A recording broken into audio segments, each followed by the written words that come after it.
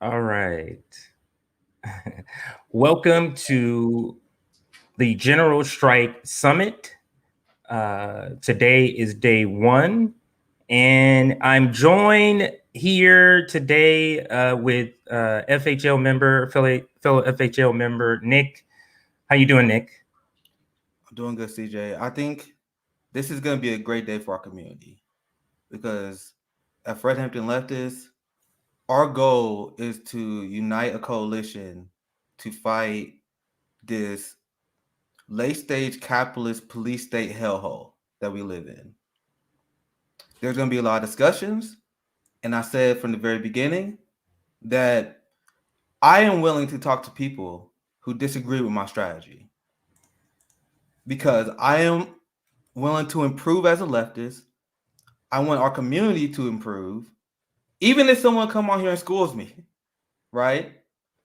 But this is the dialogue that we need to have because our government, the powers that be that run the U.S. empire, is beyond the pale. So I'll pass it right back to you, CJ. But this is the question I want to start the summit with. Do you think we should have a general strike or not? I just want you guys to ponder on this.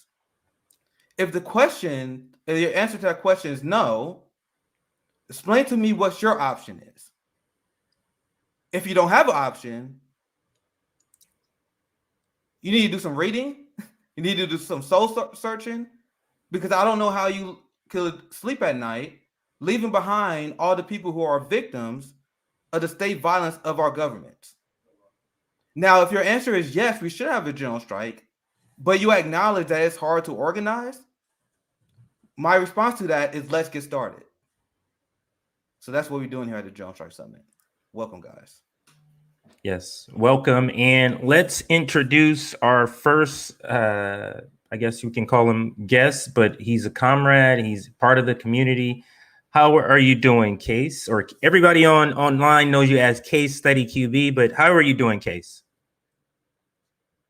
Oh, hang on a second. There we go. Thank you. No worries. I'm so excited to be here. I love organizing. I love action. You know, I'm one of those people that when I first heard about forced to vote, I said, hey, let's do it. I heard about March for Medicare for All. I said, hey, let's do it. And then I was watching Fred Hampton Leftist when I remember when Compton J first talked about, hey, I'm thinking about doing this General Strike Summit, and we're not going to do the actual summit. Well, we're going to get everybody together. We're going to discuss and plan, plot, strategize, you know. And I was like, I'm right there with you, brother. So I'm here, and about a month ago, and I'm going to discuss it in my presentation. I read or listened. I did listen to the audio book of a book called "This Is an Uprising," and it was such an excellent book. I was like, man, this would make a great addition if I could make a workshop of all the main points and make a workshop and put this on the General Strike Summit. It would be great, and that's what this came from. So yeah. Wow, you did tell the story about how you heard about the General Strike Summit, and I mentioned this to Nick and everybody with FHL. You were one of the first people who actually reached out and was like, "Hey, that's a great idea." Yeah. And was very excited from the beginning. Go ahead, Nick. DJ, I think we was like live on one straight out politics on the Wednesday. Yeah, that could have been it. Why don't we just hold the Strike Summit? Yeah. The people in the chat was like, yo, that's a good idea. And then we were like, all right, fuck it, let's do it. Yeah. And it just kind of snowballed different ideas over several days. But it was so weird when we reached out to you, Case, and said, hey, you know, when is your availability? Your availability happened to be this time. And then when we talked about what you're discussing, it was like, wow, this is perfect to start this General Strike Summit. And I just want to say this. This is about having conversations. Like, how can there be any sort of revolution, any sort of general strike, any sort of real direct action that's effective without first having conversations, talking about ideas? It doesn't mean we all agree. It doesn't mean we're here to tell you what to do. It means we're here to bring people on and just talk, have conversations about why we need it, about what strategies we could do to combat it. And I'm talking about this late stage capitalism and all the subsequent and surrounding questions thereafter. So we want to get into it right now, but I'm going to ask Nick, is there anything else you want to say before we pass it to Case Study for his presentation? Shout out to everyone that's watching. We got Savvy, we got JB in the house. We got a lot of great shows today. You guys can check the schedule in the description. And what we're going to do, just so we 100% clear, we are going to have 2 separate YouTube streams every day. So this is part 1, and this is going to be around a 6 to 7 hour stream. And then around the time where we start our 4 p.m. Eastern stream, we will have a second part on YouTube. So it'll be 2 separate parts of the live stream. Check out the schedule. Check the replays. We always leave the replay available. So if you miss a certain part, you can always rewind the stream. So I know this is going to be a long event, and I want this to be very interactive as well. And I know it could be very hard sometimes with the chaotic chat, but this is what we're here for. We're here for a 3-day event where we said we wanted to communicate and answer your guys' questions, and I even answer some legitimate criticism I see that's done respectfully, right? So that's the last thing I want to say. I'm very excited to see what Case Study had to say because we got a lot of great speakers. Yeah. And my thing is I want to learn from these people. Like I'm not the authority on this subject. And this is what a lot of people don't understand. I wanted to invite these people on because I would love to hear from people like Case Study and the many amazing activists, organizers, union leaders, and all the people we have here, right? So go ahead, CJ. Yes. So Case Study, it's time for us to pass it to you. So we're going to go ahead and give Case Study the opportunity for this presentation. And there you go. Case Study, you got it. Thank you so much. I just want to give some love to the people in the chat real quick. Some familiar people that I'm with, PJ Holly, Weird Pilgrim, Savvy Sab. I got to give you a special shout out, and all the people, All for Nothing, and Independent Left News. I had to give my people a shout out. So let's get this party started. All right. So lessons learned from the past to shape direct actions for the future. And this is from, like I said before, this is from this awesome book. I recommend, because I'm not even going to touch a little grain of all the information that was truly in here, all the different movements that they touched on and really analyze. I'm going to do a little bit of it, but please check out this book. This is An Uprising, How Nonviolent Revolt is Shaping the 21st Century. All right. So we're going to touch on some of the topics, movements versus organizations. We're going to talk on examples of direct actions, Martin Luther King and the Civil Rights Movement, and the Birmingham campaign. That's some of the things that we're going to touch on. So first, movements versus organizations. So it's, until I read this book, I kind of maybe didn't even think about the distinctions between a movement and an organization. And here are some of the distinctions. So a movement. So they had the Occupy movement, right? It had a Force to Vote as a example of a movement. It's basically something that happens real quick. The George Floyd movement, you could say that it's something that happens real quick, and it galvanizes, it captures the imagination, it captures the citizenry, and it definitely motivates people. But here we go with some of the bullet points. It says take immediate action to get immediate results, right? That's some points of the movement. Take action despite resistance from organizations and institutions like union leaders. So let me just expound on this a little bit. Sometimes there's strikes that happens, and it despite the union leader. Sometimes the union leader is the person that's trying to get the people striking to not strike. So an example of this is the basketball situation. You had LeBron James, when George Floyd happened, they were ready to strike. They were ready to stop playing basketball. And who knows if that would have continued, what kind of maybe we would have got rid of qualified immunity. In the moment, we didn't see a year later where we are now when Tim Scott and it was Cory Booker, they said, oh, we're going to come together and we're going to come up with reformation and we're going to make something happen. That thing is done. You don't hear about it. But at the time when LeBron James and a lot of the basketball people were saying, you know what, even though it was COVID and all this stuff going on, we're going to stop playing. And what happened? President Obama, or former President Obama now, he got together with Chris Paul, who's the head of the Players Union, and they had a conversation and they decided, oh, there's other ways that we can fight for reform and whatever it was. I don't even know what that was, but nothing came out of it. So this is an example of union leaders kind of doing things despite what the resistance wanted. Okay, so more likely to take risk because of lack of worry about Case. Yeah. Hey, Case, I want to share something to back you up. Sure, go ahead. You can continue, because I think I covered this on my show, and I explained this with Jimmy Dore when we was covering the worker strikes. Yeah. Because I did not lose my focus on the Nabisco strike that was going on. There are a lot of people who covered it when it was trendy, and then they left their eye off the ball. Yeah. And this is the conversation that we got to have. How do we fight these capitalist unions that undermine the workers?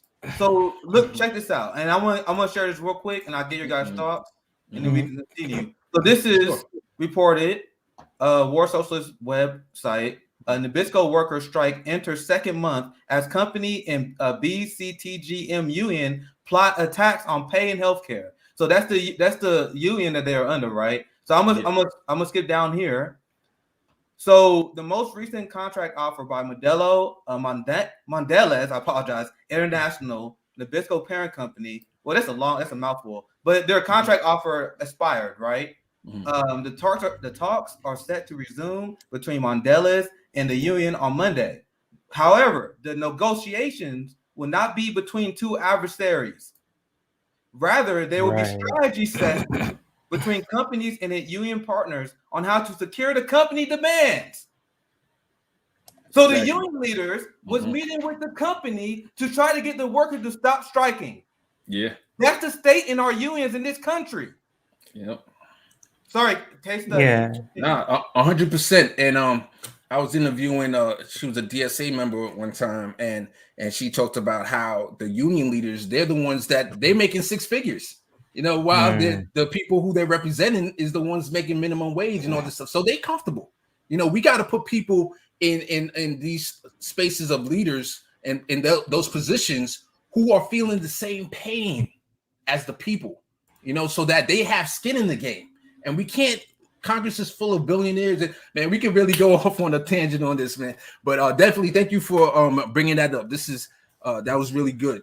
So where we're at. So basically movements, they don't let, you always hear that quote, don't let a crisis go to waste. And that's something that is unfortunate that George Floyd died, but it galvanized people internationally, people all over. There were people in other countries who were tearing down their racist statues. You know how over here we had all the down south, they had all those Southerners and they were tearing down the statues.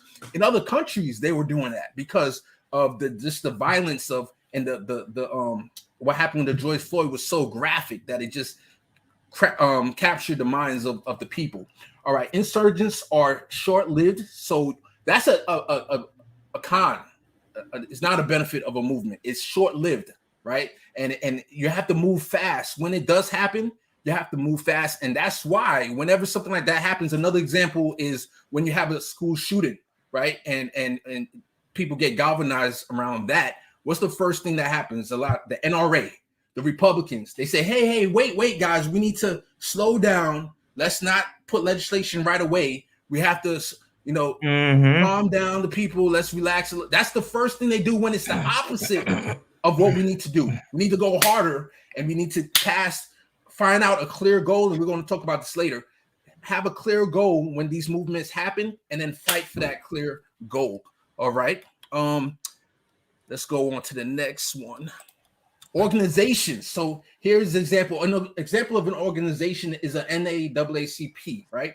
And it takes time to build an organization. This is probably a disadvantage, but it's also an advantage at the same time, because once you build an organization, it's harder to tear it down. It's really seeped into the consciousness. Really did. That's why the NAACP has been there for so many years, and it's still going strong to this very day, right? It lasts long once established. But the thing is, it's a lot of times it works for incremental change, right?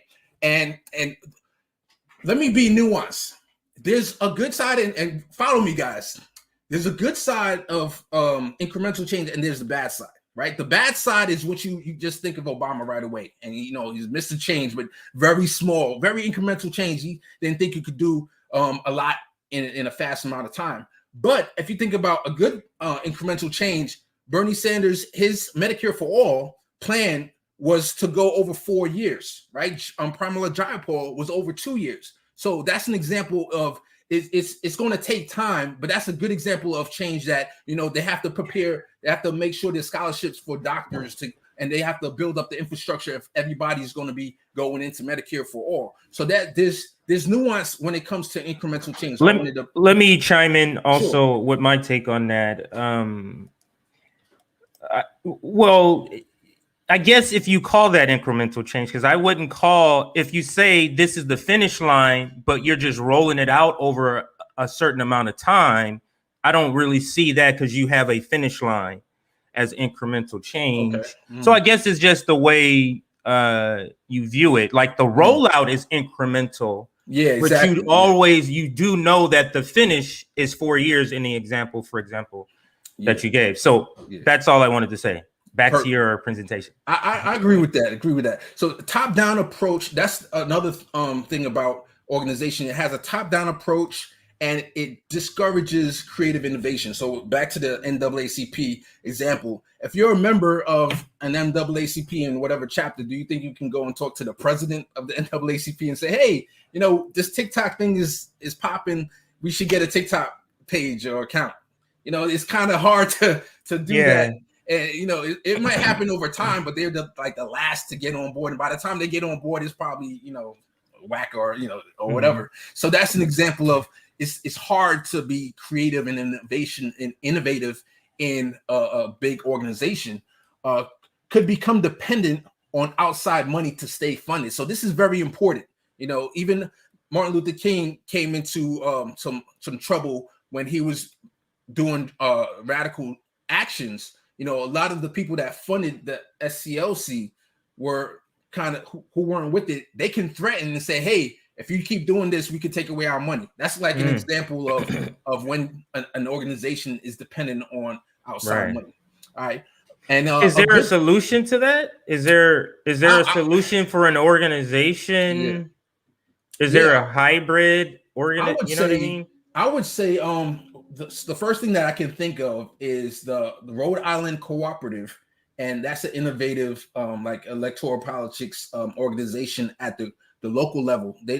From what I understand, they don't elect to the federal government, but they elect to the state legislator, and they do dues. They have dues among even the state legislators, like the people running, have to pay dues into a pot, and then they all share resources. So that's an example of, Bernie Sanders did it as well, as far as grassroots small donations. There's definitely innovative ways that I think that we have to put into place. But like something that I'm even thinking about my own initiative that I'm working on, People's Gauntlet, and I'm thinking about having a limit of $200. I don't know if I'm putting it into place just yet, but I'm thinking like maybe $200 a month, because you don't want somebody, I agree with Nick, and you talk about class traders all the time, Susan Sarandon and these people, but I feel personally funny when somebody could come in and say, hey, I'm just going to drop $10,000.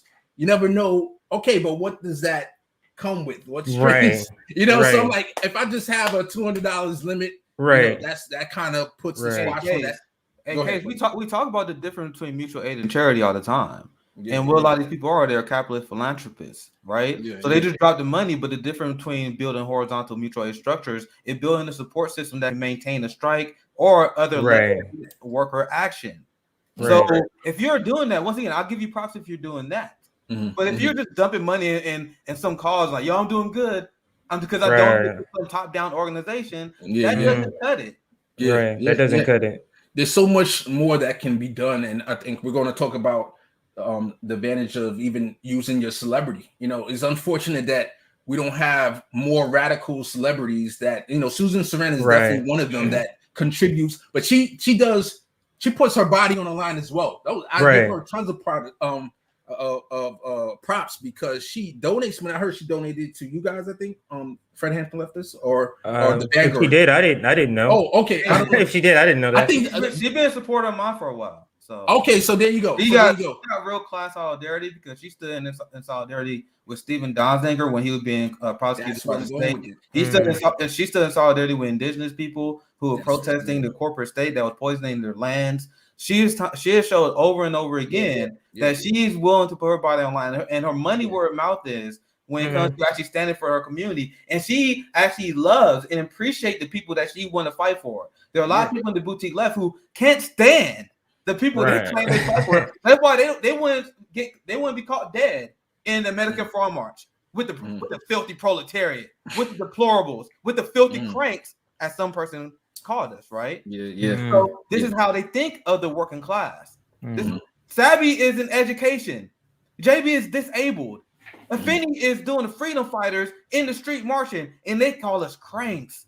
What does it say about how they feel about the working class? Go ahead, Case. It's definitely a big deal that I've seen those same footage. Status Quo has interviewed Susan Sarandon on the streets with I didn't see any security guards around her. And that she's a celebrity like Thelma and Louise. Come on. So I definitely give her way more props than just people just giving money. Money's nice, but there's something special about people who put their celebrity on the line to that next level. And her reputation. She's been dogged plenty of times when she went on Chris. Anyway, we could talk about this over and over. But go ahead. Yeah. All right, so I just wanted to definitely point out the differences between a movement. I hope everyone. I don't know if there's any questions because I'm move on to the next topic in regards to movements versus organizations that we might have come. Right now is the time.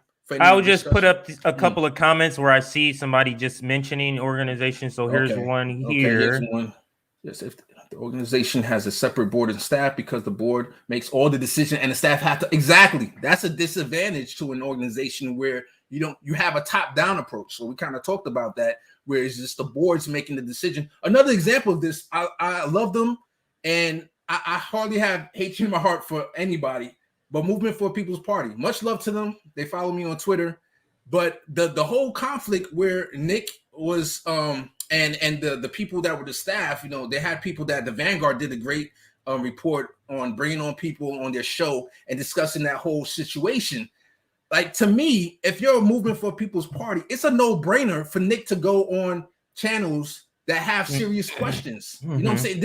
We got to get into a habit of holding our leaders accountable, which the Vanguard give them a lot of props. That's what they did. And we need to put the pressure on our leftist organizations that you must come before the people. When you come in on Fred Hampton Leftist, when you go on whoever else's show, don't think of it as, I don't want to go on the show to give them views or to make them money.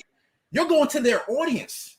Audience, and the audience is going to keep you guys, Compton, Jay, and Nick, accountable if you go soft on them, right? If you ask softball questions, they're going to go, hey, what's going on? So we need to get them in a position where they have to come before the people. Answer these questions. To this day, as far as I know, I heard he went on some softballing question shows. I don't even know the name of them, that they gave him softballs. He didn't really address it.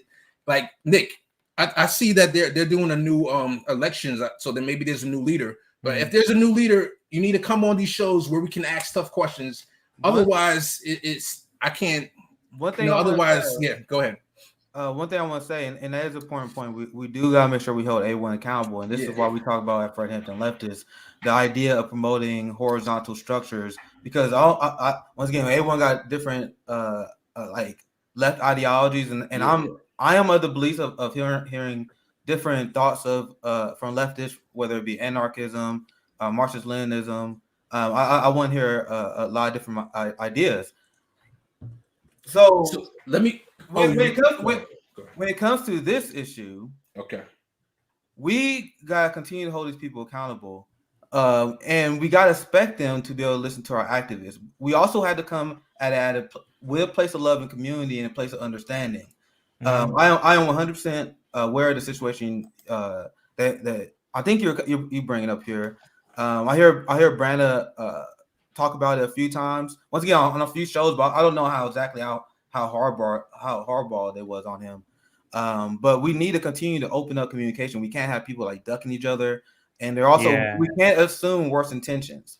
My thing has always been I've always been slightly more in favor of the Green Party just because I agree with their socialist approach, and the People Party believe in more of a just straight up populist approach. Which and my point was I believe we should take all our shots. So I don't necessarily go after the People Party and the Green Party because they are not the establishment powers that we need to fight right now. But we can also continue to help improve those organizations so we can unite and left to continue to fight for direct actions. So if my thing is like, I always want to ask people, what is your goal? Because I see people that like really obsess over like tearing down people who are trying to tear down the establishment. If you have a legitimate criticism of third parties, of the People Party or the Green Party, I hear you. I understand that. But are you trying to make them better? Are you trying to increase the movement? Or are you just trying to get them canceled? Or are you just trying to get them destroyed? I do not agree with I don't agree with that last part. I don't agree with trying to get these.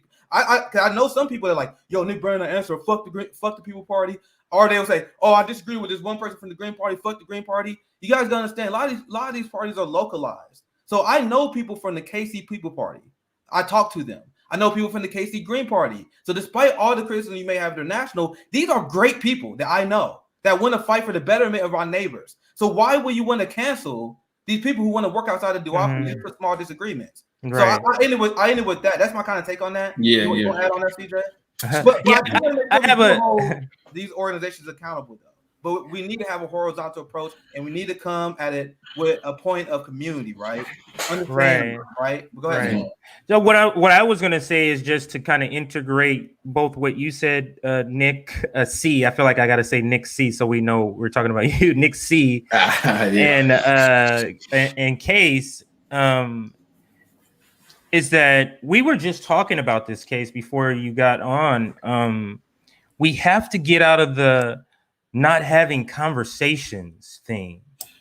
Like people on the left don't think they're conditioned and propagandized just because you don't believe in the policies. You're propagandizing how you approach politics. You're propagandized on how you your discord in politics. He disagrees with me 10%. I'm done with him. That helps the duopoly. Yeah. And that's another thing. Yeah, exactly. And another thing is you turn around and criticize the Green Party, and then you turn around and vote for Joe Biden. Make that make sense. Make that make sense. Oh, MPP is so bad. Let me go ahead and vote for Joe Biden. That doesn't make any sense. Yeah. That doesn't make any sense. Go ahead, Case. You had something, and then you can go back to your I'm just going to finish the point that how can you call yourself a people's party if you don't come before the people? That's what I want to say. You got to come before the people. You do have to come before the people. I do agree with that. I mean, FHL did that with the situation that's long gone, but we did that. It's hard. It's not easy, but the people appreciate that, and they say, "This is some real people. This is a real group." The question is, are you trying to lead the left movement to be loved, or are you trying to be a leader? There's some people that trying to be loved. There's some. It's hard to just try to be a leader, right? But anyway, I want Case to. Let's get back to your presentation. Sorry about that. No worries. I just want to give a shout out to the Vanguard because I think they are create a model for this, because remember when they had Proud Socialists on and they had Ryan Grimm. The Vanguard is very, very good at that. Give them a ton of props. But this is what we have to do. Absolutely. Yeah. And they call out people who came on their show, right? So this, like, I saw them call out Jimmy Dore for stuff, and Jimmy Dore came on his show. They could have been like, oh, let's go easy on Jimmy because we want him to keep coming on. But they said, hey, we're going to give it straight. I went on their show to promote the People's Gauntlet. A year from now, when hopefully the thing is popping, and I get, if I do something bad, I'm hoping I don't do anything bad, but let's say they need to check me, I'm going to come on the show. If they say something like critical, I will always be available. I promise you right now, anytime something happens, I will come, even if I. That's what we have to start doing. Like, if you don't agree, even if you don't agree, I don't agree with you. Hey, I'm gonna say this, and then we can move on. And then we move on. Like we all have disagreement with each other, and I know some people may have criticism of the Vanguard or whatever. But I was at the Medicare for All March. I talked to these guys, and only thing I care about is, are you operating in good faith? And I talked to the people from the Vanguard. We often Kansas City here. These people they're good faith actors, and whether you agree with them or disagree with them, I think trying to paint them as like, Anyway, I don't know. Well, let's pick actors. I want to move on to Case. Go ahead. Yes, go ahead, Case. All right. Let's move on from movement versus organizations, and now we're going to get into some examples. So, Martin Luther King and the Civil Rights Movement, they had something called, it was initially called, I believe, Operation X, but it was also called Operation C, and the C stands for confrontation. Martin Luther King knew that they were risking their lives running this strategy. I quote, "In my judgment, some of the people sitting here today may not come back alive from this campaign." And create a situation. This was the purpose of the Operation C. Create a situation so crisis packed that it will garner major media press and appeal to the public. Some examples of this was the economic pressure via Montgomery bus boycott, dramatic lunch counter sit-ins, and pack the jails arrest strategy in Albany. And then the SCLC organization, that was Martin Luther King's organization, they prepared for the repercussions. This is something that's very important. They were very meticulous and very strategic about what's to come. So they would make sure they had enough money to bail people out, right? They would have enough money for the cost of the violation of court injunctions. They made plans they even planned out how long people should stay in jail before being bailed out. They didn't just bail people out right away. There was a strategy to pack the jails with as many people as possible. Let me pause you there. Go ahead. I want to take the opportunity here to say, this is why we came up with the General Strike Summit. We are all, for those like all of us, for all of our comrades that are going to be coming up, we're ready to jump in the streets right now for a general strike.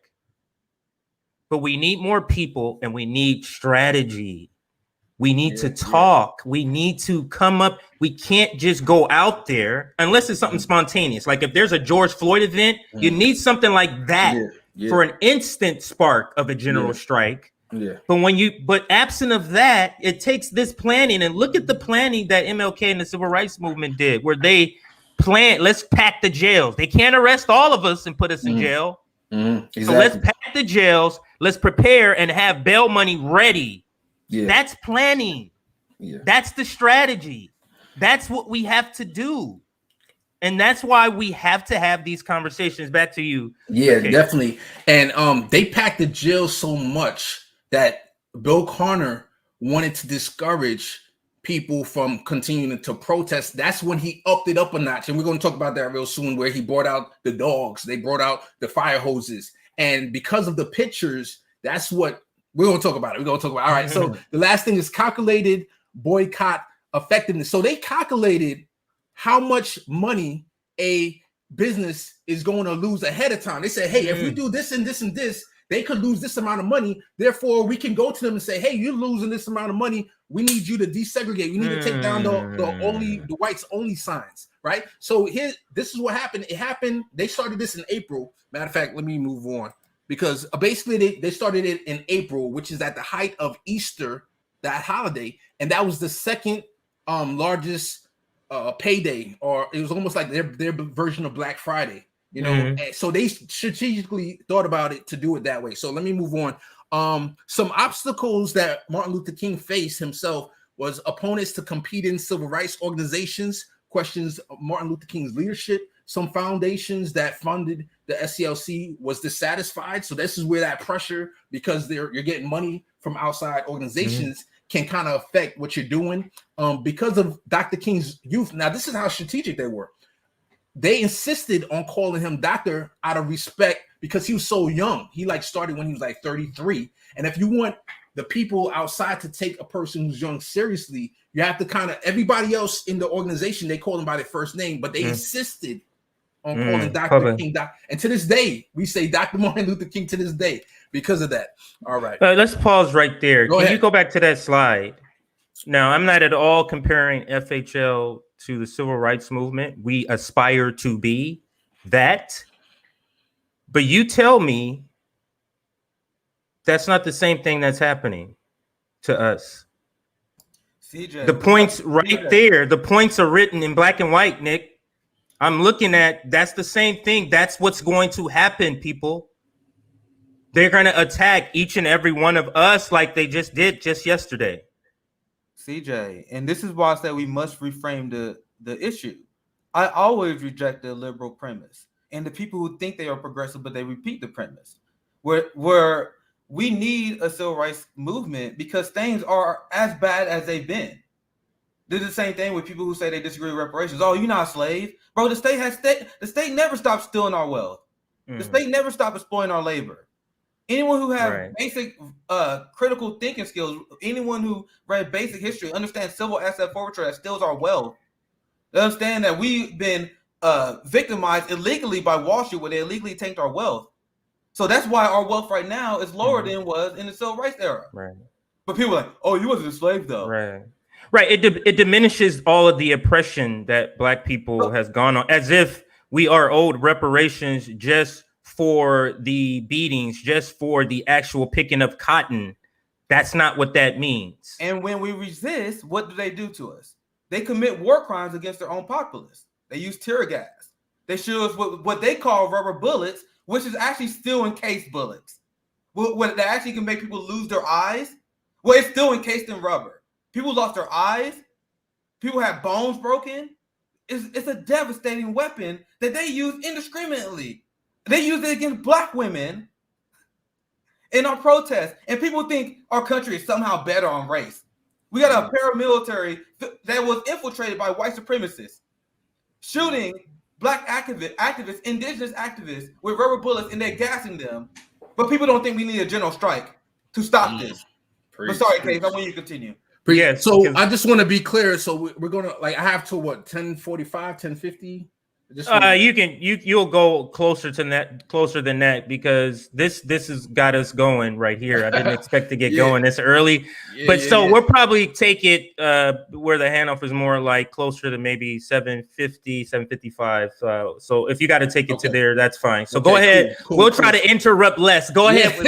Proceed.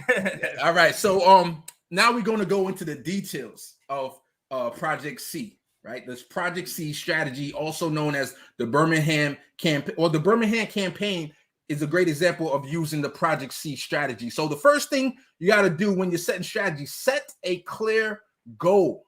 So the clear goal in the Birmingham campaign was to desegregate public facilities in Birmingham, Alabama, by putting pressure on Birmingham's merchants during the Easter season, the second biggest shopping season of the year. They strategically thought to do this. Now you have the leaders. You had Dr. Martin Luther King, Reverend James Bevel, and Fred Shuttlesworth, among others. So they had Martin Luther King was a national figure, and then they had the local figures who came in to lead this and to collaborate and have coalition. Now this started April 3rd, 1963.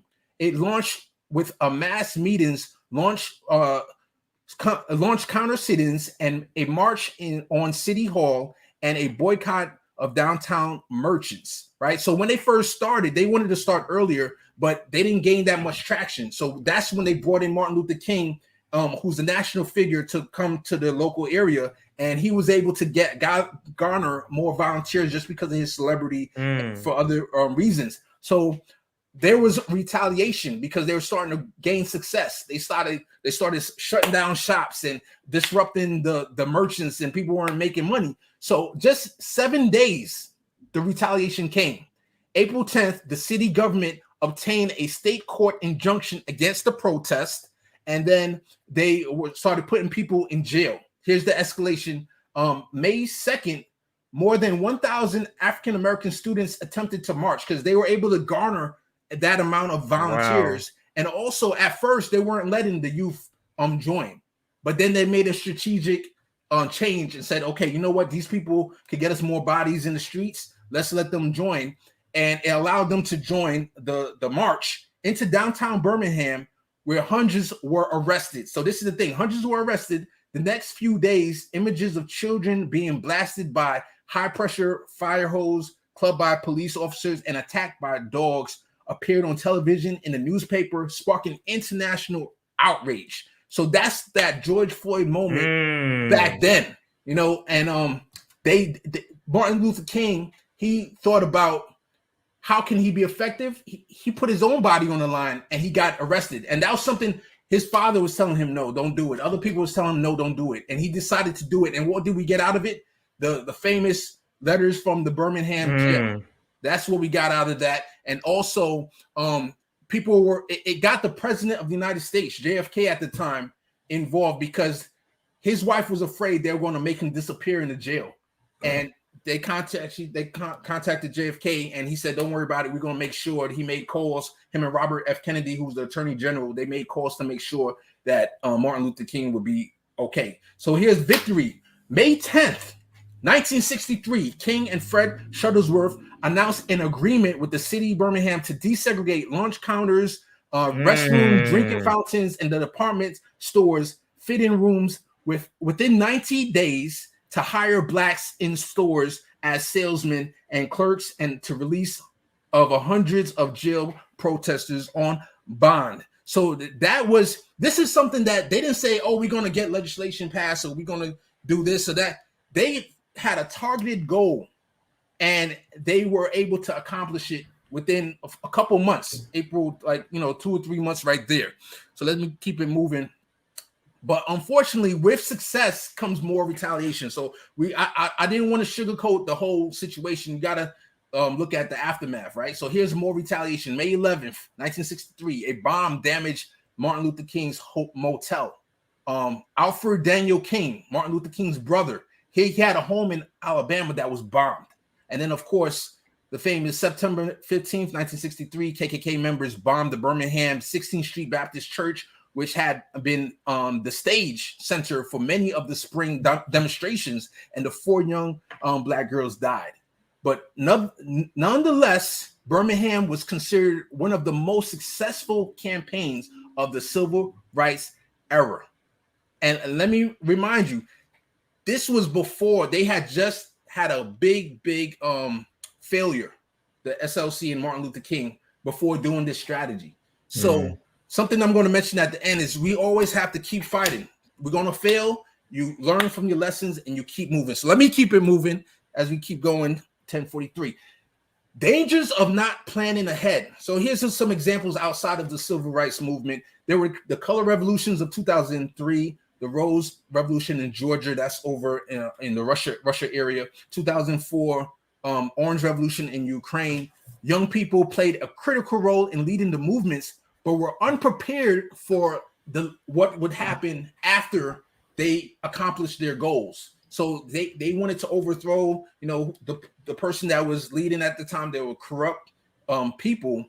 But once they got the person overthrown, this is what happened. They found it harder to ensure that the politicians who they might have aligned with to revolt and to get back power, the politicians that they aligned with, when they put them in power afterwards, they did not remain true to the change that they were trying to fight for. The politicians, they got back the power and they got corrupt. And I'm not talking got back the power from the original person that was there. Okay. I'm talking about the politicians that were aligned with them during the revolt, who was helping them protest, who was trying to build power. Once they got in power, they were the ones that got corrupted. And also, if there's no leader from the movement, from, like, for example, from the youth, they should have probably had a leader. And we talked about this before. People that have skin in the games should be the leader, right? But what happens when there's a power vacuum? So this is the other side of not having electoral politics. The army filled that power vacuum. The army had the guns, they had the organization, and they were able to get into power. And with the guys that, we're going to calm things down and we're going to da-da-da. But then they got into power and they didn't let up, and they became like a dictatorship. So, all right, let me keep it moving. So here are just a few examples, and I encourage everybody to go to look up this. It's called the 198 Methods of Nonviolent Action. Gene Sharp is a pretty famous theorist, political theorist in this kind of field. And here's just a few that I'm going to touch on real quick. Formal statements. So, of course, public speeches, mass petitions, withdrawal, walkouts, silence, turning one's back. You've seen that happen. Marches, parades. These are just a few examples of direct actions that you can strategize. But I would implore that we're in the 21st century, so there's more ways, there's more innovative ways that we can have direct actions, and that's something that we have to definitely think about. All right, should a movement have a leader? So let's have that. I know I talked for a little while, so let's get back to discussion. Some pros and cons of a leader having a movement having a leader. Pros: a charismatic leader can motivate, can shape, and grow a movement. So, for example, MLK, Fred Hampton, they help, and it also they help make quick decisions. Sometimes, that's one thing that you could criticize Occupy Wall Street. They always had those, one mic, and whenever they had to make a decision, everybody had to vote and Like, they didn't have just one surrogate that potentially that person could have went to the White House and negotiate if they had skin in the game, meaning and hopefully not corruptible, because you could offer somebody a CNN contract and then that leader is gone, But a leader can go negotiate like what Martin Luther King did to negotiate with the business leaders and have them take down the whites only signs. And so that's some of the pros of having a leader. And then I'm going to say the cons, and then I'm going to give the floor to my guys. A con is if the leader falls, the movement dies. So an example of that, like I just said, leaders getting corrupt or killed, unfortunately, in the case of Fred Hampton. So let me give elected in the case of Bernie Sanders, and that's what happened to that campaign / movement, if you can call it that. Should a movement have a leader, Nick? I'll let you take it first. There's a lot of discussions to have on the pros and cons, and we talk about this a lot on Fred Hampton Left, right? And I truly believe in, once again, the unification and dictatorship of the proletariat, and a movement that is not led by bosses or leaders. No leaders, no bosses or gods. We lead by example as a movement. We can lead as examples. There can people that can serve different roles in the movement. This is what Rome talks about all the time. Right. So for example, Rome, you notice he's not on Fred Hampton Left as often as some of us are, because he's traveling the country doing a tour for the poor. Now there are some people who are unable to do that. So what do? They may knit sweaters to give to people. So as a left movement, we need to acknowledge that there should not be initial hierarchies, but there are people that could be intellectual leaders. There are people that can help steer the movement in a certain way. And as a community, we can have dialogue. But once again, that's more why I lean towards. So I lean towards no on terms of leaders. But I do understand the merits and the value of having leaders. But that leader, if a leader is anointed, they must understand that the community around him had just as much say in their take on the movement, is just as valid as them. And I'll give you one last example, and I'll pass it right to you. There are people that say we shouldn't criticize the Justice Democrats or AOC, and people say this all the time. And when I went to Hassan, they said this as well. They said, "How dare you? What have you done, Nick?" You guys see that? You see how they use the hierarchy structures in order to silence legitimate criticisms? So even if you do believe that AOC or someone should be a leader, I should have the rightful ability to criticize her, even though I don't have a PhD, even though I'm some broke black guy from the Midwest. I'm sorry, guys. I'm sorry to lead us in classes. I have that right. So that's what I believe in. Right back to you, Jay. 100%. So I got 5 minutes. So let's see. Go ahead. Yeah, get this rest of this going. You mentioned this on your stream yesterday. You talked about infiltrators, and I wanted to bring this up. And I like exactly what you said, Nick. You said, you don't want to call anybody CIA. I have the same mindset. I'm not going to call somebody CIA just out the back, because you have no idea, But what I would do is say, like, okay, that person is acting like an infiltrator, and sometimes, or I would hope people are not nefarious. So I would say to that person, hey, look, you're acting like an infiltrator, and we need you to. And I would think that every organization, leftist organization, should have this on the screen, like on a wall. Okay, so I'll be real quick, but people need to get real, and people need to understand the reality. People attack the Medicare Fraud March for being infiltrated. Guys, the Black Panthers were infiltrated. Yeah, definitely. Left movements get infiltrated. That's the reality that we have to deal with. And people who claim that does not happen are deeply unserious people. But sorry, go ahead, Case. Right. This is like the rule that I would like to throw out there, like a 3 strikes and you're out. If have this plastered on the walls, like of an unproductive. You don't even have to call it infiltrators or the CIA. Call it unproductive volunteers, unproductive members. These are the examples, and you want to put it in the members' mind of that organization that you do not want all these different points. You do not want to do it, and if you keep hitting, you at 1 strike, 2 strike, 3 strikes. We have to know. I'm against cancel culture, but there's times where you got to kick a member out. Right, we're about restorative justice, but we're not stupid. Like, we forgive you, we want you to be blessed. We're fighting for you too, but go over there. Like, that can be done. You get what I'm saying? So go ahead. 100%. I read another book on organizing, and they made that point that there's sometimes you can have a meeting, and there's that one person that keep raising their hand and just asking dumb questions. And I mean, you would hope people are in good faith, but sometimes that person could be dead serious and just be a nuisance to the movement. We got to cut the fat. There's times that you got to keep it real, right? All right, let me keep it moving. How much time we got? All right, 3 minutes. Just keep going. We'll make it work. All right. We're soon there. So this is something that's not in the book that I thought of. Right? Is this the trifecta of left synergy? Right, and this could be probably terminology that have better terminology or better terms, a better way to put it. But you're going to get the gist of what I'm trying to say. And if I had long enough time, I would put each of these words 1, 2, and 3, and have arrows going to each one like in a circle, because this is a synergy where we each need each other. Right. This is what I'm trying to say. You have left electoral politics, so we need our left leaders in Congress to pass left legislation, but the left, that electoral, that person needs the grassroots organization to help get them elected. But the grassroots needs them to pass left policy, right? But then we need left mass media. I call it the mass media because mass for everybody in the left ecosystem. Because there's so many flavors. 10 years ago we had 1 or 2 different people, but today we're blessed to have so many. You can find who you like. You can find somebody that reaches your heart. But I think that even though there's so much division and so many beefs in the left ecosystem, I think all of us could have galvanized if Bernie became the nominee. I believe everybody would have been like, all right, guys, we got our person. All right, am I right or wrong? All right, thank you. No, I believe you.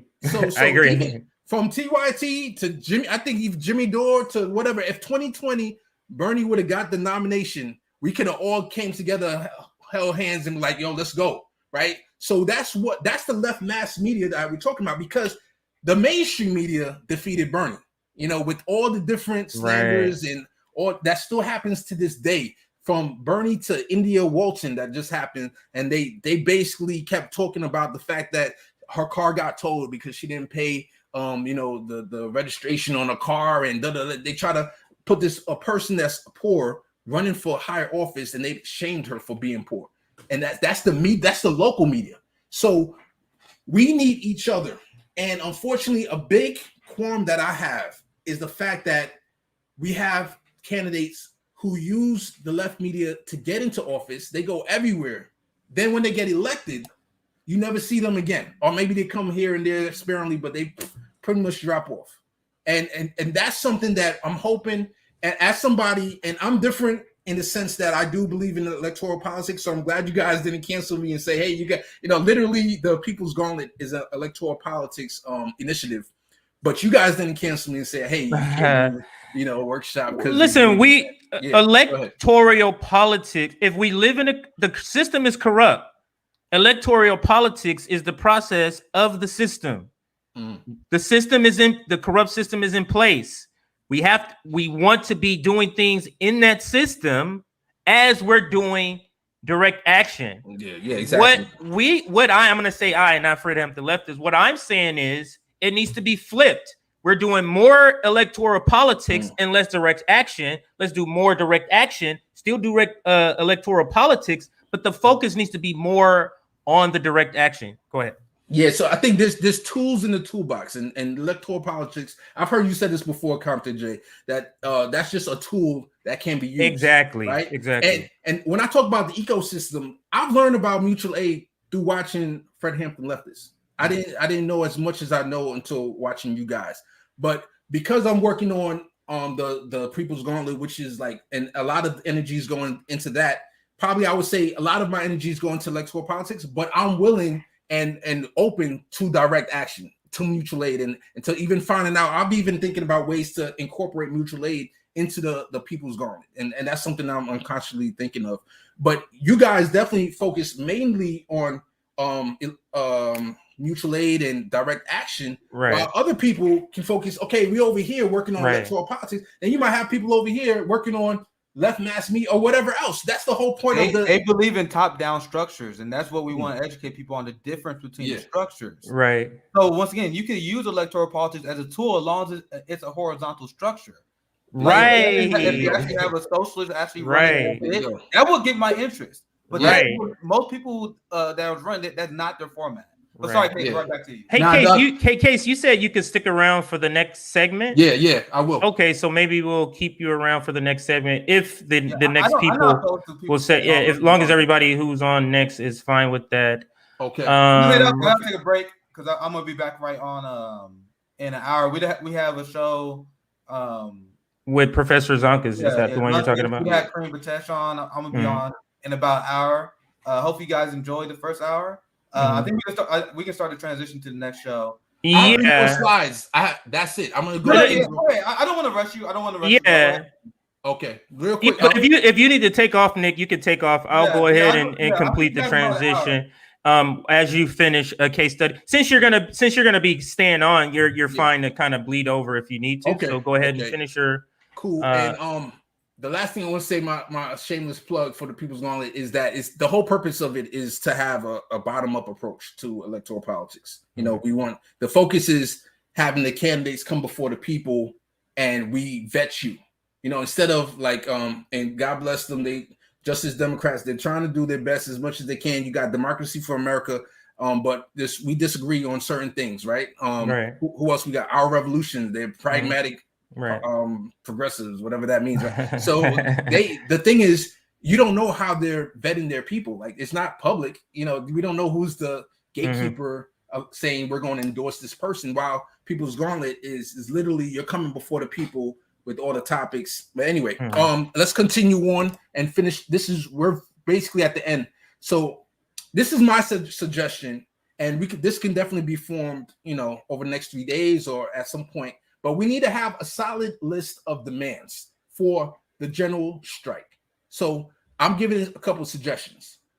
Medicare for all, $30 an hour minimum wage, housing for all, cooperatives jobs for all. So it's not just WPA was made back in FDR's day to kind of be like a de facto jobs for all. I'm talking about cooperatives jobs for all, because it's longer lasting, and it's the people who are going to control the destiny of that job.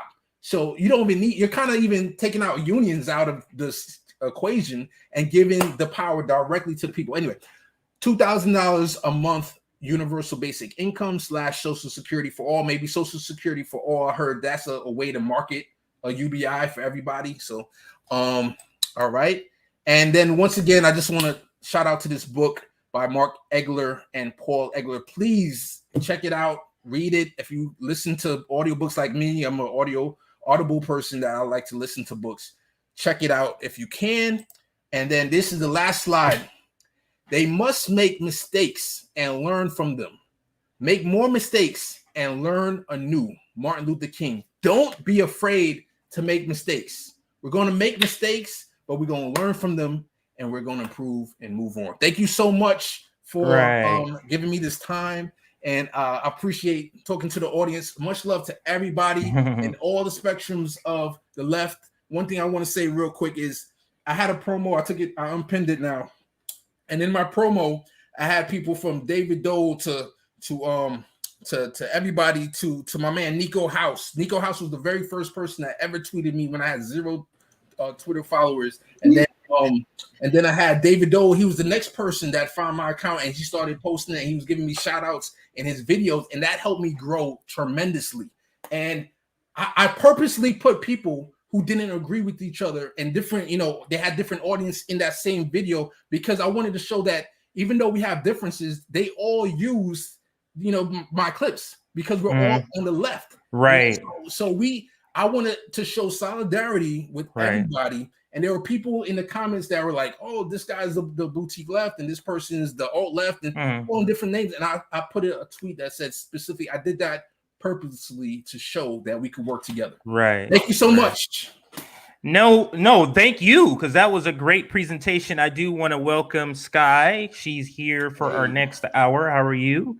Got a lot to say talk to Skye about. And Josanna, she's off camera, but she's also here for the next hour. In case you're able to stay for this next hour, I just kind of want to give a heads up about what this next hour is. This next hour is just having a discussion with those on the panel about your personal ideas about what the general strike should look like or what the revolution should look like, whatever that is. If you say, hey, we should do these steps, blah, blah, blah, sort of like you were giving your suggestions there for demands, same sort of thing. That's what this next discussion will be about. And that's what Skye and Josanna is joining us for. So Skye, good to see you, because I haven't been on camera with you in a long time, but because considering what happened to you recently, can you speak on that, or is that something you're trying to just get past? Oh, I don't,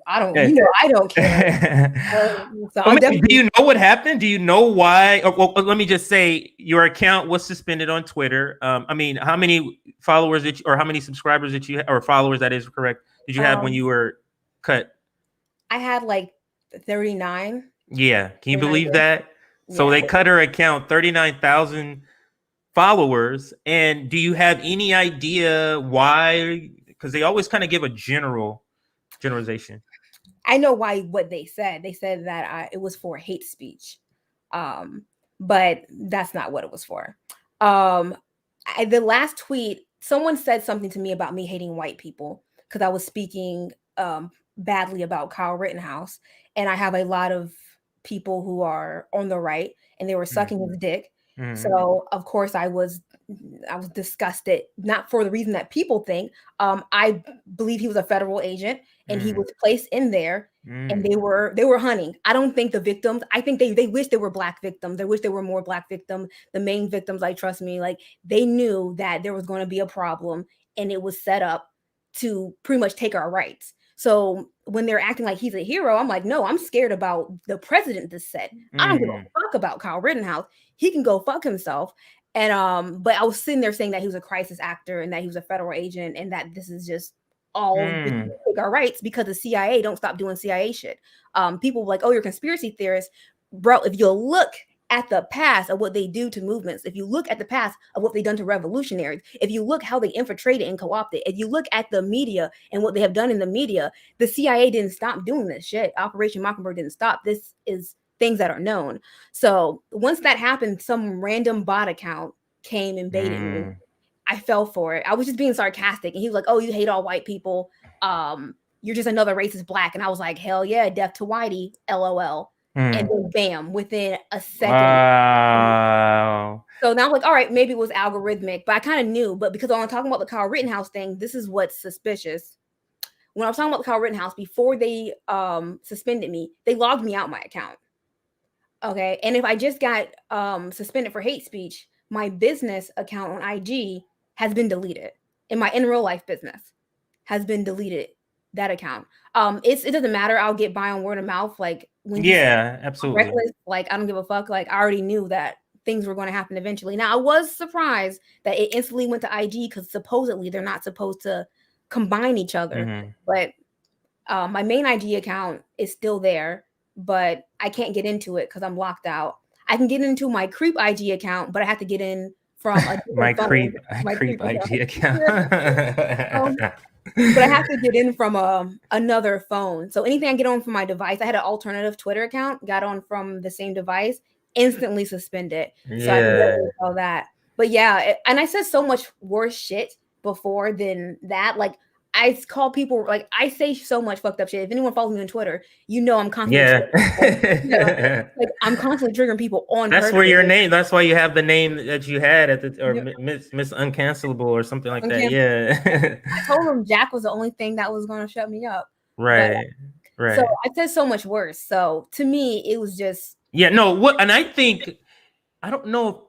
Do people understand that there are actors on Twitter that go in just to incite to try to get you so that you say something out of anger so that you get your account closed, big account. Exactly. Yeah, like exactly. people need to understand there's people who are there just to incite you. But I'm sorry. So, but again, I'm glad to see that you're here and still made it. I'm glad. I instantly was thinking, wow, they don't want her voice on the General Strike Summit. That's what I was thinking. I was like, this thing is coming. They're hearing this. She has a big voice, and they don't want her on there. But I'm glad, we had your contact information, and you reached out, or we reached out. I can't remember. And you're here. So let's get into the conversation. And Unapologetic and I forget who else will be joining the conversation in just a little bit. So what the topic is of this segment, and it plays well with what your segment, Case, is you talked about, sort of like lessons from the past. Let's see. Let's go ahead. Here we go. Let's add him in there. How you doing, sir? Morning, everyone. Right. Introduce yourself, sir. Shareef Snars, co-founder, activist, and organizer for the March for Medicare for All. How you guys doing this morning? Doing good. Doing good. Shareef, this is the first time you and I have spoken and met, so very happy to see you here. I'm going to let Josanna kind of say her thing and kind of take over, and I'm going to be here. But Josanna, I just set up what this hour is, kind of talking about your ideas for what the revolution should look like, your ideas for what a general strike should look like. Shareef has a very, very good setup that he's going to be talking. There goes Unapologetic. What's up, brother? How you doing? I'm good. You know what?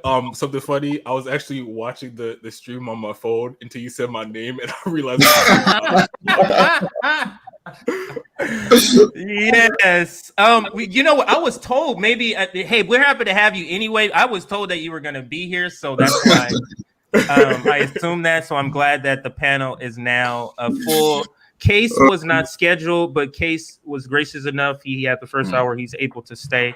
And I'm glad that you're here. I was just setting up the conversation and going to pass it to Josanna. This is about this segment is about talking about your ideas for the revolution, your ideas for strategizing for the revolution, strategizing for a general strike. And I was talking about Shareef and how he had a good setup, but everybody will kind of give their ideas of what that will look like. But let's go ahead and pass it to Josanna, since you're kind of hosting this hour. I'll be here as an assistant. You take over. Oof, this is my first time hosting. Hi, everybody. I'm so happy. So excited. So we are going to talk now about, and hi, Skye. That's the first time we get to talk to each other live. I'm very happy to have you here. Nice to meet you. Nice to meet you. We are going to talk about strategies to get together and bring on the general strike, what we should do, what are the steps that we could take. And I know Shareef has lined up his strategies, and I want to know if Unapologetic and Skye have suggestions on that. I think it's going to be a great conversation, and I'm ready to kick in. Shall we start? Ladies first. Skye, please. Oh man. Well, I probably have the most controversial ways. I don't like electoral politics. Anyone who follows me on Twitter probably already knows that. I hate electoral politics. I believe the system is created to keep us down, and anything within that system is going to do that. I believe the best thing that can come for electoral politics is maybe delaying what they plan to do with us, but I really don't think you can progress. So I think one of the first biggest things is organization. When I look at the electoral politics, the Twitter landscape, one of the biggest problems is there's not a consensus of what people want or what people are fighting for. There are people who are fighting for actual results, and then there's people who are fighting for validation. And I do believe that's detrimental. I believe that convolutes the space so much to where the people who are actually doing things are being distracted and not being able to connect with each other.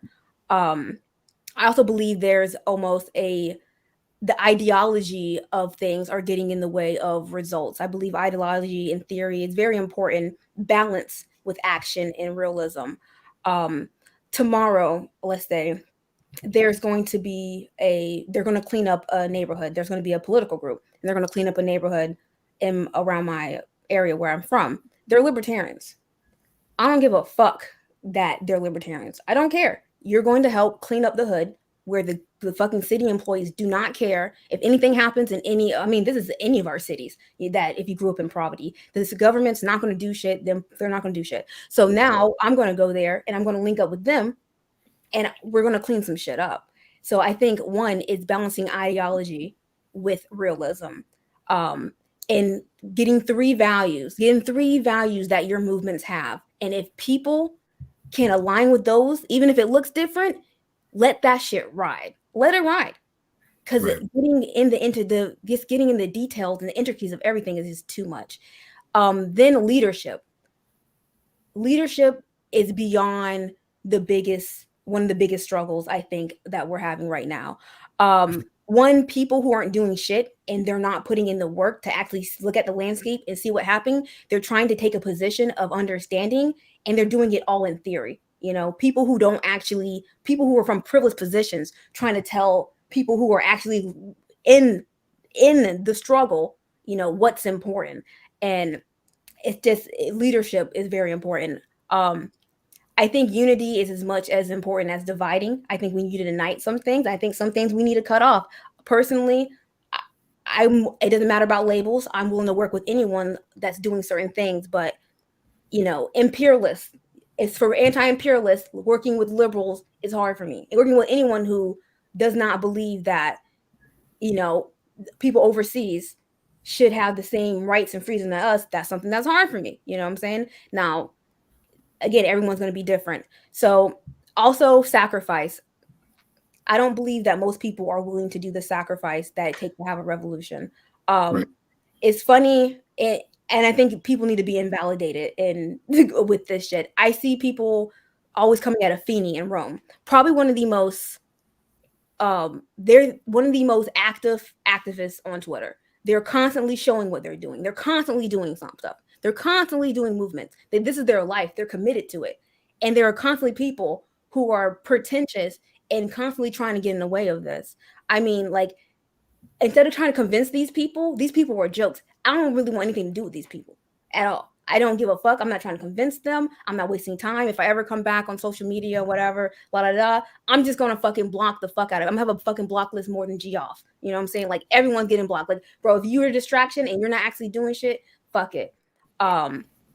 So for me, what I've been doing is I've just been picking up more shifts because I have a small business. So I get to create and take as many clients as I can get and as I can market to. So I pick up a certain amount of clients and I'll do more. I'll take this is how much clients I need for my life. And this is how much I need for my mutual aid fund, my mutual aid fund. And within 2-3 months, I've given more than $3,000-$4,000.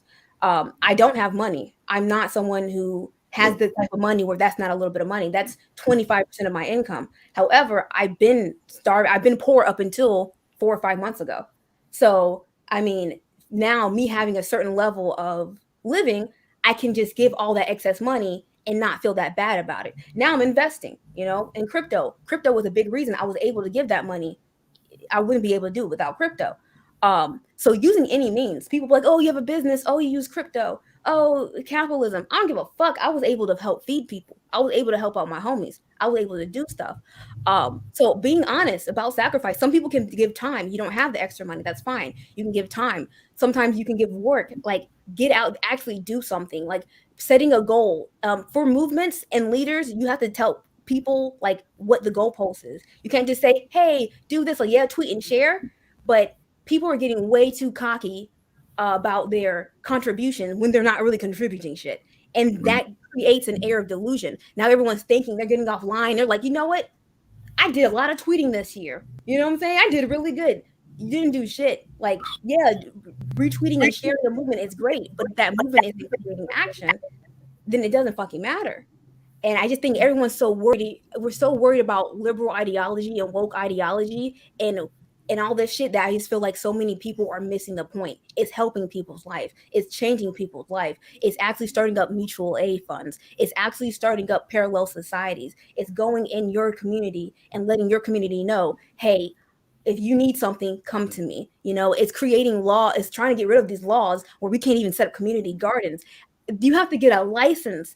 A cop harassed me because I was fucking feeding the homeless. He asked me if I had a permit. They ended up not finding me or anything. But the fact that that is even a fucking problem and you need a fucking permit for that. If I want to set up a community garden, I shouldn't have to go through all the regulations of the fucking state. Let me feed my fucking communities. You're not doing it. You know what I'm saying? If I want to get somebody to fill a pothole in the street that my fucking city hasn't touched in a decade, I shouldn't have to go and ask them if I can do their work for free that they have with my taxes. Like, I feel like being separate from the government and trying to do as much shit that we can do amongst ourselves and not asking the government for shit and working on how to just give less to the government and do more for ourselves is what it's going to be. Because I think just asking and begging these people, like, it's never going to work. And I feel like we're so capable. I feel like there's so much capable people that are just keep asking instead of putting that energy into doing their own. And I was that person, you know. Rome helped me a lot. That I wasn't asking, I just didn't know what to do. I was overcomplicating mutual aid. Bitch, make money and give it. And again, that doesn't have to be everyone's way. Everyone's going to have different skills and skill sets. If you're a creative, talk to activists in your area and be like, hey, when you go out and do this, can I go take pictures of you and spread that? Because that's influential. That sparks inspiration in people. That's very important. And you can do that by just learning how to do something on the camera and basic editing. You know, like, everyone has something that they contribute. But I think really it's leaders setting up, hey, this is what I need from you. This is what I need from my people. And then it's the people understanding that this is going to take sacrifice from everybody and supporting those people and trusting those people. But of course, you have to have someone you can trust. Right. Sorry, no. So supporting the community. Very good lesson on that, Skye. Thank you for your contribution. I want to go ahead and hear from Shareef about his suggestions and strategies for the general strike. Yeah, what Skye touched on is really comes on the bulk of what my plan is for a general strike is getting the community involved. Number one, if you're going to do a general strike, I think it needs to be tailored down to a state. I think a general strike, for most people, rings true to a national strike across the country. I think it needs to be tailored down to a state. And here's why I say that.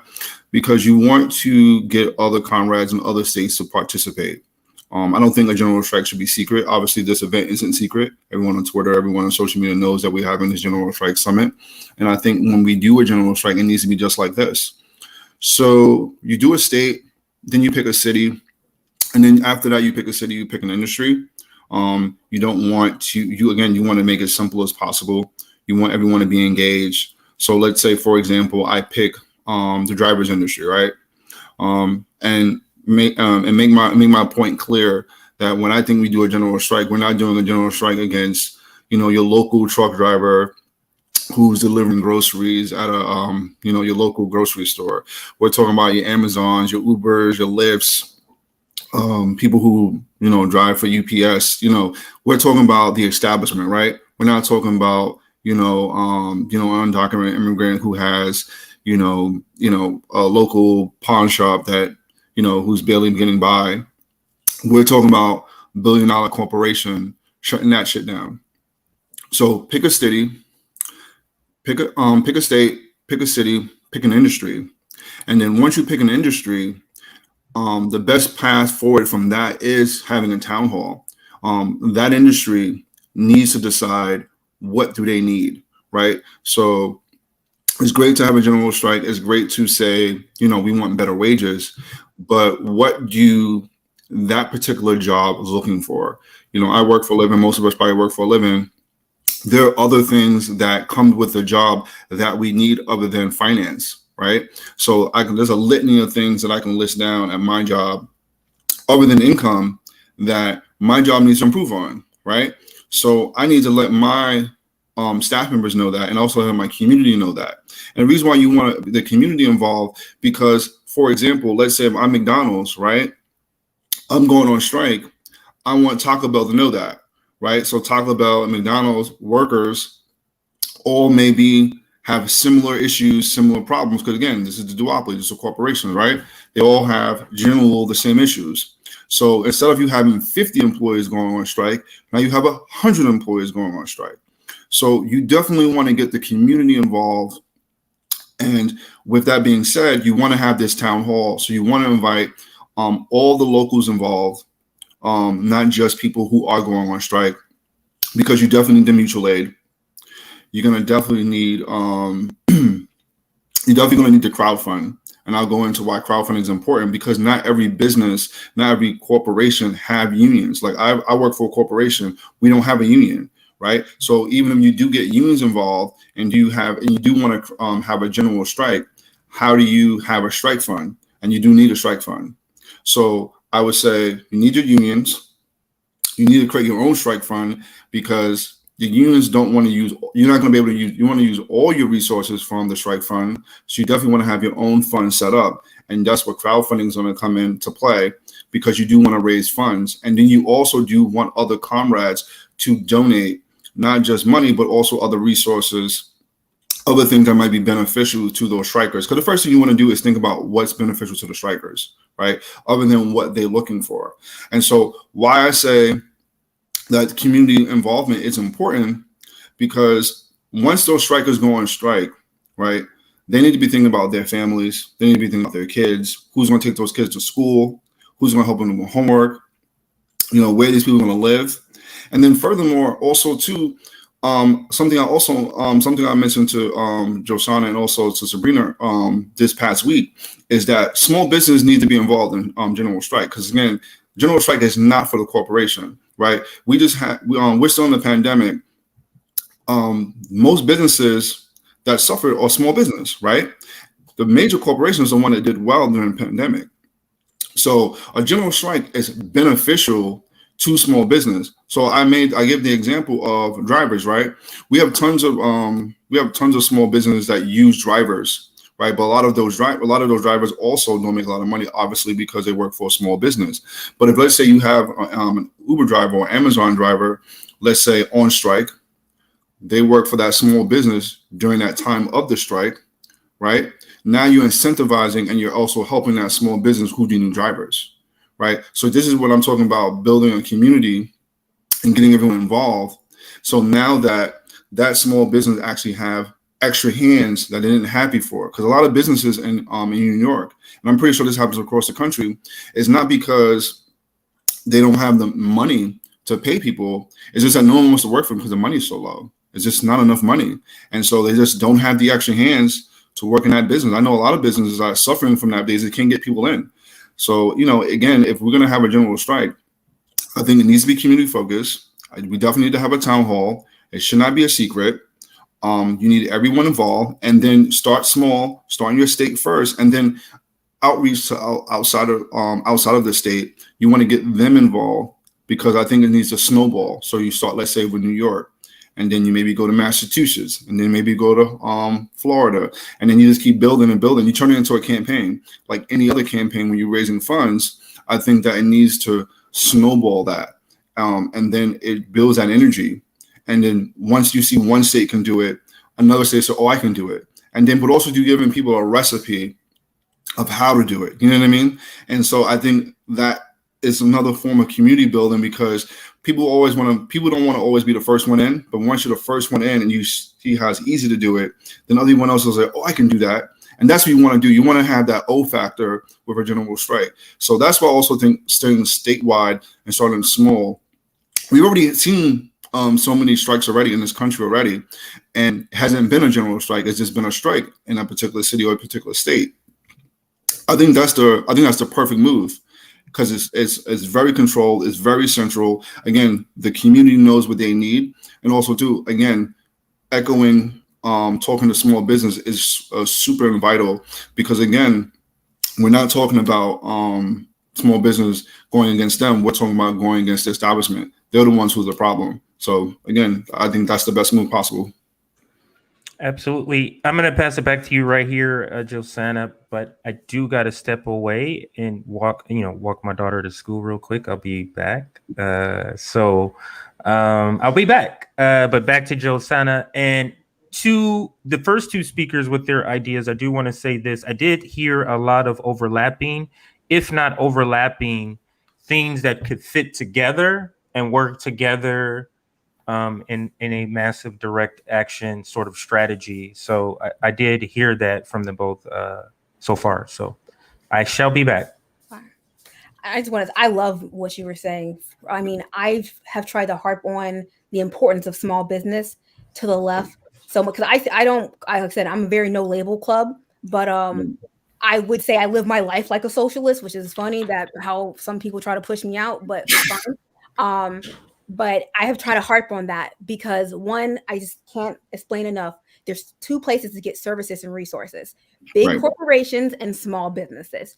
If you don't have small businesses, then you have to go to your enemy, your opposition, for services and goods. So, and then you see the corporations are purposely trying to stump out small business. I mean, they're doing insane stuff to get out small business. That should tell you something.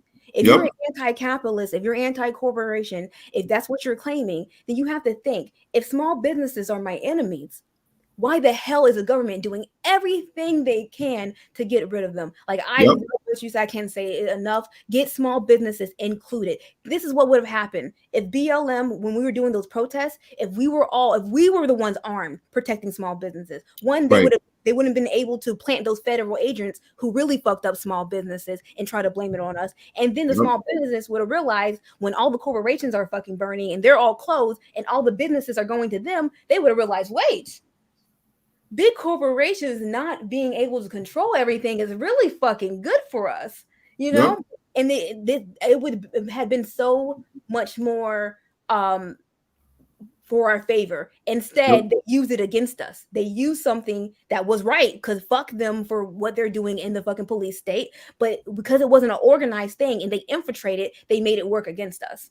And here we are. So thank you for saying that. That was amazing. Sorry, I just wanted to add that. No. I want to just circle and get Unapologetic in before you respond, Shareef. And then if Case has something, and then we can all just like go ahead and have a discussion. Hi, Unapologetic. Thank you for being here. Sorry for my accent when I'm saying the name, but it is what it is. No, it's great. I love it. The floor is yours. Thank you all for having me. I'm very excited to be invited to this event. Listening to both of you, you all had a lot of ideas that I agree with, that are kind of in line with my direction and my vision of what direct action and a general strike would be like. So to add on to what you guys were saying, my vision of or direction I think the general strike should go in is similar to any type of direct action, really. I just think that we should work with the tools and the resources that we have. So you guys were making the point that everybody has something that they can contribute, even if it's not money. It might be your time, it might be your skills, it might be your labors or your trade or whatever it is. There's a lot that goes into it, and there's a lot that goes into supporting the workers who are willing to take that risk and to walk off their job, because they're still human beings. They still have a life, they still have obligations, and they still have like a family and responsibilities and things like that. So I think anybody who wants to facilitate a general strike or direct action, even if you aren't directly going on strike, figure out what you can do to support the people who are. And the way that I think would be a great way to kind of take mutual aid and organizing for direct action to the next level would be, so me personally, I've been trained, I'm a web developer. I learned when I was in high school, so that's kind of my skill, one of my skills. So the way I look at like contributions that I can make from my particular perspective on how to better organize would be like to create a website specifically for to facilitate direct action. And so GoFundMe has been huge for people who want to engage in like mutual aid and things like that. And like Shareef said, crowdsourcing is incredibly important to any type of movement that we're going to try to do. So, but the thing with GoFundMe is it's pretty limited in what you can actually do with it. It's just really you put money in there. Somebody starts to fund the GoFundMe. You put money in there, and they distribute it to whatever they're raising the money for. But I think that we can improve upon that and make it specifically for a website specifically for facilitating activism. And it works in with what Shareef said about sort of starting on a smaller scale. So instead of like it having to be a huge national thing, similar to how everybody starts a GoFundMe page, maybe anybody who's organizing any type of action in their area, they could start a page for whatever their action is. If they need to raise money for it, they have the ability to do that. But also have a way for people who want to volunteer their services or their skills. So you can also like list what services you need. So like if you need somebody to bring food, if you need somebody for childcare, if you need somebody maintenance workers to help. Like if there's if they need some type of plumbing assistance or something at their home and they can't really afford it because they're on strike, like anything you can think of, whoever organized the event or however many people are organizing the event, they can just list it there. If one of those skills apply to you, you can say volunteer your services and like, hey, I can do this, this, and this for you. And I think that would be a great way to really make it accessible for the community to just because the thing with the website is it's hard to get people to see it. Even if you make a great website, it's hard to get people to see it. But with something like this, it's not really we already do a lot of spreading the word. So like Shareef did with the March for Medicare for All. That was organized almost entirely online. Everybody I talked to at the event I went to, they heard about it online, or somebody they knew heard about it online. So if we can, and similar to this General Strike Summit, if we can use our platforms on social media to direct people to those pages. So say somebody's trying to organize a strike in Buffalo or Orlando or Chicago or whatever, we can use our resources on social media to direct people to those pages. So I think that would be a great way to really, like I said, like we've all been talking about, get people to commit what they can to support workers going on strike. And I also do think it's important to have like mutual aid is very important because these people are going on strike and they have bills to pay. So it's you can't tell people, oh, go on strike, and we don't know if you're going to get anything out of it, and we don't know if you're even going to have a job when you go back. But just do this anyway because I think it's a great idea. Like that's not a very compelling argument. So if we make the case that hey, if you'll have food for your family, the lights are going to be on. You don't have to worry about, oh, if I have some type of emergency, I can't pay to repair my car or anything like that. You don't have to worry about anything like that. All you have to do is be committed to actually fight back and push back against your employers for whatever it is the demands are. And similar to what we were saying about starting it locally in like at a state or local level, I think that it's in different areas where different industries are more popular. And so for me, I live in Florida, so it's a big customer service area. So a lot of there's a lot of overlap in the the needs or what we need our employers to provide to workers. So it'd be easier to get everybody on the same message if we start by organizing like the customer service workers in Florida, or some factory workers in Wisconsin or something like that.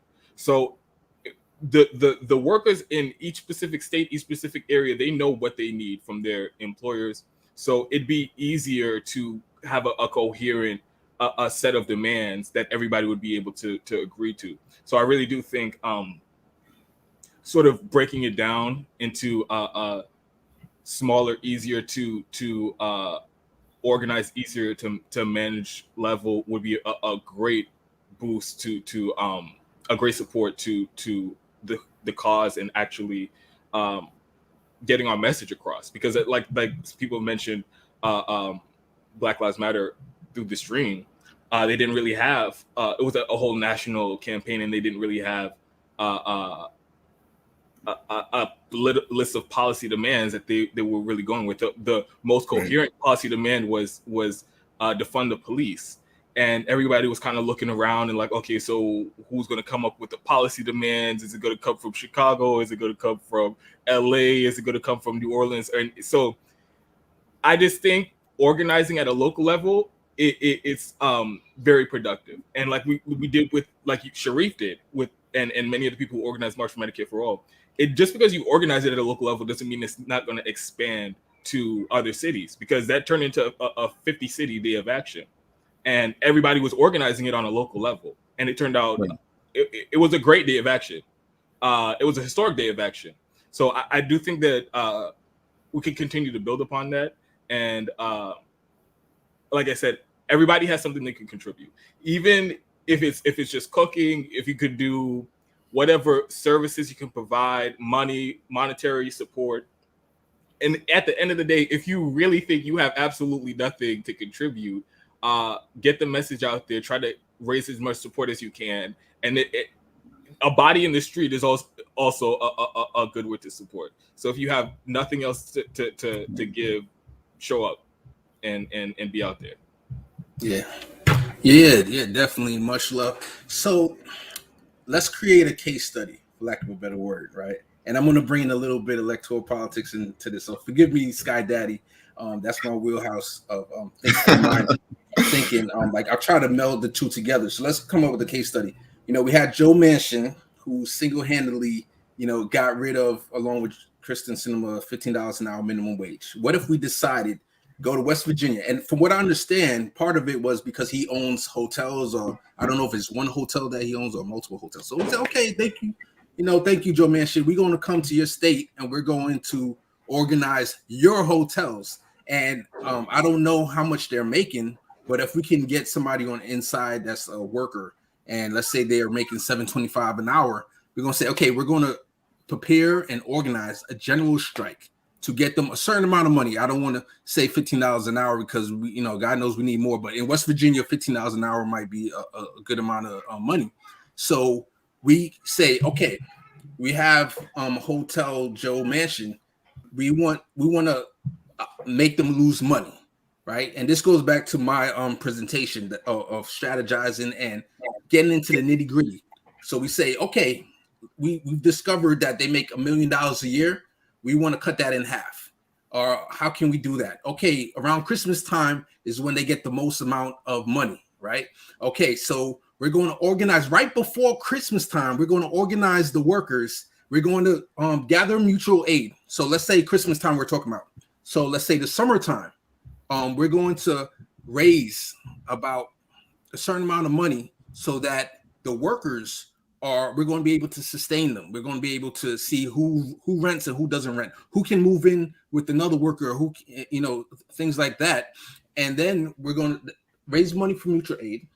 Then we're going to find doctors who are in solidarity with us so that they can provide free healthcare. We're on the Fred Hampton Leftist channel, where they created free healthcare clinics in the various states, and definitely in Illinois chapter. Let's create solidarity with doctors and find out how we can get them free healthcare while they're striking. You know, so all the different mutual aid things, you're preparing 6 months before Christmas what you want to do. So now the time comes, we gather all the workers and say, the people who take out the garbage, the people who tidy up the beds, the people, all the workers who are making these $725 an hour, they're gone. So now people who would normally go to those hotels, they're starting to get 1 star. Oh, I came to the room and it smelled bad and I found dust mites and I found such and such. Now you're putting pressure on this hotel, right? And hopefully that's the goal. You have a very specific goal with very specific things you want to do in advance to put pressure on them. And you want to, the only thing that I would pose to everybody is how do you not have them? I think it's called scabs, with people who would replace those workers. So like, how would we prevent that? That's the only thing that I would like to throw to the panel. I wouldn't worry about it. I just want to say that it's a question that I had in my mind too, because as a person that was an undocumented immigrant at some point in this country, when you're undocumented, you're just worried if you're going to have money to eat or pay your rent. And then discover that also when you have documents, that's your only concern, because of course the inequality in the system is like, so it's such an abyss, and we are dragged by working because we need to survive. So I will pose that question, and then I want to bring up the pale horse is suggesting that, sorry, is this the comment that I want to bring up? It's not letting me. Just a second. Suggesting that we could use a religious institution status of 501c. I just am trying to bring it up as a way to amass resources for supporting employees. I wanted to throw that for discussion too. Floor is yours, but no. I'll answer Case question first in regards to how to worry about workers who go to work. I'll tell you this right now. I work at iPick movie theater. If majority of the staff do not come to work, they closing the store. They're just doing it. So even if I was a person that said, I'm against striking, I love my job, I have no problem with my money, I'm worried about my healthcare, I'm worried about all these other problems, they have to close the store. They just have to, right? Even if they said, okay, let's get someone like Josanna, who's an undocumented immigrant, right, to come in and work that day, right?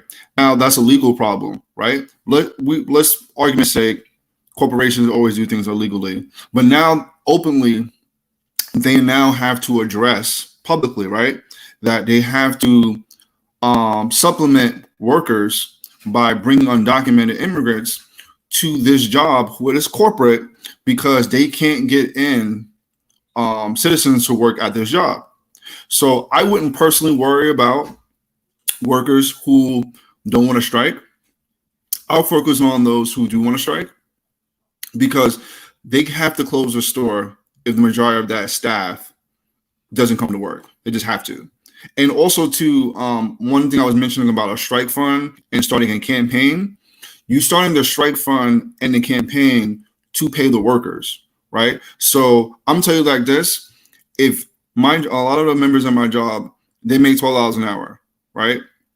If you're telling them you're going to give them $15 an hour, all they got to do is stay home for 30 days, right? They're getting $15 an hour, 40 hours a week, and all they got to do is sit home and not go to work. They're not going to work. Most people are just not going to do it. And even if they did decide to go to work and try to double dip, again, if majority of the staff is not at work, they can't open a business.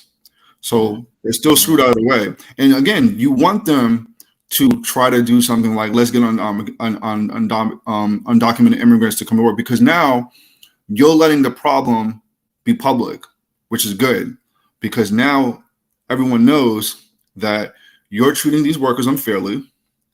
It's being written about, it's in the paper, you can't ignore it. We have to address it. Case in point, Chipotle just recently gave nationally every employee $15 an hour. Why? Because they're afraid that their business is next. That's what you want to do. These people are not invincible. That's what people need to realize. None of these corporations are invincible. They can rise, they can fall, they can be crippled. People just gotta stop being afraid. Trust me, they could be touched. I just want to say real quick, so that you brought up a great point, and I think we got to be prepared to take advantage, right? Like you said, that we need to have the press there waiting when they make a wrong move, when they start bringing in illegal or whatever. There's people who would normally be their ally that once they hear, oh, you're bringing in illegals, that could be bad marketing on their behalf, or it even sounds bad. Oh, Joe Manchin is bringing in illegals into his hotel. So that's definitely something that, according to Project C, back to my workshop confrontation, you're going to try to make a press, a media frenzy around that topic or around that situation to kind of blow it up and put more pressure on the business. Right. Case study. I had a question for you. We did the first segment, lessons from the past. Is there any part of that lesson that we can kind of interject, maybe discuss the movements? Any part of that you feel would work well that we can add to another layer to this discussion here? Yeah. So when you were away, I posed that case study of a situation of using what I learned or what I talked about in the last workshop, and created a case study of all the different things that we can use in an actual situation. I love what Shareef said. When you think of general strike, I know me, I'm thinking of like right away, the whole country got to shut down. It's like, no, that's too big, and it's just discouraging, and it just like could turn somebody off right away. Like that could never happen. Shareef said you think about it statewide, you think about it city-wise. And I brought up the idea of like targeting Joe Manchin's hotel, whatever, in West Virginia. Like that's, I don't know if he has many hotels or just one hotel, but like that, targeting that one hotel and say, okay, you don't want to give the masses $15 an hour. Okay, we're going to help organize your workers, and if they're making $725 an hour, we're going to target you and your workers and help them gain $15 an hour. And we should be able, as a community, and I mean, I can't think of a leftist that would disagree. We're coming together, raising money for mutual aid, having left doctors who could be in the area provide free healthcare, so that while they're striking, they can get their teeth checked, or dentists, they can get their, blood work, blood check, all those different needs that somebody would typically have.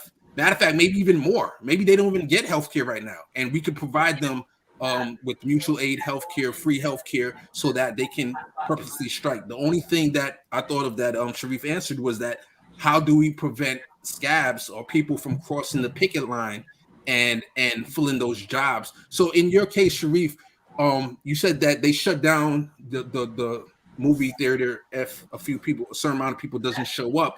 Like, can you see them doing a quick like training people up quickly? Like, could they recover? No. So I used to work at Imperial Cafe. I used to work at a hotel in Chelsea, and majority of the kitchen staff literally just decided not to come to work, and that's due to the fact that I was working long hours, no pay, no days off. The whole shebang was upset, and they literally shut down for a day, and they had to they had to ask the other kitchen staff from the other location to come to the location. And so in that scenario, that's the only way they would have to do it. They would have to have enough staff at another location where both stores would be okay. In this situation, they don't, because in the movie theater, you just have too much more. You have too many hands. It's just too much to run the operation. So they, even though we do have multiple locations, it's just not enough. You would just have to train people. They would have to eat that. They would have to eat that cost, and just be shut down for a couple of maybe 2 weeks or so. So that's where the strategy comes in, right? Where right. I know your chefs and they, I don't know if they sporadically did that, but that's right. Where, like, if we're going to systematically create an environment for a general strike, we really have to sit down, plot, strategize. Okay, Joe Manchin has 2 hotels. All right, let's make sure we talk to everybody on both sides and get the cooking staff on board. Let's get the cleaning people on board. Let's get the front end people, the receptionists on board. Let's get the concierge on board. And you have to make sure that people can talk, think about how we can organize them, because especially if you're on the outside going to organize on the people on the inside, they have to lead that. That's something else we talked about, being bottom up, because we don't know the different departments that's in that hotel. We don't know the different things or tricks that the hotel owner can do. So just strategizing is so important. And also too, we don't know the chains, right? So for example, McDonald's also owns Chipotle, right? So you don't know if Chipotle workers can go to McDonald's and there's cross training there. You don't know that, right? So you may shut down Chipotle and it's okay, well, we'll just send people from McDonald's to go work at Chipotle. So that's information you also have to know, right? So a lot of these chains, a lot of these corporations, they own multiple businesses. So we also have to be aware of that. So when we talk about a shutdown, that's why I said industry is really important, because if I say we're going to shut down fast food, that means all fast food. So including Chipotle, that includes McDonald's, that including Taco Bell, that's including White Castle, right? So if there's any cross training, you cover that, right? So that's why that's important. I must say, I was not aware that McDonald's owns Chipotle. So that is a very key thing to know. Did they buy them or they launched them from the get-go? I believe they bought them. Okay, because that's what I was wondering. I hadn't heard that. Okay. Yeah. I just want to say real quick that somebody mentioned a legal mutual aid, like having lawyers help out too, because I didn't even think about the fact that there's certain states that's right to work states. So I don't know if it's even illegal to like try to strike. And that's where back to the workshop that I was talking about, workers have to decide on, are they willing to go to jail, to strike? Are they willing to? And then we need to make sure we have enough people that go into jail to crowd the jails, because now that's how you make a media frenzy environment where you can say, man, in this place, 1,000 people went to the jail so much that they got packed out, So you want that? I have a question. Sorry, just because it doesn't translate to me, because in my country we are we have the right to strike. So if you strike here, you go to jail. So that's a good protest. So that's a good question. This is something I always address too, but I'm gonna let the panel answer the question first. So in those states, right to work, or states that have restrictive laws on striking, if they strike, what happens? Are they arrested simply because they're striking, or does it void sort of their union? Like, what happens? Whoever knows the answer to that can chime in. So I was looking into this because something else that I want to talk about at some point during this summit is the union leadership and how they basically sold out their workers, and how to do some type of mass worker action. It like normally general strike is something that's spoken about, that's being done by unions. But I just think that's, and I really do have to talk about this in some other panel. I just think that's not a reality at this point, to rely on this corrupt union leadership to ever actually organize these type of general strikes. So I think it needs to come from the workers. But as I was looking into this, there's a lot of goofy ass rules about who can organize strikes, and if you do go on strike and without like union approval, it violates the collective bargaining agreements, and you could be fired, and your contract could be terminated. And so that's what it is. It's not necessarily a Josanna that you're going to be arrested for striking. It does something with the union agreement. Is always been my understanding, because when people say I think it's a concern, but I never understood, what does that mean you can't strike? Do you mean they physically just go out? Because there's certain protections for like a strike, technically. Right. So they can't just fire you if you go on strike. Right. But what we have to understand when we're in this particular argument, specifically, Josanna is an example.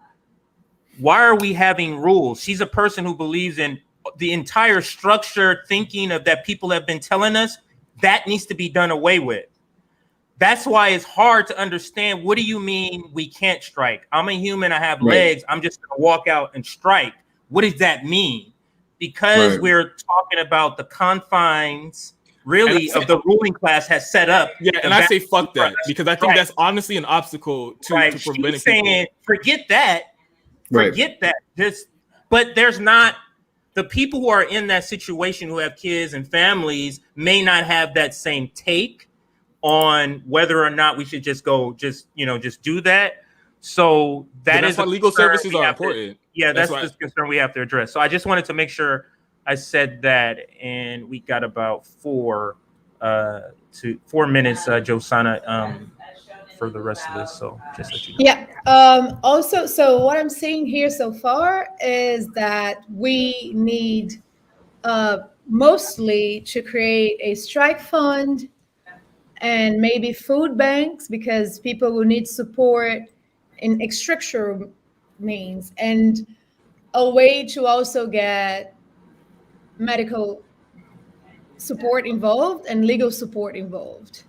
So if I'm in the correct lane, we need medical support involved, legal support involved, in volunteering basis, and also create a food bank and a financial support for the families that will get the blow in case of a strike. Yeah, and that's kind of what I was talking about with the services on the website, like any services you could think of. You just list it there, and anybody who has that type of skill set that can volunteer and see what they can do to help out. I would add childcare too. Yeah. Absolutely. Josanna, I do see some of our next panelists in the waiting room. So I do want to give you the opportunity, Josanna, to kind of close this out. I'm just helping her because this is her first time. Everybody, just so you know, this is her first time hosting, and she was very, very excited about it. But she did a great job. Great. But we will be transitioning here. So we just want to thank the panel for this discussion. Thank you, Case, for staying on for an extra hour. Skye, always contributing the fire. Your views should be the views that decide the Overton window, if you get what I'm saying. Like, you should be the moderate. Your views are the moderate, and everything else is based on that. But so Josanna, take it away. Go ahead. I just want to thank you all so much for being here. Thank you, Skye. Thank you, Unapologetic. Thank you, Case. Thank you, Shareef. I also want to ask you if you have any last considerations. I want to thank my Brazilian comrades. There are in the comments. Tudo bem, amo vocês. Obrigada pelo apoio, obrigada pelo suporte. Vamos apoiar o General Strike Summit. É o fim de semana inteiro. Tem uma programação maravilhosa. Just translating to them what we're doing here. And I want to thank also my comrades from London that are here supporting too. And all of you, FHL family, I'm very happy to be here. I'm happy that was my first time. Thank you, CJ, for supporting me in the test. Yeah. And I want to say, I'm going to pass it back to you for your last final comments, but I want to say we're doing it internationally. Like, this is very, very important that we look at this as an earth thing, as a worker thing internationally. So I just wanted to say that, and it's beautiful to see the different languages being spoken on here. So I'll pass it back to you for your final thoughts. Just wanted to ask if our guests have anything they want to promote, and a quick goodbye, because I see that the other guests are already here, and the next panel is fire. So quick run around. I know we're going to promote the Pfizer action. Does anyone watch? Oh, sorry. Go ahead. So Oh, if there's anyone watching that can do closed caption for FHL, that would be really good. Whether it's Spanish or English, that would help other people who are deaf or speak other languages be able to watch. I think that's a good idea. So if you can do closed captions, just hit them up. Absolutely. That is something. Oops. That is. Oops. Sorry about that. That is something we're working on in the background. We were just having this same discussion with a disability rights activist who's helping us to get up to speed, on getting that process done. So, absolutely, thank you for that. Shareef?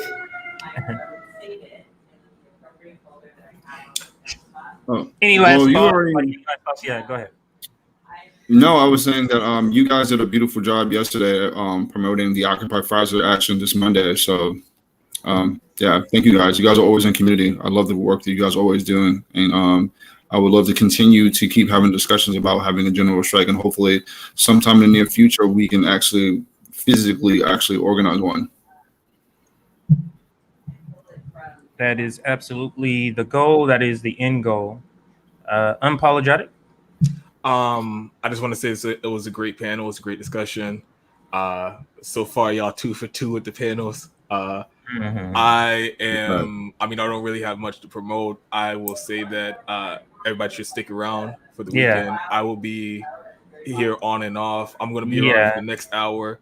I think they're going to be some really great discussions had, and hopefully we make some progress and really start building organizations for direct action and ways to support the community. That's what I'm looking forward to for this weekend. All right. Can I ask if anyone's able to stay, Shareef or Unapologetic or Skye?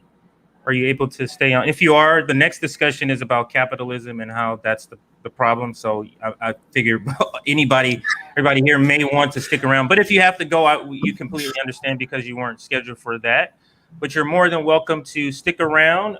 We will be transitioning here. For those that need to drop off, please.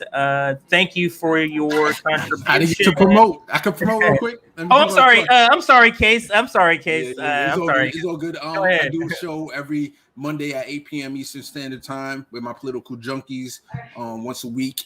Also, check me out on Twitter, CaseStudyQB. I mainly put up clips, but Twitter has me in jail for some reason. I don't know why. They have me behind a disclaimer for some strange reason. Hi, Afeni. Much love to Afeni. Oh man, I'm gonna miss Afeni. But and also peoplesgauntlet.com. That's my initiative that I'm working on to hold politicians accountable, slowly growing it. A big news is I'm gonna have a meeting with someone that ran in the Democratic nomination, not named Yang, but somebody else, and I'm trying to get them involved, but that's coming up soon. Much love to everybody. I want to continue being involved with my Fred Hampton Leftist family. Much love to you guys, and I'm looking forward to watching the rest of this weekend. Adios. My apologies. Now, much love. I had you on the previous hour, so I forgot to give you that opportunity again. Thank you. Thanks for everybody. So as I said, if you need to drop off, go ahead and drop off, and we'll bring in the next segment here. The next segment, I wanted to introduce Professor Anthony Zenkus and Dr. Karim, although he does prefer to go by just Karim. He's too humble, man. He's like, he's the man of the people. He's like, don't call me. Right. So I'm just trying to put respect on your name, man. That's so what we wanted to do this hour. I'm sorry. Go ahead, Karim. Go ahead. No. I was just saying, what did you say, Nick? I was wondering what he said. It's a bit. I didn't hear him. No, just because he was like, man, don't call me doctor. I'm like, I'm just trying to put respect on your name. But Karim's cool. But anyway, back to you, CJ. Yeah. No, I want to welcome Afeni and I want to welcome Nick back to the stream. How's everything, Afeni? How are you doing? You look great. Hi, Professor Zenkus. I'm so excited. Hi, Karim. Hi, Nick. Hi, Josanna. Hi, Shareef. Hi, Unapologetic. Hello, everybody in the chat. Hello. Hi, Bella. I see you, girl. But yeah, I'm here, and that's all we can really ask for at this point. I'm really grateful to share space with all of you, And I'm also really excited to have this conversation with y'all. Right. And yeah, let's get to it. Yeah, this is one of the ones on the schedule where we're like, yeah, we want to do this. And then of course Nick is back. How was your break, Nick? It was good. We're gonna have a good time because I'm gonna be on here for 3 hours. Yeah. And I co-founded 10 Demands with my good friend Awkward. We had something planned. Unfortunately, he won't be able to make it. I think my good friend Zoya will still join me in the next hour. That's why I said if you guys are free, I'm down to talk with you guys. We know how this event is. Sometimes some people can't make it, and we will 100% understand that. Right. So after this panel, we got something great planned. This panel. The next 2 hours, we're kind of gonna shoot the shit, answer people's questions, and then we got Brianna Joy Gray. I think that's at 3 p.m. Eastern, right? If I'm getting my time right. But either way, something like that. But check the description box. We do have the schedule there. Now, the featured speaker for this segment, 4 p.m. Eastern. I just want to correct myself. Yes, that is correct.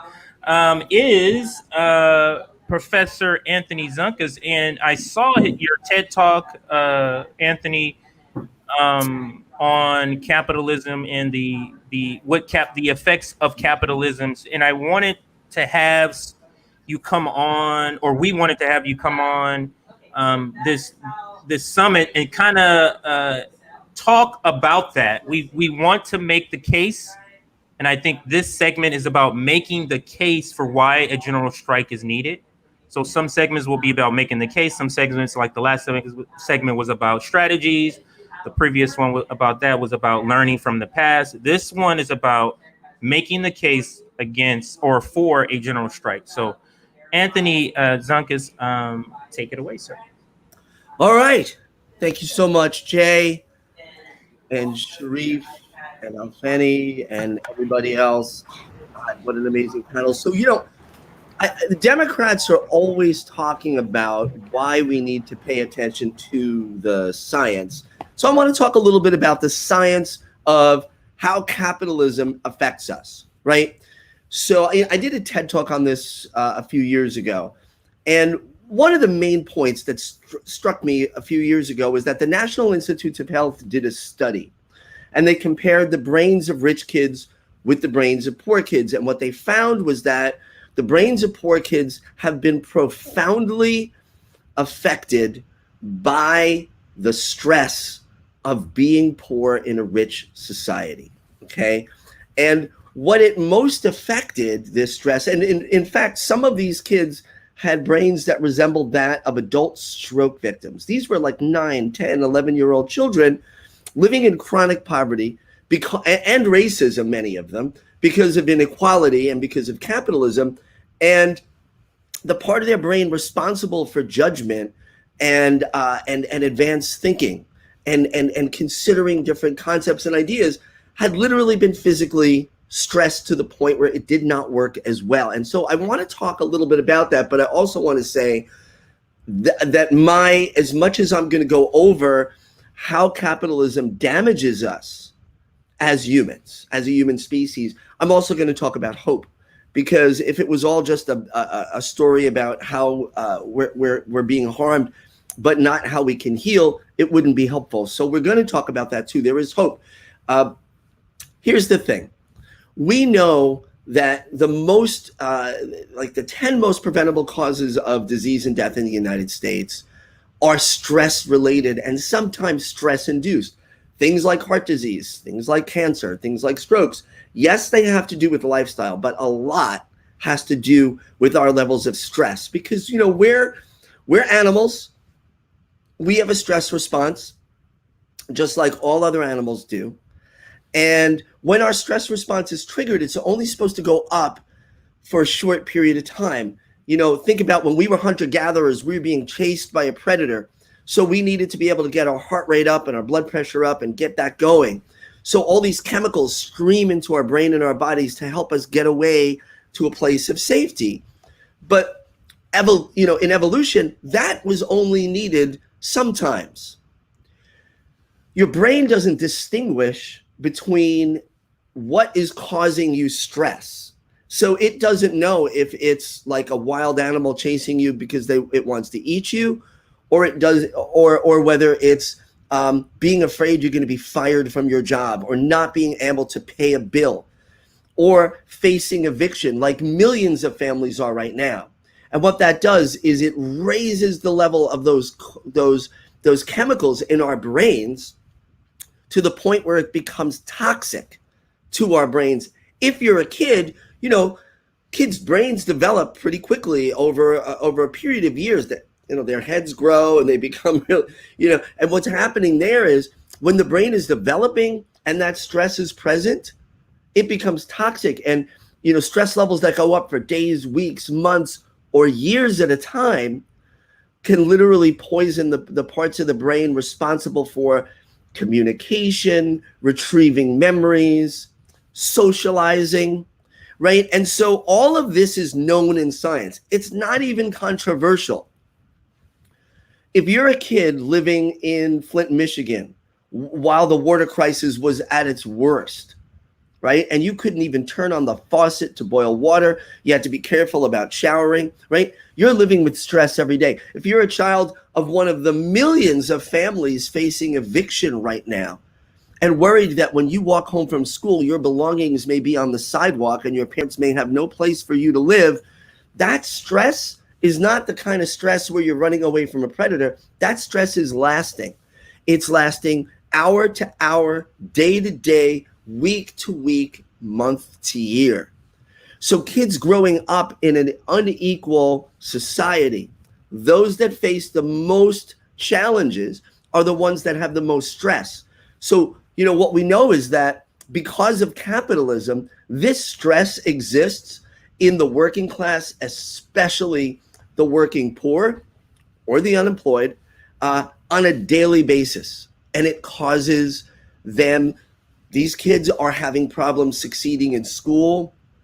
So when people say, well, if they would only study hard, lift themselves up by their bootstraps, they can get out of this cycle, that's not true, right? So again, the liberal left loves to, they're not even the left, all right? So let's not even use that word. The liberal democratic capitalist party, all those people love to, when it comes to the vaccines and everything, they love to hold up the science. That's great. Science will save us, and I'm all happy about it.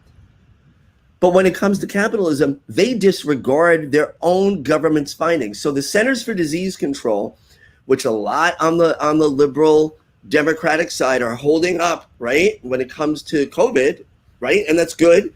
We won't go there. So what they are doing is they're ignoring that the Centers for Disease Control did a study years ago, right? And it showed that the more trauma kids grow up with, the more likely they are to suffer from things like mental illness, depression, anxiety, suicidality, drug addiction. And it's because the way stress interacts with our brains, it literally changes the way that we are able to function and also interact with the world. This is also, it's called the Adverse Childhood Experiences Study, or ACEs study. The more pain and trauma that kids grow up with, the more their brains and bodies are challenged. It also increases the risk of getting sick or dying from the 10 most preventable causes of disease and death in the United States, right? Things like ischemic heart disease, stroke, cancer, diabetes, even things that aren't deadly but can cause, that are life-changing, things like fibromyalgia, all those things. Asthma is more likely in kids who are growing up with trauma. And the original study that the CDC did looked at things like sexual abuse in the home, physical abuse in the home, addiction in the home. But it also noticed that kids that grew up in homes where there was an incarcerated family member had the same exact responses as kids that were being physically and sexually abused, right? We have a president right now in the White House who is the champion and author of what I call the psychotic white supremacist crime bill of 1994, which I believe is a tool of genocide to destroy the Black community in the United States. This was not an error in judgment. Oh no, a product of our times. This was a decision to warehouse Black bodies in prisons for the profit of white shareholders and CEOs, and to destroy any hope of a movement for liberation in the Black community, right?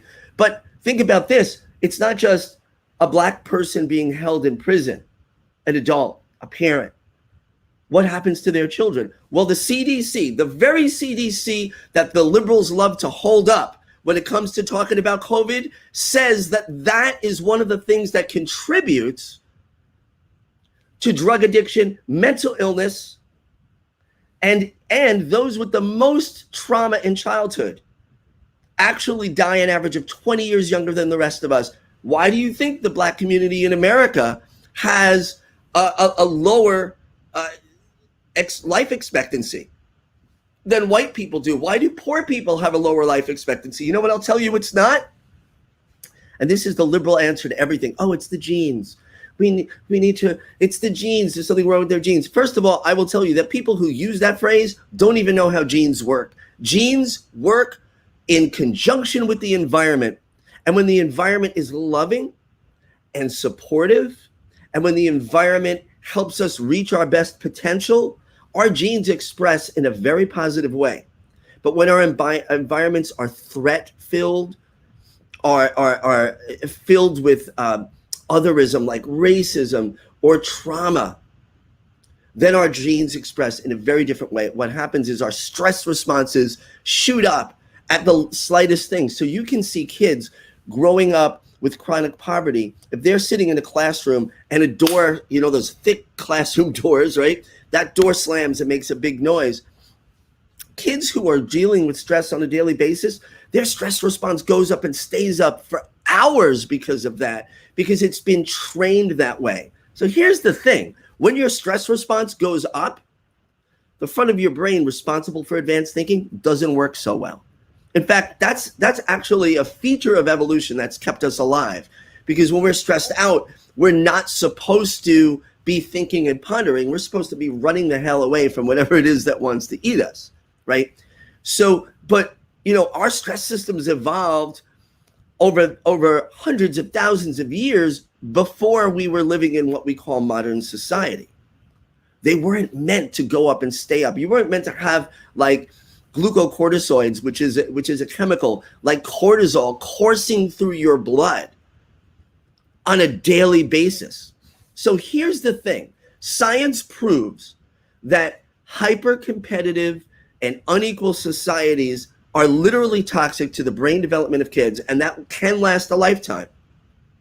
So when people look at people who are quote unquote failing in a hyper-competitive capitalist economy, the first thing they do is they blame the individual for not trying harder. I heard Barack Obama in one of his first, maybe the second State of the Union that he did, talk about a young girl who might be a student in a classroom, and if only she would work harder. We need to support education. I agree, and that's what his point was. But we have to give her the tools to work harder without considering what growing up in a city like Baltimore can do to you, where the police are an occupying army, right? And Freddie Gray was murdered by that occupying army. Do you think that was his first interaction with the police? Freddie Gray's body and brain had been negatively affected by living under occupation, just like our comrades in Palestine are living under the occupation of apartheid, murderous Israel. And let me just say, I have friends who are Israeli. The Israeli country is filled with some people that are wonderful, and there is a huge peace movement in that country and justice movement that the US media continues to ignore. But our comrades in Palestine, our comrades in Yemen, and in countries around the Middle East and in Africa, on the continent of Africa, are living under stress on a daily basis. Are they going to be murdered and executed by a soldier? Is a drone bomb going to fall on their house? In the United States, kids growing up in cities and towns where their parents are facing eviction, the electricity being shut off, not having enough food, They're living under the same amount of stress, and it is destroying their bodies and their brains. So this is the gaslighting of capitalism, because it says, oh, it's a meritocracy. If you succeed because you worked hard. Let me tell you, the poor are now and have always worked harder than the rich ever have. Okay, I have neighbors who are home healthcare workers who work far harder than Elon Musk or Jeff Bezos or any of these clowns and thieves that we hold up as celebrities, right? Because the lives of poor people are stressful. And one thing to consider is humans only survived as a species because we cooperated with each other. This, again, not controversial, proved by science. Anthropologists know, because the human species banded together, we survived for 250 to 300,000 years. We beat out the Neanderthals. We beat out the other humanoid type of species out there. We won because we pulled together, right? We didn't evolve. We didn't have big, like, fangs or claws. We weren't very strong, and we couldn't outrun a lot of the predators that came after us. But what we could do was we banded together. So it is like branded into our DNA that we need to cooperate in order to survive. And what capitalism does is it very insidiously and very purposefully takes those bonds and breaks them apart, tries to isolate us, tries to push us into places where we are suspicious of each other. In the 1960s, they did a study and they asked Americans, do you agree with this statement? Most other people are trustworthy. More than 2/3 said yes. They repeated that study a little over 10 years ago, and that number was cut in half. We have been conditioned and brainwashed not to trust our neighbor. And why do you think that is? And here's the thing. The only thing that's going to save us, and it's not a pill that Big Pharma comes out with, it's going to be us joining in community with each other. And that's why I love the idea of a general strike, because it shows that working class solidarity is the way through, right? It's not that hard. And like, I know people like Nick and CJ and others are getting a whole bunch of... What is referring to that when I don't know what happened. I just got a little... Somebody needs to mute. But I know that some of you have gotten a whole bunch of... I think that's you. There we go. Oh, okay. There's a lot going on at CJ's house. Good, right? So, but invite them all in. They should be there. We need to have solidarity. But you all have gotten a lot of heat for putting this summit together, and that's not a mistake, because the people who pay enemies of the working class, like Hassan, like the Young Turks, the people who pay them, because they are paid assassins of a working class movement. And the people who pay them do not want us to come together. Do you remember the slave laws? They called them Negro laws, that Negroes could not come together and coalesce and speak to each other in the streets during slavery, the genocide known as slavery. You want to know why? They were afraid that people would talk and say, hey, there must be a way out of this. Let's join together. So white capitalism, white European capitalism, has always been terrified of the working class having even conversations with each other.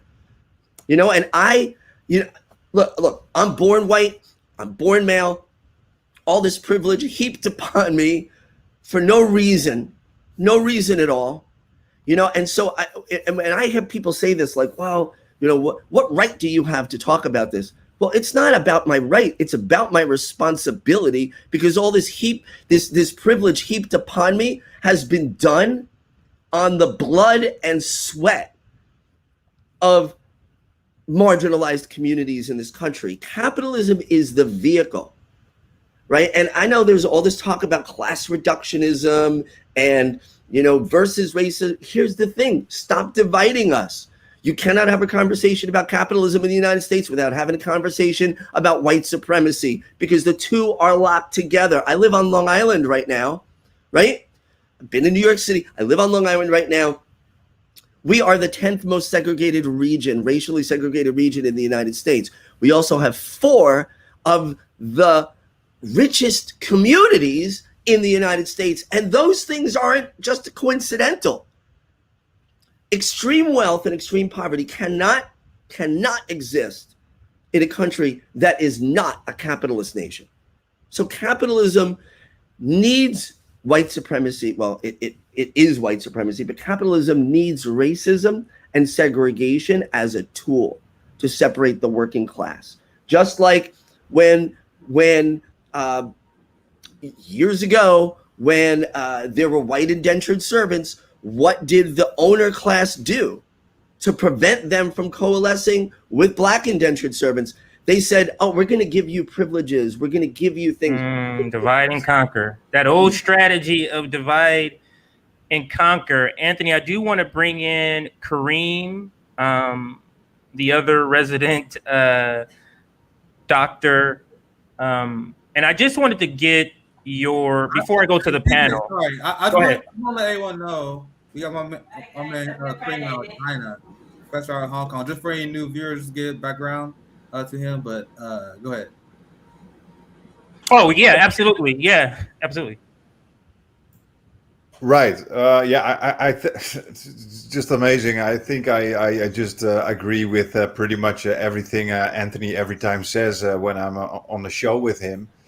So in 2019, I did a special issue for the Journal of Social Issues. For those of you who are interested also in your audience, called The Social Psychology of Neoliberalism, where I and academics around the world actually talk about this, how this system, and let's not forget, neoliberalism is not what you think, what it is in the how can you say it, in popular discourse. In popular discourse, especially in the United States, neoliberals means the Democrats. That's not the original meaning of neoliberalism. Neoliberalism is simply said free market economics, free market capitalism, like the old school liberal capitalism that you already saw during colonial times. So that capitalist thinking, okay, has nested itself into our brains, into such an extent that this whole idea of meritocracy, individualism, has nested itself so much into people's brain that many people actually blame themselves for their own crappy situation. Okay, just what Anthony just said, like genes that people have, for example, that when you see that black Americans, for example, are in a worse situation than, let's say, white Americans, our system has this tendency to always blame the individual. So when you say genes, you can completely deny the structural boundaries people have and say, you know what, it's not the structural boundaries of continuous racism and unequal policies. No, it's the genes. It's the biology of black people that makes them deficient. Okay, and that is what capitalist thinking does, to such an extent that often people start to believe in their own inferiority. Okay, so we internalize that system. We become individualist. We become disconnected from each other. And the scary thing is about this whole internalization of our this capitalist system is that we start to believe in the idea that our value as human beings is based in the value in what we produce.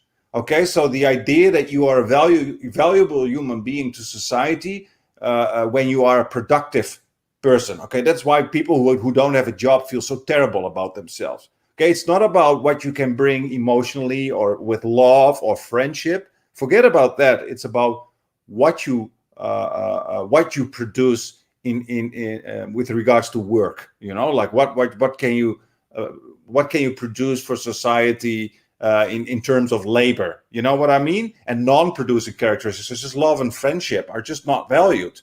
And the final thing I wanted to add to what Anthony said is that the system what we did a very interesting cross-cultural study with some international psychologists.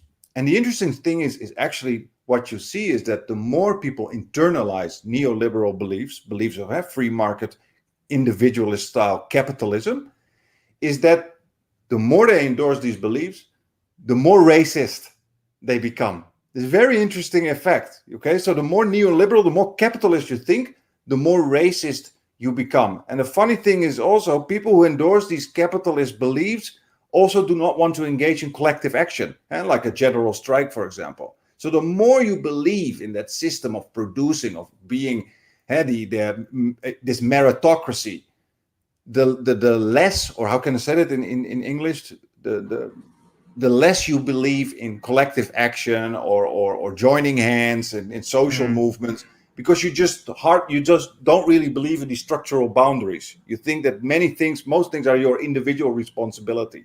You know what I mean? Think, Karim, I think that speaks to when I say our, I say leftist critiques of liberals.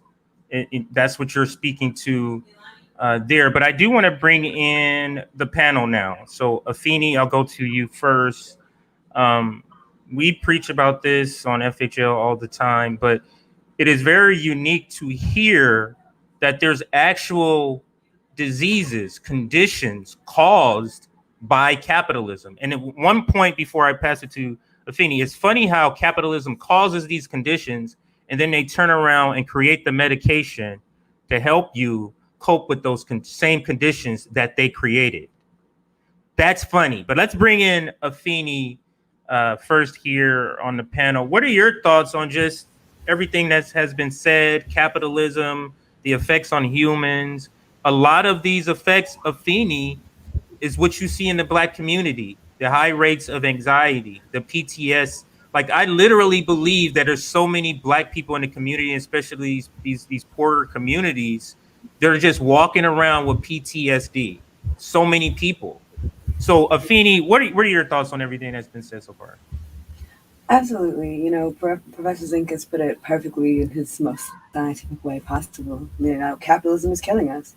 Capitalism is literally killing us. And when you look at, something just like the racial wealth gap, for example, capitalism is really killing Black people. The healthcare system is really killing Black people. All these things on top of being Black in America, all of these stresses on top of being Black in America, is it's contributing to the genocide of our people. 46% of white folks that are under 35, their families own their homes. Like, those white families own their homes, compared to just 17% of Black families. The foundation is genuinely different. And everybody knows that home ownership is a very large component for a lot of families of wealth. And if you don't own your home, then you're just not financially stable as somebody who does. So, when we talk about all the effects of capitalism, we have to talk about racism. We have to talk about what it looks like to create a world that is truly equitable for all people that are in this country and on this planet.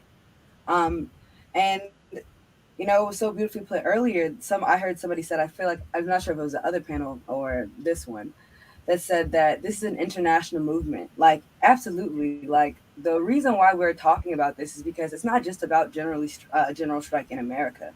It's about being diplomats and creating coalitions internationally, because there are workers internationally that are being exploited by these colonial powers. There are countries internationally that are still being punished by some of these colonial powers for freeing themselves. Haiti, we're still, these are things that we are fighting for, not only in our country, but globally, because it's a global social movement.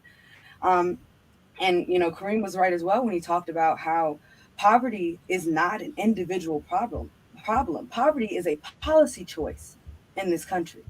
People do not have to be homeless. People consciously choose every year when they are elected to use their vote to make sure they vote people can still be homeless. They go to represent us, and yet we see all of these unhoused people.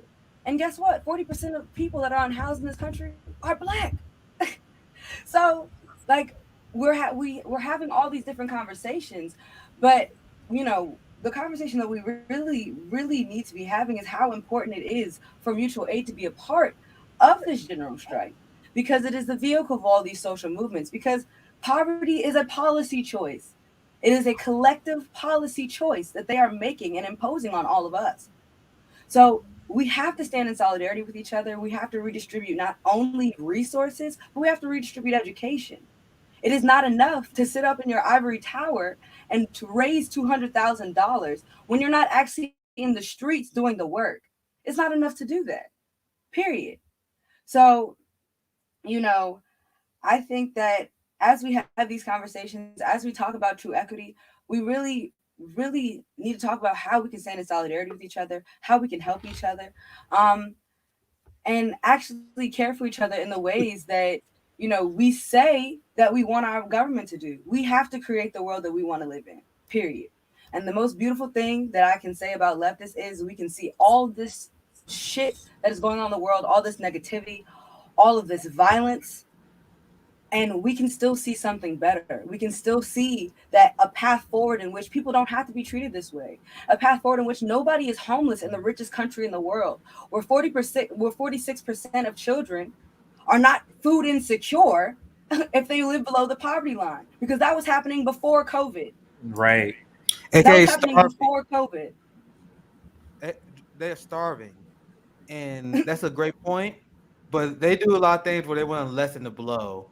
You see the media, they'll say, "Oh, these kids are food insecure." They're starving because the system has failed them. So that's a great point, Afeni. Great point. Yeah, let's bring in Josanna, and the reason I want to bring you in at this part here is because you're able to see. You've seen neoliberalism internationally, like you know what it is in other countries, you know what it is here, and there was one conversation we had where you said something about to the effect that the U.S. empire is the reason capitalism is killing people all over the world, and that's who I'm here to take down. The U.S. empire. I remember that conversation. So what are your thoughts on this conversation about capitalism, the effects of capitalism? You've seen it in Brazil, what it's doing to the people, the indigenous people there, the poor poverty people there. So talk to that for our audience, Josanna. Thank you, CJ. I took note of some things that Professor said, and I will give a brief introduction. I'm from Brazil, and I grew up there. I was born and raised. We grew up in a way that, like, we couldn't buy yogurt. Buying a little cup of yogurt was like a luxury. It was like you were rich if you bought yogurt. And we couldn't sometimes afford to buy chicken in the supermarket. I'm not talking about organic goods. I'm just talking about like the chicken that's $2 in the tray, and this we couldn't afford. So when I say that United States is the core of the imperialism, the capitalism that's killing the world, it's because in my vision as a foreigner, the United States is the core of white supremacy. And I believe that imperialism and capitalism are like arms and legs of white supremacy, because white supremacy needs to rely on these sources to exist. It's domination, and it imposes itself. It always been like that. You have the Crusades. People were traveling to impose religion. Oh, we're going to just bring them the truth, the word of God, and they were destroying culture and dominating. So yes, Brazil has been in the poverty map on the UN and the hunger map of the UN for many, many years. We had the government from 2002 to 2012, I think. 2013, when there was the coup d'etat against Dilma. We started with Lula, and then 2013 we stopped with Dilma, and now we have Bolsonaro. So we are back on these numbers. So I did grow up in a society that people died from starvation, and in places that like you have no resources and no jobs, and that's it on the interest of this country. I was thinking, I wanted to ask the professors, especially Professor Zenkus, that because he's here in the US, like the don't trust your neighbor, it's more of a trait of the US culture, because even though we grew up with nothing, like we have no resources in Brazil, but we are this philosophy. I have a sandwich, that's all I have in my hand. I'm going to give you half, because then both of us won't die from starvation. And here, when we come, like as a person from this kind of culture, when I come and I'm open, I'm often received with like, why are you so nice? You're hiding something. Nothing is for free. People say that nothing is for free. And it's impressive. It's mind-blowing, because like I remember the stories about the military government that was sponsored by the USA in the 70s in Brazil and the whole of South America. You have little stories about people that infiltrated the movement that was resisting the military government. Here in the US, you have people all the time doing that. Like in social media, like gossiping on Twitter, whatever, they all the time doing it. And it's impressive to me how an idea of egalitarian society where everybody has the same opportunities. I used to say, I'm not even asking you to be a socialist, just democracy, okay. Just create access, sorry, language barrier. Just creating access to the opportunities. This is not being a socialist. Like giving the same access to opportunity to everybody, it's one of the bases of capitalism, Illuminism, which is the beginning of it, because it gives everybody the same opportunity to start, and then you can go and compete. But that simple thought of everybody having the same opportunity, basic human rights, food, housing, education, healthcare, that is a threat for a whole system that exists. Is it like an idea that's so far away and needs to be defeated? Because I was raised, if I am an American, thinking that I need to win. I am the one that needs to get there by myself and win the Oscar. So I wanted to ask you, Professor, if you agree with me that this trait of the I don't trust my neighbor and I need to win is more of a United States personality trait of a culture. Well, I believe it is. I think our culture was founded on this lie of rugged individualism, which doesn't work. I mean, even if you look at the original invaders, who we call colonialists, they did not survive because of individualism. They survived because they pulled their resources together. So it's always been a lie that's perpetuated. And, you know, Marx talked very well about this. The ideas of the ruling class become the ruling ideas. We just start taking things for granted, like, oh, we're living in this society where the only way you can get anywhere is if you individually work hard, succeed, or maybe are lucky with things, right? That's a lie. It's never been how humans have survived. The United States perpetuates it, and now, but you know, and with our imperial empire, we're trying to export that lie to the rest of the world, and we'll kill you to do it. To, you know, if you're not going to like get on board, we'll just kill you, and we'll blow up your town and your village. So that myth that we are individuals, our brains, our minds can't even be defined without looking at them in context with the communities that we're a part of. So, but you know, if you're wealthy, if you're a millionaire like Hassan or Cenk Uygur, the head of TYT, or of course Rachel Maddow, or any of these people, they're class loyalists with their own class. They do believe that they succeeded because they're really good at things. And let me tell you, this panel is way more talented, skilled, and aware and smart than Rachel Maddow or any of those people that I just mentioned. But they also have something that they don't have. You're actually telling the truth, and that's what makes you all so dangerous. But yeah, that individualism, it's just a bunch of bullshit. And we create a science to like back it up. Somebody said in the comments, you know, capitalism creates problems, then makes a pill to treat the problems, and then makes a pill to treat the side effects of the pill to treat the problems. It's just you know, because you're defective. That's the whole message of capitalism. And it's insane, but we see through their bullshit. And again, they're terrified. Go ahead. I was just gonna say let's bring in somebody else. So go ahead if you wanted to chime in. Yeah, so I want to say that I really appreciate what Professor Zenkus had brought to the discussion, because it shows how unserious, to quote Nick, it shows how unserious these conversations about capitalism are. Because if you look at the mainstream media, you look at the politicians talking about capitalism, they're like, oh, it's you know, isn't it great that you get to buy an iPhone and shit like that?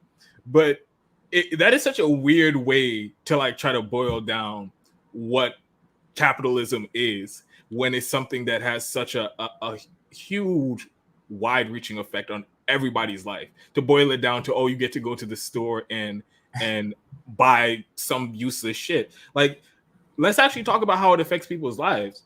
And I've seen it firsthand of similar to like what Professor Zenkus was saying about the stress that capitalism produces for workers and for poor people. It is unreal. It's the amount of trauma, and I know the word gets used a lot, but there's a lot of traumatic experiences that go along with being poor, and they have an effect on people's lives. Let me give you an example. So the other day I went to the store or something, and then there was somebody who was homeless, and he was trying to raise money. It was his daughter's birthday, and he like talked to some restaurant, and they were like, if they pay like $20 or $25 or something like that, they can by the way, he was telling me that they haven't eaten really, they've been eating like crackers and peanut butter sandwiches for like a month. And if they talk to the restaurant owners, if they go to the restaurant and pay like $20 or something like that, they'll cover all their meals, and they'll give them like extra food to take home and stuff like that. And he said that he was trying to get money before. Originally he was trying to get money for his daughter so that he could buy her a present. And she told him, don't even do that, because like, if you're going to spend money, why don't you just do something for the family? And it's just like, shit like that is that doesn't leave a person. Like, when you live like that, when you don't have anything, and then it's a hard experience to not have food to eat, to worry about if you're gonna have a place to sleep at night, or to worry about if you can afford your medicine, or to go to the doctor if you need it. Like, that is extremely stressful, and it radicalizes people. We talk about think of this unapologetic. Let me ask you this as a follow-up question to you. Like, think of how that child can't really experience childhood, because they have to say, no, dad, don't think about me. Pay that bill. Like, that to me, like you said, is long lasting. Yeah.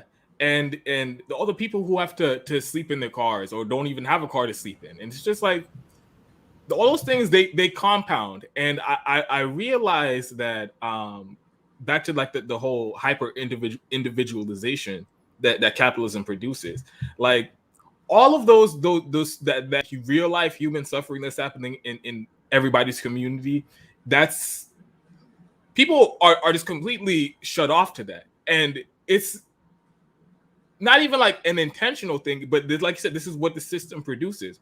All people can be concerned about is, all right, I have to get up, I have to go to work, and I have to try to get as much money as I can to keep the lights on, put food on the table for my family. And it does something, and I hate to use the word because it's so overused, that, like I said before, like at some point in my life, I woke up to how barbaric this whole system is, and how you really do have to shut off your humanity to even try to get through this. If you're like a poor worker in capitalism, you really have to shut off your humanity.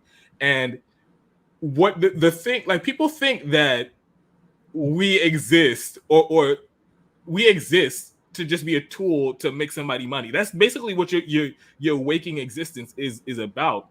And I think that's so divorced from what humans should actually be like here on this planet doing, trying to grow themselves and spend time with their families, do what they love, what brings them enjoyment. All of those things aren't even a consideration anymore, because all anybody is worried about is just trying to keep a roof over their head. And it manifests in so many different ways. Like I said, with that little girl, even in anybody's personal life. So if you have a loss or something like that, I've many experienced many losses in my life. And what I've noticed is, even no matter how big the loss is, no matter how much it shakes you, and no matter how much you're supposed to, and what I like to do is to try to keep my humanity. If anytime somebody I know dies, I try to take some time to reflect and realize what that person brought to my life, and what I can learn from it, and what I could like carry on to make the world a better place, like in the image of like what they did. But most people don't even have the time to reflect like that when somebody dies. People die and they're at work the next day because they can't take time off. Yeah, I can attest to that, because it's terrible. That's the same thing my cousin's mom had to do, who got murdered. And it's that's the type of thing, like, I'm a non-violent, but that's the type of thing that just infuriates me. That, like, you can't even have the time to grieve. You have people out in the streets trying to raise money for people that died. They don't have money to bury people. Like, to me, it's awful. But let's bring in Shareef, because I want to make sure you get an opportunity to speak, Shareef, before we go back to everybody else. And then, if you don't mind, Karim can go after him, because I know Karim. Yes, we're gonna loop back around, but I just want to make sure Shareef gets his first comments in, and then we'll loop back around. But go ahead, Shareef. Yeah, this system is definitely inhumane. What Unapologetic just said about not being able to grieve or mourn or even go to a funeral, I've actually witnessed that firsthand. I had a coworker at a previous job. He wanted to take off from work because a loved one of his died, and believe it or not, the job asked him how close you are to that person. If that was me, I would have probably lost my job that day. I would have punched somebody in the face. Just real talk. But again, living in this system, that's what they do, you know. And they also have these guidelines of, like, you know, if it's not your mom, if it's not your brother, it's not a close relative, you know, you really can't get paid time off for that, which is ridiculous. But what Dr. Zenkus just said speaks so true. Even in my own family, everything he was saying, I felt like he was just talking about me, because I know so many members of my family that has one of those conditions, or even died from one of those conditions. So it just speaks volume to why the working class or minorities in this country, you know, we're constantly on the bottom, or constantly pushed to be on the bottom, and why it's so difficult for us to actually work together, because it's so hard when you are stressed and overworked, and you have so many anxieties and you have so many fears. You're not organizing. You're not even thinking about, you know, building and being in community with others, because the system does such a good job at keeping you as a slave. And it speaks so true why it is so important to have a general strike summit, even more so. And I think this is probably the most effective panel discussion to talk about capitalism as a whole, and how engrossed and how intrinsic it is into the system. And also to add, the number one cause of bankruptcy in this country is medical bankruptcy. So most people who are homeless is because they cannot afford their healthcare. Most of you guys know I'm a healthcare activist. And so, you know, it's still a problem in this country that the most vulnerable, poor and black, brown people, can go to the doctor, and then you have to pay these medical debts, and then you have to decide, does your mom live or your loved one lives, and then ultimately you lose your house, and now you're in the street. And that's capitalism. And is, I mean, to me, like, reasons for general strike, you can just really just list capitalism, and I'm a go. Like, I'm ready to go. So, but I'm gonna pass it to Nick for your comments, Nick, and then I'll let you take it back around the panel. I'm going to step out for the restroom break real quick, but I'll pass it to you, Nick, for your comments and then sum this up, sir. Yeah, it's all good. We're going to get Karim in here as well, because there's so many good things that said on this panel. And I tell you guys, what I cover as a citizen journalist, my main focus is the class war, foreign policy, and state violence. So now the topic of the discussion is how capitalism affects humans. And what Zenkus and what Karim outlined, and what you pretty much everyone in the panel outlined, was the trauma that capitalism brings. So people ask me why I embrace anti-capitalism, why I embrace Marxism, and why I embrace alternatives to this capitalist system. I have one question I just want to pose to you guys, and this goes to trauma as well. And I want to form an international leftist coalition, and I care about people internationally. Tell me one time where capitalism existed without slavery. Don't worry, I'll wait. Don't worry, I'll wait. So if you're a pro-worker, how could you prop up a system that cannot exist without slavery? So we're talking about the trauma of children, right? We're talking about Black Lives Matter, right? See this phone? You guys want to know why I resist the U.S. empire with every fiber of my being? Because I know that because I have these small luxuries, this is because of child slaves in the Congo. The clothes you are wearing is because of Southeast Asian child slaves.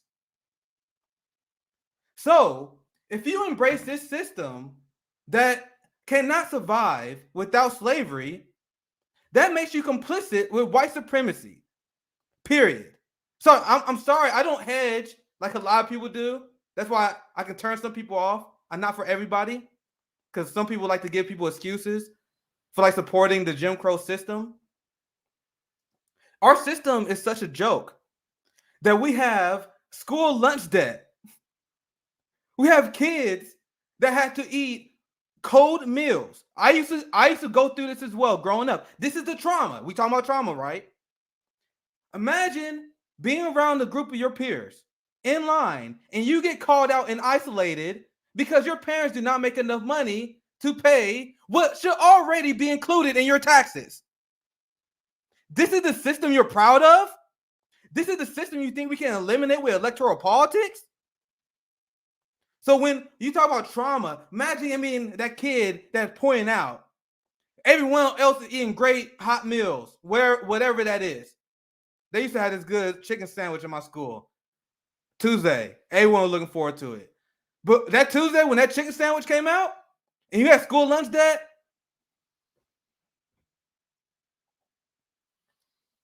this just adds up. Talking about schools, talking about education. We talking about how people develop. Why do they have police officers in schools? We're gonna talk about this more on our 10 demand panels. Because the police state, as we know it, is complicit with the class war.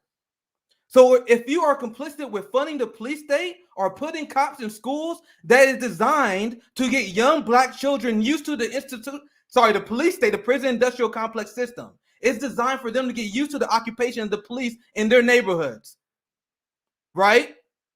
This is just another system of capitalism. Why do they need people to go through this prison industrial complex system? Why did Kamala Harris was doing her best to prosecute Black men? Because she needs prison slave labor, which still goes on in this country. Tell me more about that 13th Amendment. Tell me more about it. Tell me more about your superior capitalist system. I got so much more to say from this panel because you guys, I got a lot of notes based on what you guys are saying. One last thing I want to say, and I want to pass it to Karim. I want to mention the something that Zenkus said, and I want to explain why we invite brilliant minds like Zenkus and these white allies, right? And I have been clear on this on day one. I like to spar with right wingers. I like to spar with people who are class. I should say they engage in the culture war on behalf of white identity politics because I think it's kind of fun. I think these people are intellectually lazy, and it's pretty easy to break apart their arguments. But I want to be clear here. It is not the job of disenfranchised communities, Black people, Indigenous, Latino, etc., to convince white people not to be racist. Stop pretending that racism is a Black issue. Racism is a white issue. So why do we have Zenkus on this show? You see how amazing he is to breaking down the contract between racism and capitalism. We need more people like that doing that. What instead of Zenkus and Karim, what do we have in our elite academia? We got fucking Zionists. Dr. Cornel West was denied tenure in Harvard because he had the audacity of standing for Palestinian people. Sorry, I'll cut myself off there. I can go all day. Karim, what's your thoughts? No, I agree with everything you say, Nick. And I also wanted to jump into something that Unapologetic just said about that capitalism really puts your mind off you could say erodes almost empathy, because you have to work hard and you cannot focus on other people's suffering. But I would like to add that capitalism also willfully erodes empathy in people. Like when you internalize all these capitalist values, such as meritocracy, individualism, you start to blame yourself for your shit situation, but also other people. And don't forget, in capitalism, the ruling class you could almost say the capitalist system is one big fat propaganda machine for the ruling class.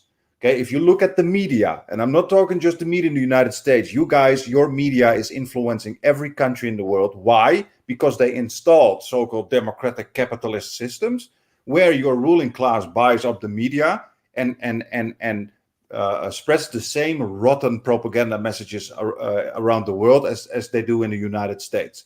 So people are internalizing all that capitalist crap also in countries like Malaysia, India, you name it. And the thing is that we must understand that capitalism will never, ever work for the people for whom it was not made. Never. Capitalism will only work for the people by whom it was made. By whom was it made? White supremacist settler colonialists who were oppressing indigenous people all around the world up until today. Okay? And this horrible position that people classified as non-white are in is something that is undescribable. And our media system is so good at indoctrinating people with that capitalist nonsense and racism and racism is actually very helpful for capitalism, because it also erodes your empathy for people around the world.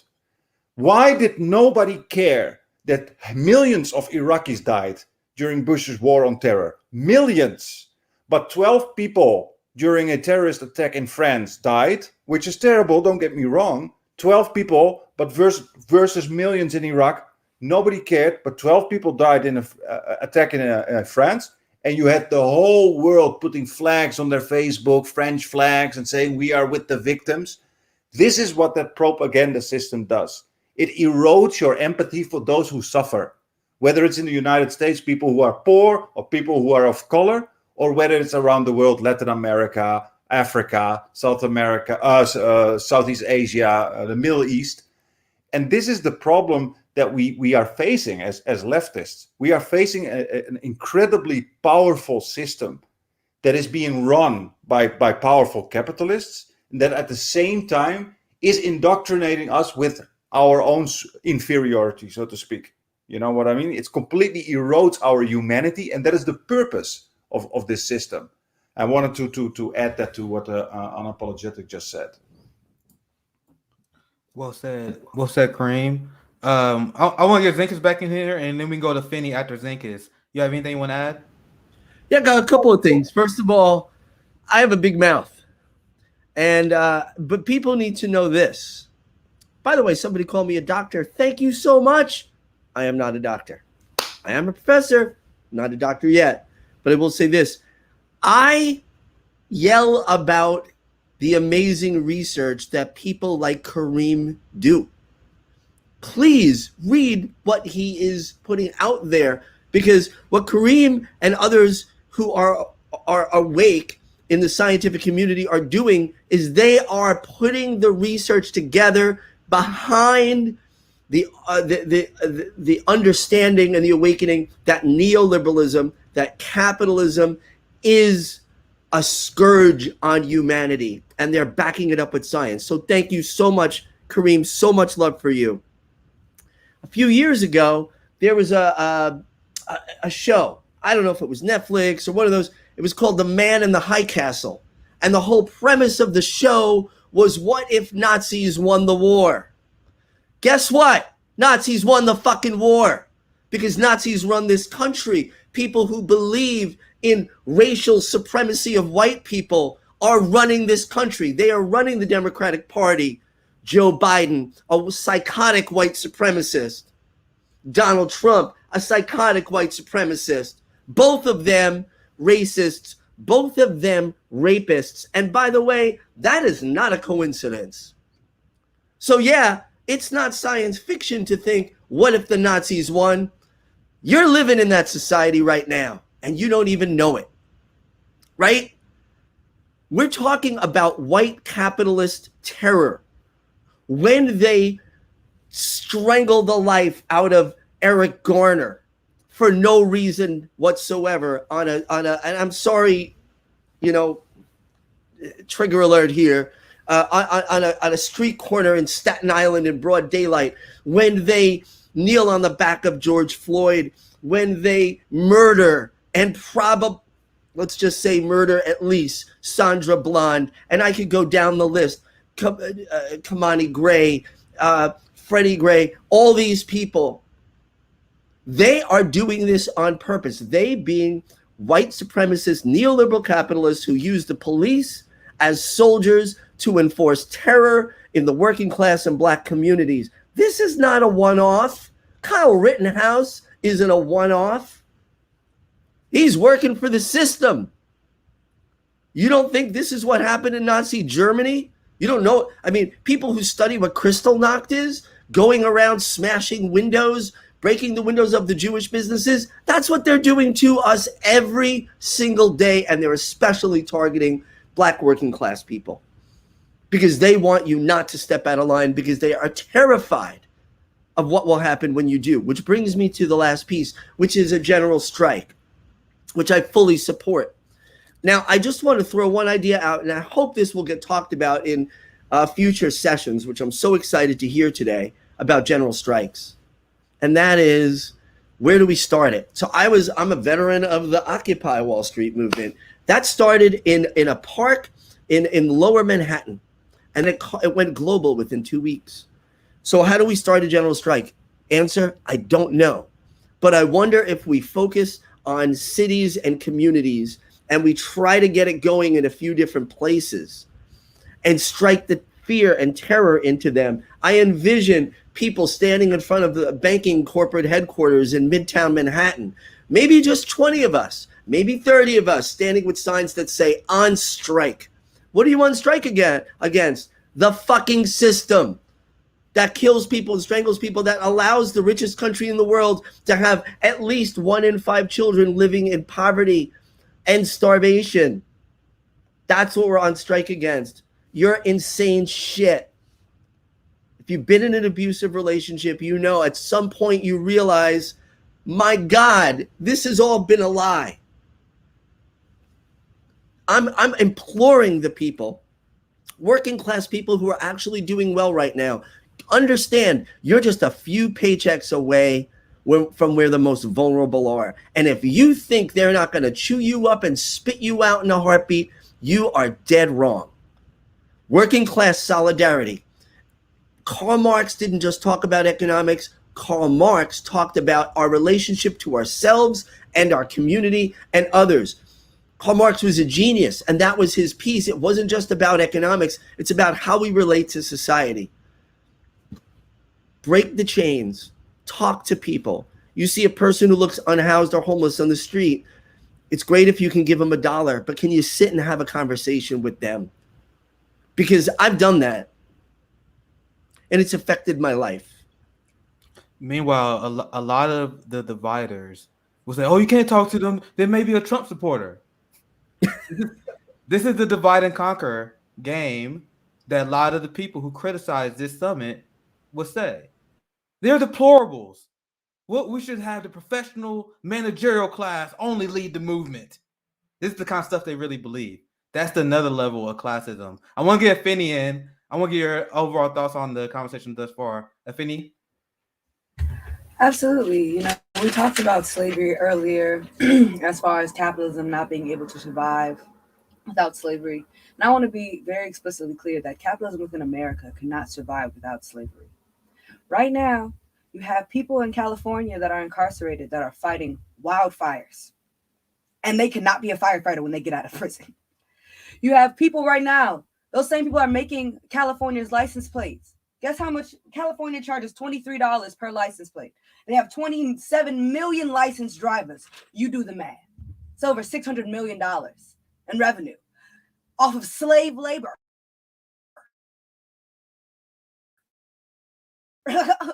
Businesses that are basically some of these businesses that are based in the United States of America use prisoners to make their draws.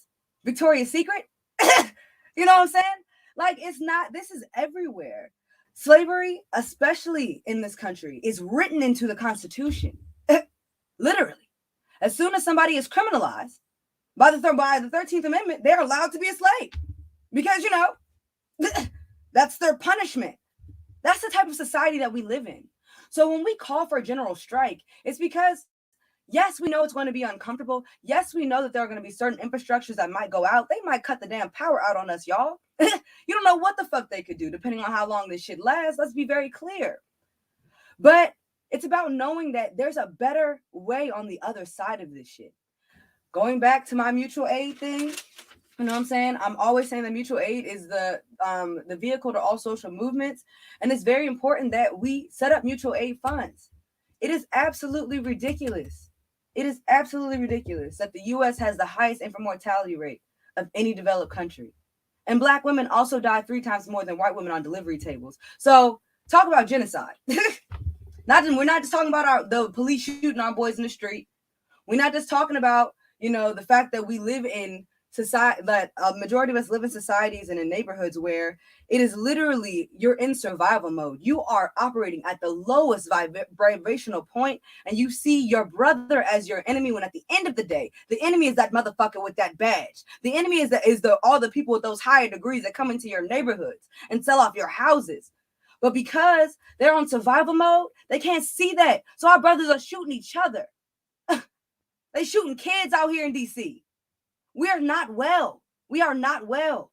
So when we talk about mutual aid, we're talking about, if you're a licensed therapist and you have a practice, or and you have other friends that have practices, talk to your friends about doing free mental health services in lower income neighborhoods. Free, because those kids need it. That's mutual aid. You see what I'm saying?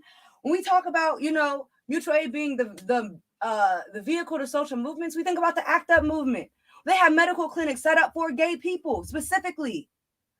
You think about the Young Lords, you think about the Black Panther parties. They had medical clinics, acupuncture set. They were curing anxiety. They were treating people that had drug addiction, and they had free breakfast programs. You want to talk about something? The only reason why the United States of America has free breakfast in this country is because the Black Panther Party. Period. That's mutual aid.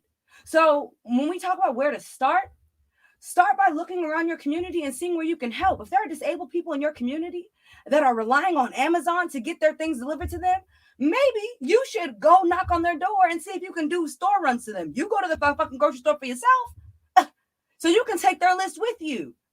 But that's where it starts. We have to start actually building community. And I feel like because there are so many people that are so hell-bent on electoralism, cool, be an electoralist, but stand in solidarity with the folks that don't want to do that shit. Stand in solidarity with the people that are fighting for the same exact things you say you're fighting for, that are willing to take more actionable steps to get there. Because we can't wait. We can no longer wait. So the whole point of the general strike is to start to put a fire under their ass, because they've already been putting fires under our asses for the past 400 years if you're Black, and for the past 100 and some years if you're white and working class. So I mean, I don't know, y'all.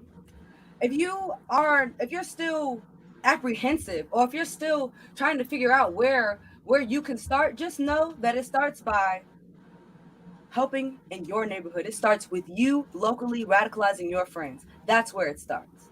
Period. Absolutely. I see Nick is back. I know we're going to be transitioning to 10 demands and I feel like I know Afeni's going to be around, but if any of you want to stick around for that, Hey, go ahead, Nick. Go ahead. So we're just gonna have some conversation. We're gonna engage because we had 10 demands. We're gonna have Zoya, an activist for decades, and she helped co-founded 10 Demands with me. She's gonna be joining here soon. Sorry, I'm pulling up the. Hold on 1 second. I'm trying to make sure I got it right. All right. I just want to make sure we got it right. So yeah. So I'm just saying. While you wait there, can I just? Sorry, at 1 o'clock the 10 demands. So in an hour, 45 minutes, the 10 demands start. So you guys can stay on the panel. So we got like an extra 45 minutes here. Cause I think we scheduled this conversation for 2 hours, and then we're gonna have Zoya come on in 45 minutes, and we're gonna talk about how. Cause I had to like improvise, cause we were about to do a 10 demands panel, but Awkward had to pull out. That's 100% okay.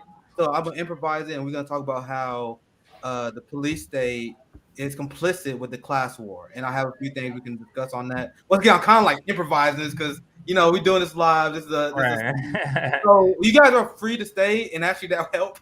But you guys are free to go because we're doing this on top of trying to be flexible with a lot of our comrades as well. We also gonna have the Bank Sisters join us. I'm just trying to give you guys some updates because I'm trying to help like fix the schedule. So because Awkward dropping out, we're gonna have the hour before this stream ends. We're gonna have the Bank Sisters. We're gonna have Quaker Socialists in here. We're gonna talk about some mutual aid as well. So I just want to update the schedule for you guys, just because we had some changes. So all you guys, if you guys want to stay for the next 45 minutes or so, or even for the police abolition conversation, you guys are free to do that as well. Just because this is all about dialogue, right? So that's all I have to say. I'll pass it back to CJ. I just want to say, I just want to make a little scheme. Zionists, Nazis, same thing. Same thing. These are the tough conversations that we gotta bring it up. How real is Israel? But anyway. And the Bettache nation, the Bettache indigenous nation is watching in Brazil, is watching the panel. I just pulled up a comment from them. All right, are we back on me? I'm sorry, I was wife and daughter. I think Professor Zenkus had something to add. Okay. I just want to say this just as another, just to let you guys know, take care of the business. We have part 2 of this stream is already scheduled, so you guys can see it in our subscription box. That will be the start of the conversation with Brianna Joy Gray. So once this stream ends, we'll just transition to the next one. But we keep you guys updated on how the process is going to work. But sorry, go ahead, guys. No, I'm going to be transitioning out. The start of the new hour was my break time, so I'm going to be taking a break. I'm back on for the disability rights, but I did want to leave everybody with this great conversation. It is, I'm amazed at the people that are watching us, and it's been solid 500 that are watching us. So the people want to hear what we're saying. The people want to hear these conversations. So I just want to say I'm just so happy that these conversations are going as well as they are so far, and I don't have any doubt that they're going to continue doing that. So I want to leave you with that. Continue your great conversation. I'm going to be checking out, and I'll be back in a couple of hours. So check it out, guys. Take care, CJ. Right.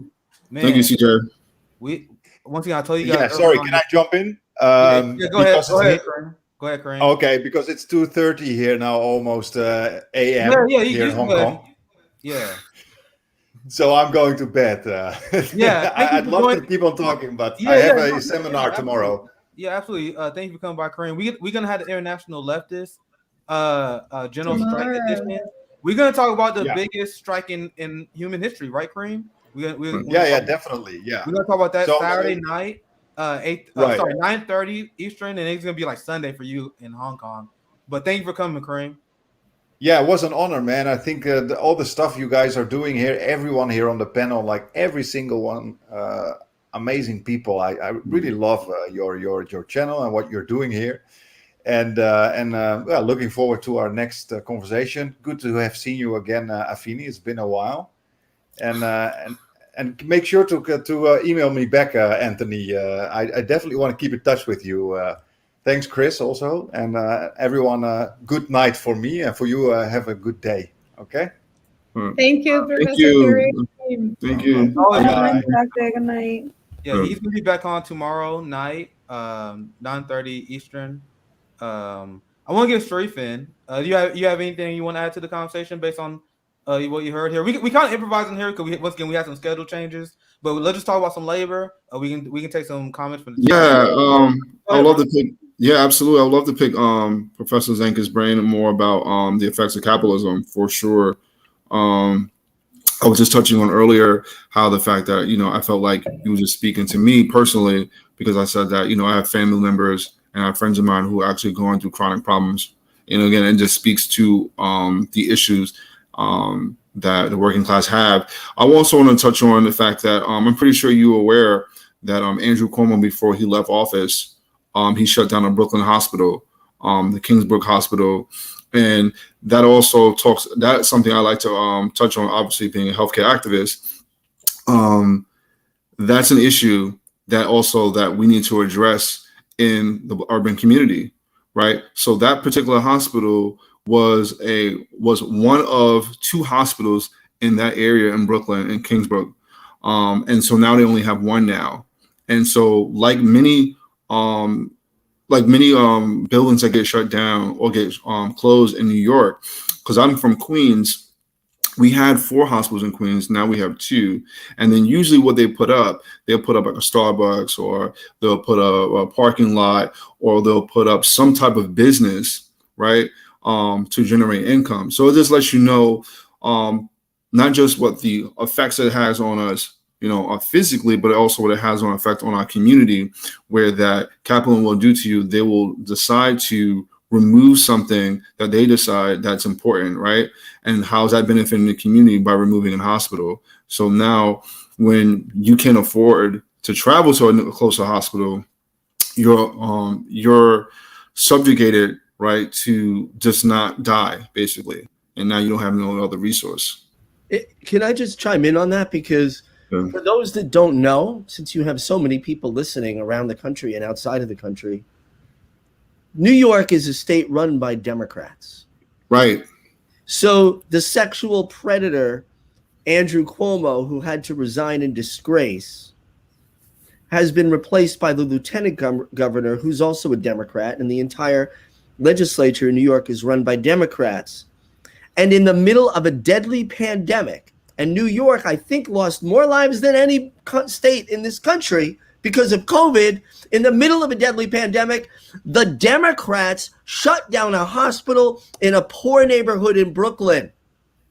The Democrats. Who didn't pass single-payer New York? The Democrats. Who didn't pass single-payer healthcare in California? The Democrats. Yep. Who runs the state of California, where unhoused issues are so rampant, and who puts Black Lives Matter stickers on their cars and little signs on their door on their yards, but then votes against multifamily housing in California? The Democrats, white liberal Democrats. And what is accomplished by closing a hospital? This is a tool of genocide. Yep. Robert Frost said the only way out is through. You can't go around things to solve a problem, right? We need to stop going around this reality.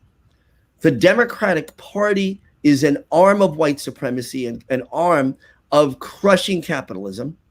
And the only way through, the only way for a society based on mutual aid, which Afeni is talking about so beautifully today, the only way through to that is the complete political destruction and dismissiveness, dismissing of the Democratic Party. I will fight to make sure no Democrat wins any office, local, state, or national again, because I know who they work for and what they represent. And when they have all the power, they shit on the Black community. They close your hospitals. They don't prosecute the cops that murder your kids because they don't care. You're on point, and once again, I say I'm not for everyone because I told people my priority is fighting the Democratic Party. I'm in a blue district. We are ran by black congressional oligarchs. These are the same black congressional oligarchs that sell us out to the police state. Emmanuel Cleaver, our congressman in Kansas City, came out against Medicare for All, came out against climate action. So when you come out against climate action, that means you're talking about our communities that got having our water poisoned. Yeah. We need to completely rehaul our entire infrastructure, because Flint was just one example of this kind of stuff happening. And I love that you brought up how New York is run by Democrats. We got to deal with Eric Adams, another black congressional oligarch. And I was about to say this, but since you shared this, I want to get you guys' reaction. I feel compelled. Let me make sure I got the right one up here. But this is what it is like in a blue city. This is the Democrats. This is what we're gonna see more under Eric Adams. No need for me to replay the video. There's a lot of trauma there. But yesterday, the NYPD decided to raid a homeless encampment and brutally attack anybody for refusing to clear out of the only home they have. In the middle, we got the winter coming up in New York. And you guys wonder why I advocate for abolition? The cops do not prevent crime. And the Democratic Party, the Democratic Senate, takes more money from police than Republicans do. Amy Klobuchar was the #2 finance senator from police unions, next to the senator for New Jersey. Sorry, I'm blanking on his name. You guys know? He the Democratic senator for New Jersey. Booker. No, the other one. I think Menendez. It's some New Jersey senator. He's #1, but Klobuchar is #2. I can find it for you guys to fact check myself. But the Democratic Party takes the most money from the police. And look, this is what they do. They use the police in order to be complicit with the class war against the people they say they fight for. But that's every day. That's every day. That's not anyone who lives in New York. They know that most New Yorkers know that's every day. That's not a shock for us. Josanna lives here too in New York. She'll tell you that New Yorkers, we're scared of cops. We do not like cops. New York is ran by the NYPD, which equals Democratic Party. Right. And as a foreigner, it's really fun to watch this lie that's told that you have 2 parties to choose from. I mean, 2 parties in my country have 40, and I can't stand any of them.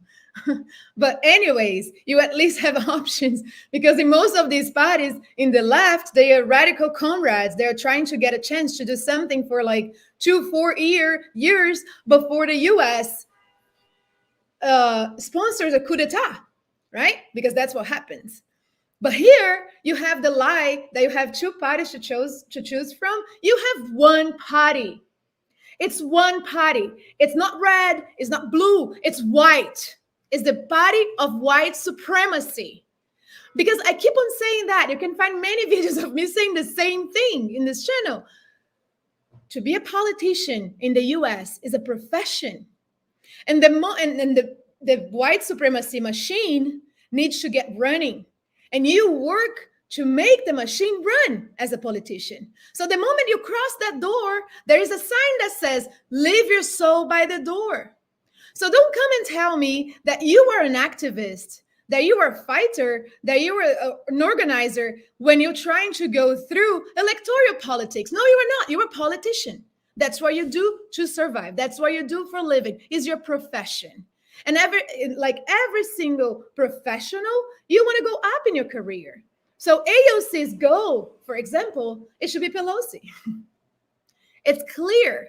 And sometimes I feel crazy because I watch everything play out and I'm like, whoa, most of those things that happen here wouldn't fly anywhere else outside of the border. You have concentration camps for children in your soil. No one's doing nothing because it's not with you. The excuse is oh, they are not American children. Oh, really? There are American children in Baltimore dying from starvation. Here in Brooklyn, you can find Josanna, they will say they're illegal. They're illegal. They're aliens. They're illegal. No, why are they coming here? That's I not heard true. so many times you complain so much about the United States. Why are you coming here? That's why I answer CJ like that. Right. I came here so I can destroy the empire from the inside because the world needs balance. There are so many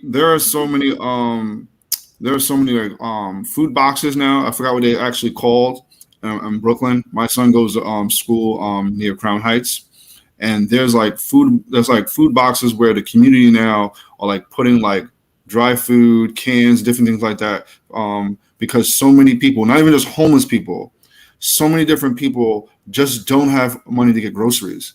Like there was a period where the news used to show like the Salvation Army giving out food to the community. That's still going on. That hasn't stopped. And the reason why the news media obviously stopped showing that, because they want to show success, capitalism working, the government's working, everything's great. No, it isn't. You know, it's still going on. These problems still hasn't gone away, and everyone wants to blame COVID for the reason. I was like, no, that's capitalism. That's been here, right? So that's not going away. It's just amplified. It's made it worse.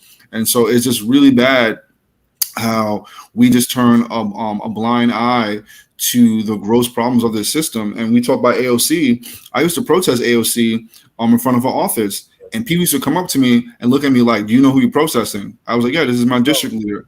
I know who I'm protesting, right? And people like, these are not just Twitter trolls. These are people literally in person will come up to me and look at me like, why are you doing this? You're crazy. Like, you know, she's an ally. Like, no, she isn't. You know what I mean? And it's like, people will fight, you know, the slave catcher and tell you, how dare you, like, you know, attack this person? This is ridiculous. It's like, it blows my mind. Like, what does this person do for you? Yeah, just to add to that, yeah, that's exactly what our propaganda convinced people to do. They want to defend the feelings of the politicians and attack the activists and workers that want to hold them accountable. You saw even CNN was melting down when you had there were a lot of like Republicans and Joe Manchin who had like real people in their face calling them out, and then there was what was it, Anderson Cooper? He was on CNN like, this is out of line. Like there's a point where you actually become to a truth. So these are normal people. They need to spend time with their family. Hey guys, the United States Congress is the most violent institution in human history. Show me who got a bigger body count. And Josanna mentioned something before. If you think we have two parties, you're definitely mistaken. I joke all the time when I said the Joe Biden administration is the 11th term of Ronald Reagan, right? It's a funny little jab, but I'm laughing, but I'm not laughing, because this is the neoliberal regime. The same trickle-down economics, expansive offensive military budgets, giant police budgets that do not justify themselves, and those police budgets expanded in the 80s that continue to expand every year, even though they don't do anything to stop crime. But this is their ideology. They believe in austerity politics, corporate bailouts for the rich. They believe in funding genocides in multiple countries in order to destabilize any leftist government. Mm-hmm. So where's been? So I talk to Trump people about this all the time. Stop paying attention to the culture war. You deeply unserious clown. You guys support the same thing. Like if MAGA was being honest with themselves, they wouldn't be saying, "Let's go, Brandon." What's your objection? Hey, MAGA, for real. I want to hear the objection. Hey, Joe Biden is expanding the police budgets like you guys wanted Trump to do. He is a loyal apartheid puppet of Israel. He is trying to destabilize and overthrow Nicolas Maduro, the guys you guys wanted to do. He expanded the he expanded the ICE camps. He actually gave ICE more money. So what is your objection? What is your objection? I've been asking. No one tell me. They're like, well, Joe Biden, he said he liked critical race theory. You see how deeply unserious? The most racist public official in the last 40 years, they think he's a champion of critical race theory. This is how deeply unserious they are. But that's the neoliberal regime. And a lot of people get caught up in the two-party game, and they try to think these parties actually separate themselves. They're going to do the same thing. They're going to destabilize the global South. The CIA is going to get their funding no matter who's the president. No matter who's the president. And once again, people like AOC, they're not going to call that out. They know their line. But I'm going to pass to you guys. Josanna set me up. But go ahead. Unapologetic. We got him back. So I think it was Karim, the previous guest. He said something about like he gave the definition of neoliberalism. And both parties, they are by definition neoliberals. Hey, you want to read it? It's always fun. Yes. Let's do it. So I'll keep talking. You pull it up.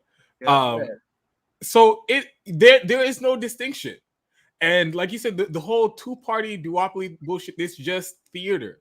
because at the end of the day, they support the same policies, they're upholding the same brutal capitalist system. Hey, unapologetic, I set you up here, but this is the definition of neoliberal. So when I talk to Trumpers, I'm like, bro, you're a neoliberal. You're not a conservative. You don't believe in fiscal responsibility. You support giant police budgets. You support giant military budgets that don't justify itself. You support a healthcare system that actually costs more than single-payer healthcare. So you're not fiscal conservative. You are a neoliberal, favoring policies that promote free market capitalism, deregulation, and reduction in government spending.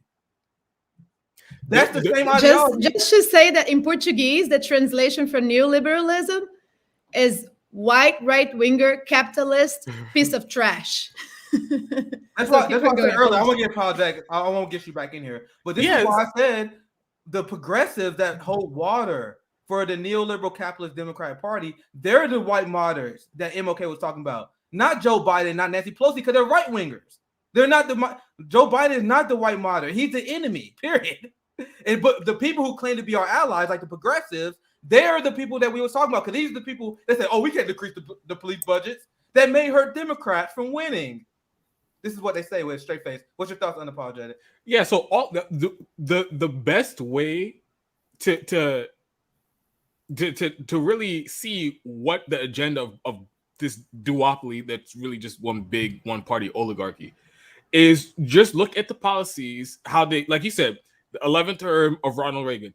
There is no break. Every single one of them continue the same policies, exacerbate the same policies: the imperialism, the class warfare, the militarization of the police, and the sicking the police on the public to keep the poor in line.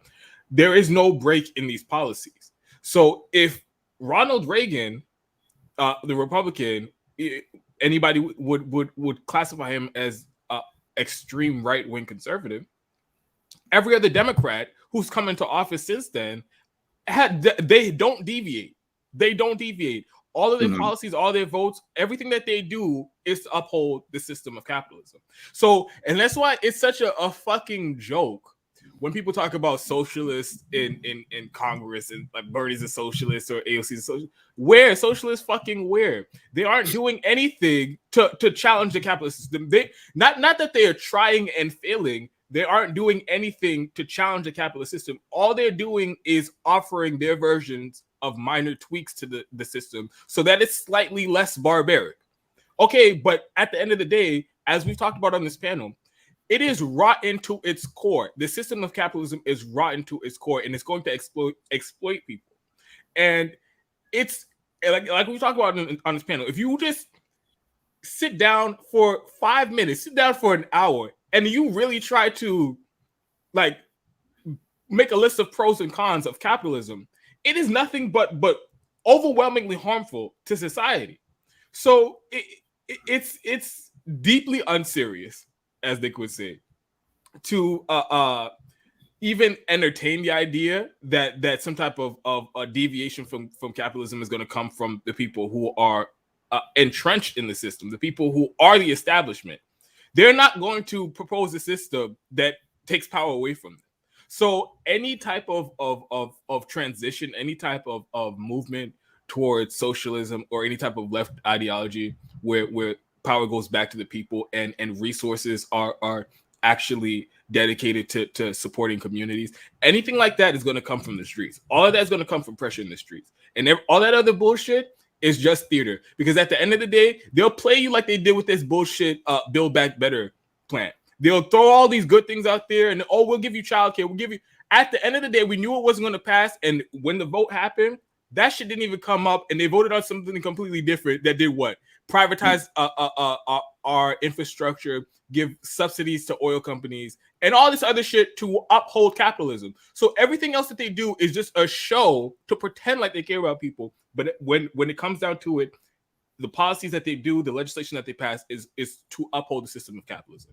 Could I apologize? I just want to follow up what you just said there, because you touched on a very key point. A few activists already know already. I want to start doing direct action training, because direct action training is super important on top of having a general strike.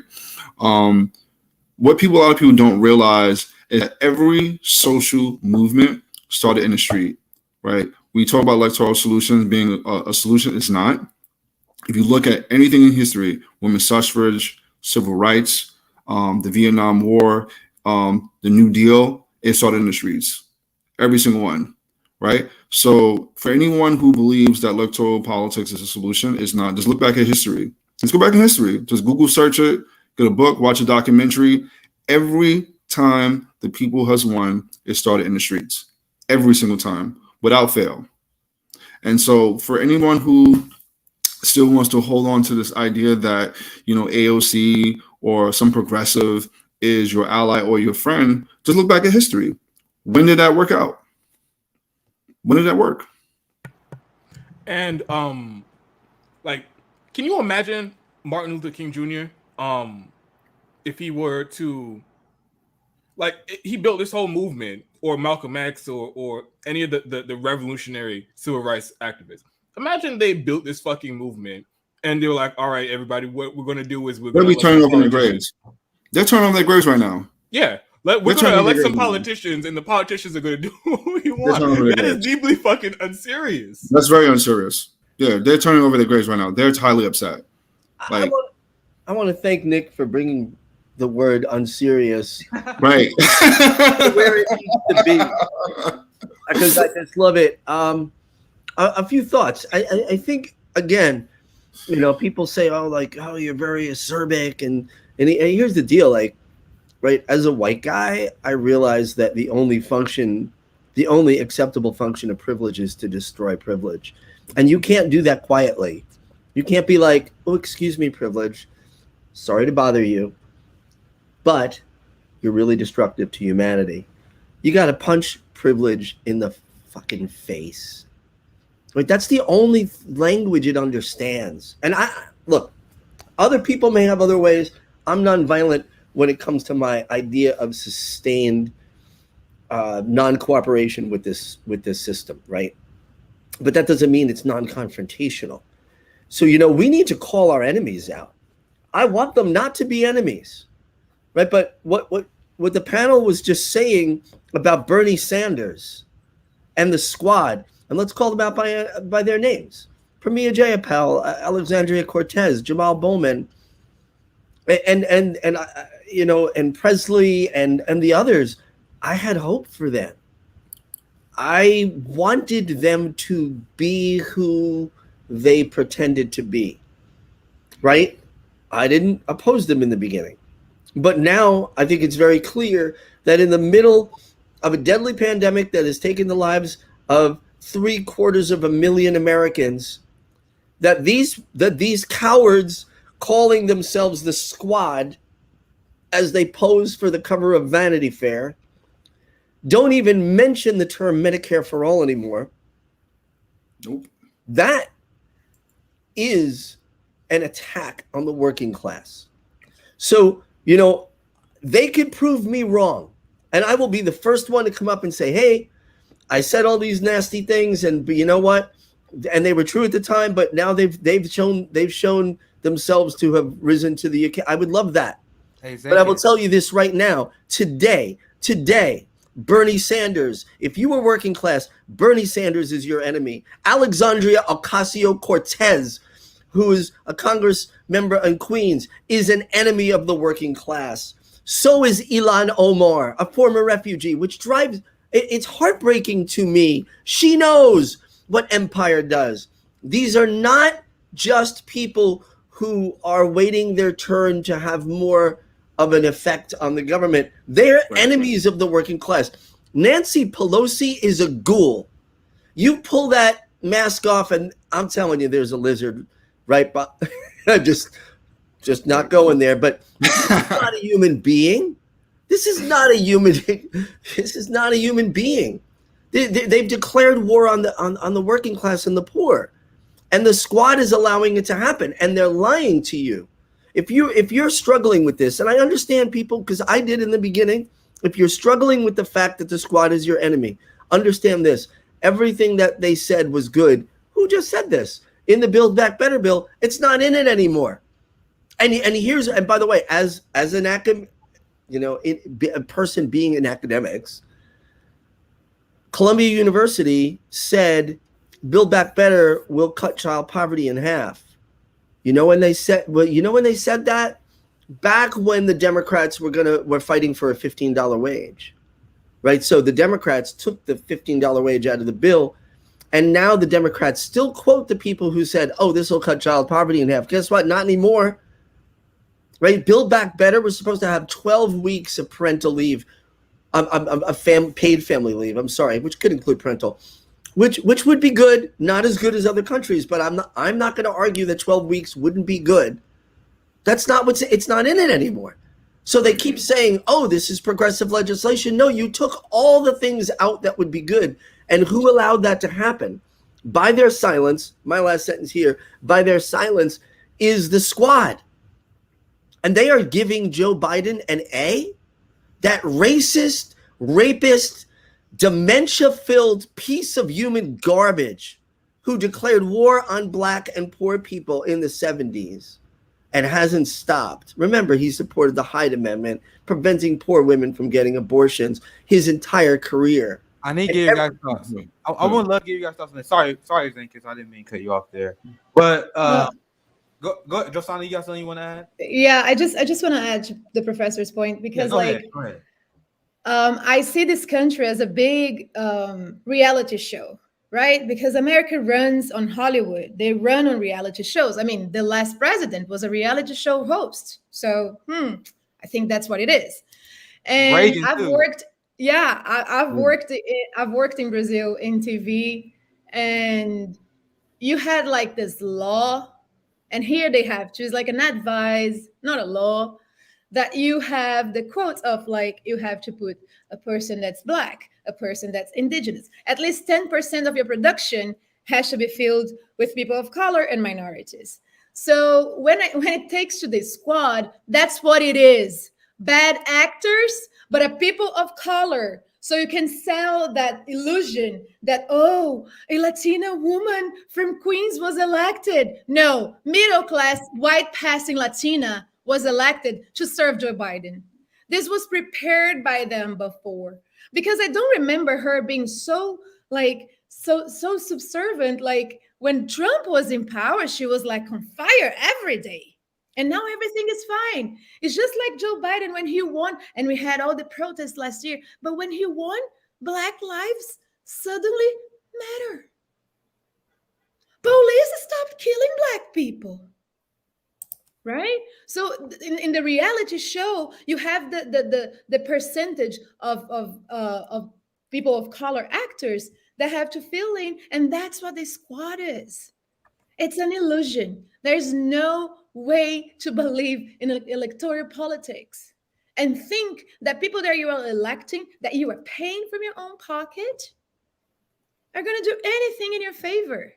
Like this country, it's so crazy. Like to me, it was like the first time I stayed I had to go to emergency, and I waited in a room for like 8 hours, and it was a mess. And then the bill, like it's so crazy to see that we pay taxes, like they are very expensive, and then like 40% of the taxes go to the military to fund wars that I am against. I don't support those wars, but I'm paying for them. And then the rest of my taxes, I don't know where is it going. I want to ask around, and I want to discover, because there is no universal health care. They were looking at the Pentagon, and somehow they lost trillions of dollars. There are no you guys heard about that anti-corruption story, laws. right?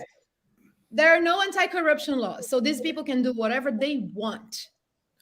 Politicians in America can do whatever they want. They can get in a helicopter with a billionaire. That's not a problem. So there's no universal health care. The roads suck. I don't drive, but I know that. And they're mostly privatized. There is no public education of quality. And I'm talking about universities. I am graduate. I've never had to pay $1. And I have no debt.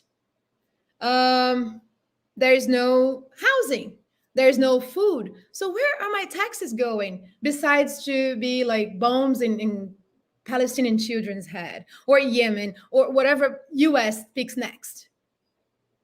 So it's a lie. It's a big reality TV show that's like, it has to end. It has to get to the last season, and I think we should think that the last season has to be now, because we're running out of time. We're running out of time. I want to hear from Afeni. Huh? Go ahead. I want to say, I would just say, at risk of sounding like I disagree, I don't disagree with anything that I just said. But I will say this. I do not believe that everybody has to agree with me. You see what I'm saying? If you really genuinely believe that electoralism is a tactic, that's your genuine theory of change, then that means you should be pushing for the type of electoralism that they have in France or in the UK, where there's an actual relationship between the labor parties, the leftist parties, and all those people, and the yellow vest movement. Like, if you feel like electoral politics is your thing, if you feel like electoral politics is where it is, then you should still be pushing for a revolutionary look at what that system should be. And a two-party system ain't it. Y'all should be the main fucking ones supporting third-party candidates instead of the Democratic and the Republican parties, instead of punching down and talking down to people about whether or not they should stand in solidarity with these tactics. Like, I will not take any politician seriously that does not take meetings with activists or organizers. And none of these motherfuckers do. Not even Cori Bush, not even AOC, not any of these, none of them do. None of them take any meetings with grassroots organizations. None of them take legislation or written by people that have that are grassroots, that have more radical policy positions. They don't take policy written by them. The Democratic Party does, though. Alec and all them, guess what they do? They pass their legislation to the people the people that are subservient to them. Period. So if these people are really a part of the revolution, you say this, they're so much a part of, then how come they're not taking legislation directly from you and from your organizations and from your platform? How come all of these people don't come on any left media? Not even the big ones. Not even the big ones. Not even the people that say they have such a close relationship with these politicians that they did so much to organize for them. Like, let's be real, not really. But you did all of these things and they won't even talk to you. So, like, when is it gonna click? What's not clicking, Steven? What's not clicking? I'm trying to understand. Because if you really think change is gonna come from them, I feel like at this point you're kind of being borderline delusional. And I'm saying this as somebody that works for a congressional candidate. I understand the inclination to not want somebody like, I don't know, Steny Hoyer or Joe Crowley or any of them in Congress because, whatever.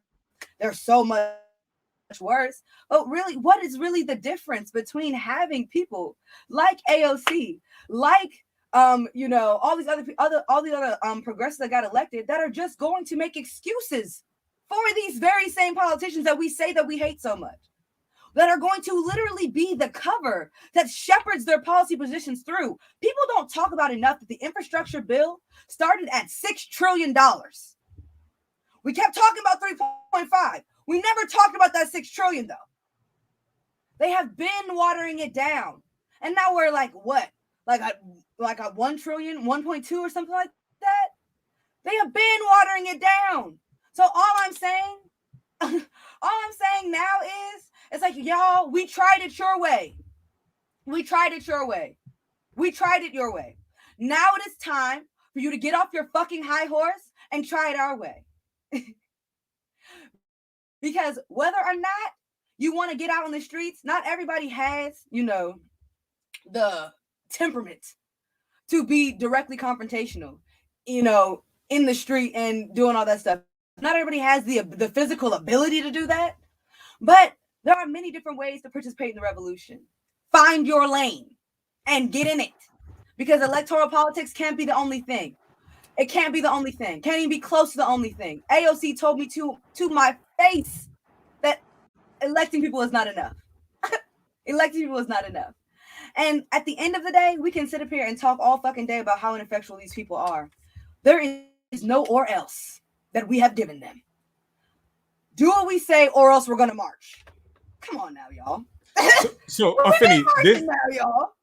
Do what we say, or else we're gonna write a strongly worded letter attached to a petition. What? Do what we say, or else we're gonna run a special election in your district.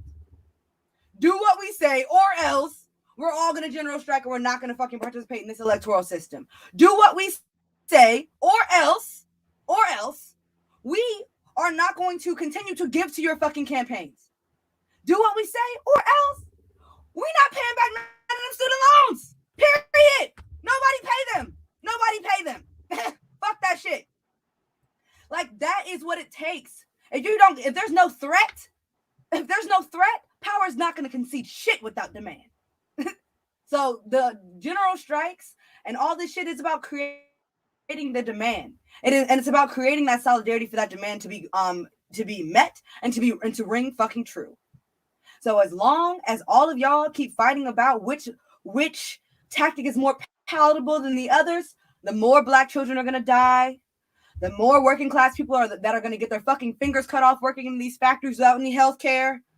All of these things will still happen as long as you're making excuses for these powerful motherfuckers that don't give a fuck about you.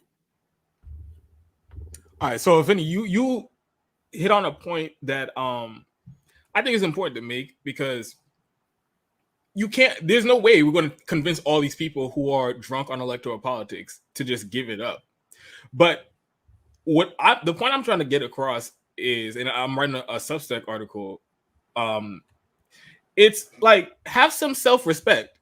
They clearly don't give a fuck about you or anything you want them to do, and they're going to do the exact opposite, and they're still going to count on you to come in and get them elected, donate to their campaigns, and phone bank for them, and knock on doors for them. So you set up this dynamic where they can literally be as bad as any corporate Democrat, any establishment Democrat, but they'll still get the support from the left. So even if you want to elect some politicians and you think that's how we get Medicare for all, you think that's how we get any of these policies, you got to at least be able to draw a line in the sand and say, okay, maybe it's a politician, but it's not these politicians. Like, if I feel like people, once these Justice Democrats, Pramila Jayapal, AOC, and Ilhan Omar, Rashid Tlaib, Bernie Sanders, once they're there, everybody is so afraid of, like, the movement losing some type of positioning or losing any type of status or anything if we get rid of those figures. So they just defend them at all costs. But what you set up a dynamic where they can literally be the establishment, and nobody's ever going to pressure them from the left to do anything different. So if you support electoral politics, if that's what you're going to do, then why not? Because even the people who are most, like, up on electoral politics and think that we should be devoting our time and energy to electing politicians, even the people who really believe that, there's no strategy that I've heard that doesn't include pressure from the streets. So if the politicians that we have currently aren't doing what's supposed to be done, threaten them with your support, your resources, your volunteer hours, and all those things. Be like, I'm not going to give it to you while you're doing the exact opposite of what I need you to do. And until you do what I need you to do, I'm taking my energy and I'm putting it in direct action. I'm in the streets. I'm doing mutual aid, because we're gonna need it anyway. So it's not gonna hurt the movement to take away your resources from these politicians. Maybe, and honestly, I don't even think they would lose their re-elections. But even if they did, fuck them. Then somebody else will come along later that you could support that's worth it there. But what is a constant, what's always going to be needed, is direct action. So you can never go wrong if you take your energy and put it there. Never. So all this, a lot of people like to fearmonger. Oh, you're telling people to stop supporting these politicians, and then that's going to cause them to lose. I'm telling people to support direct action, and that direct action is always necessary. So I'm not doing any harm to the movement. I'm not even doing harm to these politicians. But if I am, fuck them, because like I said, they're not doing what they need to be doing. Thank you for that, Unapologetic. We are wrapping up this last hour, and I just want to thank Shareef for joining us. You drop so much knowledge, and we can continue to learn a lot from you, brother. And I definitely can see us having conversations on the future on here. And this is what this community about, is learning from each other. So any last words you want to say for we send you all, Shareef? You muted one sec. You muted. Just check that real quick. Yeah, I just want to touch on what Afeni just said earlier. When Afeni was down in D.C. for the March for Medicare for All, powerful speaker. She did a beautiful job. Cori Bush showed up. And I just want to make a point. That's what it's going to take to get these elected officials to actually listen to you. And I got slack for a lot of people for not letting Cori Bush speak. And I told people the reason why I wasn't going to let her speak, we spent $7,000 for that march. That march was not expensive. A lot of people don't realize that a lot of these actions, they cost money. And I thought it would be disrespectful to do all the organizers, all the activists, all the people who donate money and time and labor to come out and support, Medicare for All, for have Cori Bush speak. When we sent her letters, we DM'd her, we reached out to her. She did not answer us. She made it seem like, oh, I never got any phone calls or messages in my office. I know that's a lie, because we know we sent her letters. And I was like, no, I refused to let her talk. And she was just going to come out and bullshit y'all anyway. So right. Yeah, that was a good call, because right. Get Cori Bush props for really showing up, because she didn't support the demands. Right. A lot of people don't know the Medicare for All March had demands. It was demanding Joe Biden to use executive authority to give us Medicare for All because we're in a pandemic. Cori Bush was asked this, and she said we shouldn't do this right now. So why you showed up at the march, you don't support the demand? Right. What the fuck? Right. Anyway, thank you. That was a good call. Right. That's my take on why that was a good call. Right. Thank you for coming on. Afeni will be back with Bree. Mm-hmm. That's gonna be such a good show. Bree's gonna be on. She's gonna be hosting. But I appreciate you joining my panel as well, Afeni. You have any last thoughts before you sign off here? I'll just say, just love each other, be patient with each other, and understand that, discourse and disagreement is natural. It is healthy. We should be disagreeing with each other. I don't ever want to be in a room where everyone agrees with me. That's weird. That's fascism, and it's strange.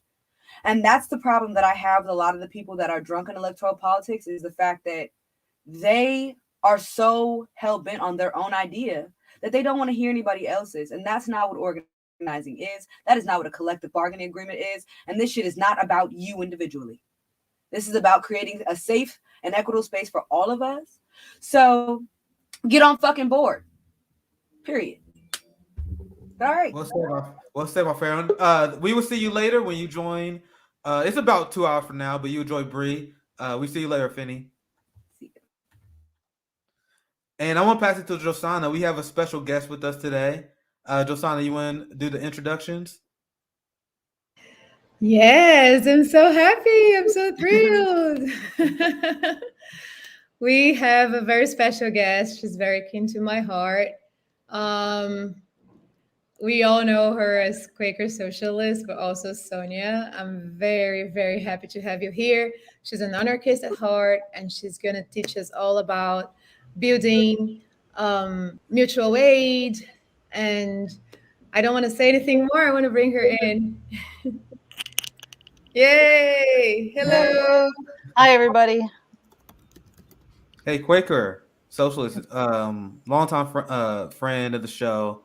And you have a lot of experience and knowledge with left community building, mutual aid work as well. So I'm not going to assume anyone know your background. So I want to give you an opportunity to just introduce yourself to the audience and what exactly that you want to discuss and promote during this hour of this discussion. Oh, thanks so much. I have been such a big fan and follower of Nick for the longest time, and the Fred Hampton Leftist for the whole time since April. So it's been just a pleasure being a part of this community. I've really enjoyed it and getting to know more of our friends, building this network. This has been a dream come true. My background is in anti-violence and sustainable community development. I'm a red diaper baby. I'm from socialists, anarchists. My family has been in strikes. We've had to give up family choices My dad was on a strike line for a year as a social worker in Minnesota. His office was in solidarity with the secretaries who were fighting for their rights, and in the end, Minnesota won the equal pay for the state of all employees. So my dad was incredibly proud of that, and he also had to make a lot of sacrifices with 3 kids, and he was just a social worker. Contrary to people in Twitter, social workers are workers. They're part of the community, and they do function just as anyone else does. They got bills to pay, kids to feed, and they work hard to do what they need to do. For me, I've always been in politics since I was like 12. I was door knocking. I've been an intern in many political offices in Minnesota and in Washington, D.C. And I didn't know where I wanted to go forward. I knew that I wanted to learn. And so I started off in Soviet studies for my undergrad and learned Russian. Then I did what most Minnesotan lefters did. I joined the Peace Corps. I went to grad school for multicultural management and sustainable development at an extremely far left school in.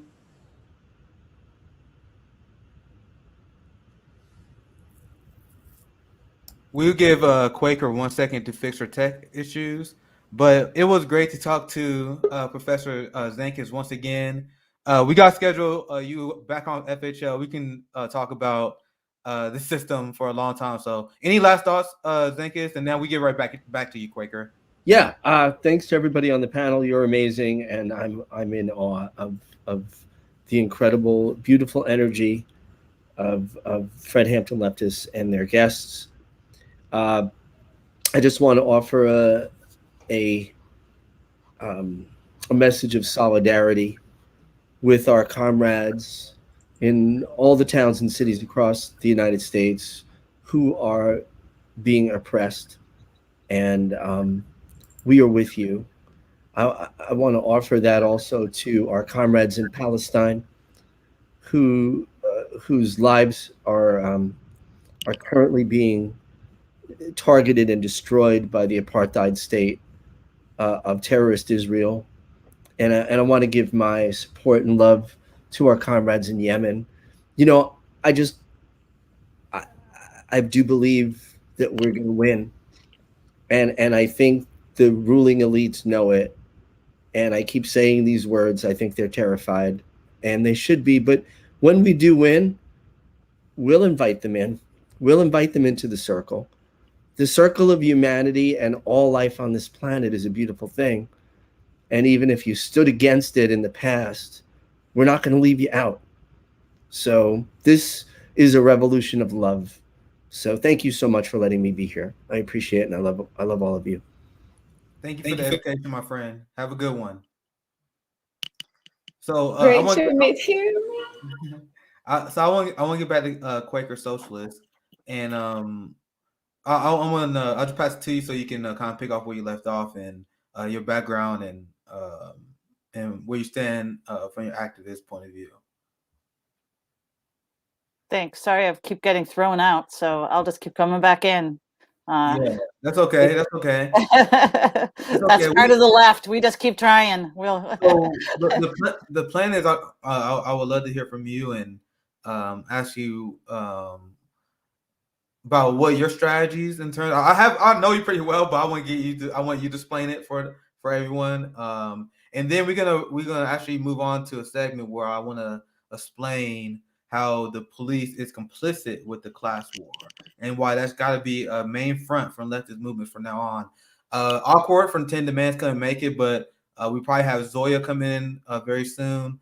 We'll have Johnny Alcaz join us on the next hour. And I think that would be a great discussion with you as Quaker because he, once again, another advocate of mutual aid, worker co-ops. So anyway, I want you to continue, Quaker. Go ahead. Yeah. No, I appreciate it. lots of these topics are so critical to our work. So I'm just glad to be listening. And yeah, I was just saying that.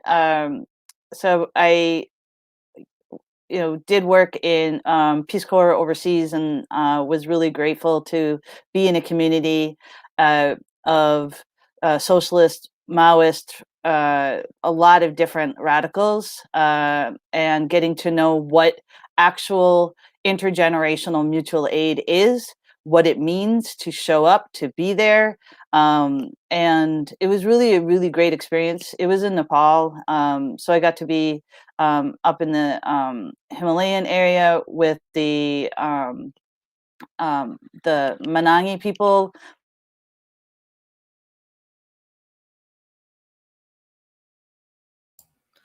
Oh, it seemed like Quaker maybe having some issues. We just be patient.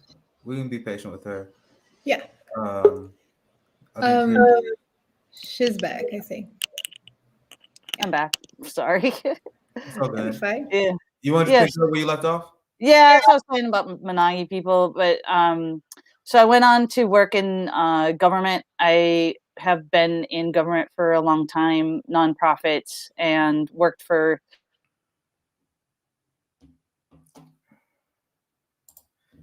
Yeah, that's unfortunate. That's unfortunate. Let's hopefully we can get this figured out with Quaker. But on top of this hour, hopefully there we go. Let's try this again. Let's see if we can get this to work. Be patient with us, guys, please. You want to try again? Go on top. I can try it again. Yeah. I also have it on my phone. I can like hop in on a different way. So if I drop, I'll try one more time through the phone. Yeah. You can also try audio only. That's why I see someone suggesting. See if that works as well. Okay. Maybe it's a video glitch as well. So yeah, I think that can work. Cool. Awesome. Yeah. So I've just worked in. Is it working? Yeah, we can hear you. Oh, okay. Yeah, I've been working in government. I was the kind of like the hired radical for my local community, and they didn't know that they hired a radical. I think they thought they just hired some part-time mom, and they didn't really check under the hood too much. So they ended up getting stuck with me for 12 years, and I got to do a lot of policy changes around police, anti-violence. Then we use the word restorative justice. It's now better to use transformative justice, and we did a lot of community organizing. But in my off life, I do mutual aid and transformative justice in the community. And so I think that's kind of like what we're wanting to kind of center on right now, which is I am actively working in a mutual aid society, which is a 2-city society. And also, I would love to learn more about that as well. But go ahead. Yeah, absolutely. And then also working with the different cooperatives and communities around the state. We're in community with experts that are doing solidarity economy and learning from them, learning from our elders. Strong Oak out in Western Mass, an elder Native American woman holds conferences and is teaching about intergenerational mutual aid strategies on building and supporting and loving each other in interwoven ways. And I think that's essential for how we're going to be able to move forward with dual systems. And I think that's where I think we'd like to be talking about that today. And what can we learn from our teachers and the people who have been doing this forever? Well said, Quaker Socialist. Once again, she has so much to say on this topic because I want to pick your brain more on the concept of mutual aid societies. This is something I've been trying to read into and see how we can actually apply this in our everyday lives now. Because once again, I'm now at the point where I want to readjust my strategy. I'm very clear. Like about 2 years ago, I canvassed for Bernie, so I used to agree with the strategy of maybe we can have a top-down model where we may have some saviors like Bernie. Like this is why, like the kind of stuff you would think, like people think, right? Like just electing Bernie would probably be enough. Like this is kind of what my mindset was. But now I'm like, we live in such a failed state. The police state is so rampant, and they can literally fucking openly kill you, gas you, and you have a large percentage of the populace that will defend that. So we need to find a way to not only challenge the system, but we need to take care of our neighbor right now. Like if you have a plan of getting us Medicare for all within 15 to 20 years, like some people said, like that's not actually going to take care of people now. And stuff like mutual aid societies, once again, I just want to learn more about it. I think that could be something that the left can discuss a lot. Once again, I'm 100% transparent. I'm not an expert in mutual aid societies, but I would love to learn about it. Yeah, I give you an unapologetic. I tag you right now. I just want to introduce my friend Zoya. She co-founded 10 Demands with me, and I'm gonna have Awkward back on. Unfortunately, he couldn't make it today. So what we're doing, I'm gonna have Zoya on. We're gonna talk, and we can also discuss here very soon how the police state plays a role in the class war. So welcome to the show, Zoya. Thanks for joining us. Hi, friends. Thank you for having me. Thank you. But I want to get back to Unapologetic. I want you to finish your thought. I just want to get Zoya in here, and then we can get you in here. Go ahead. Real quick, I was just going to add on to what you were saying because we were waiting. But yeah, I just don't see how any type of left movement can succeed without mutual aid. Because like you said, if you banking on 15 years to Medicare for all, so everybody else is just going to die until then, like that's kind of crazy. We do live in a failed state.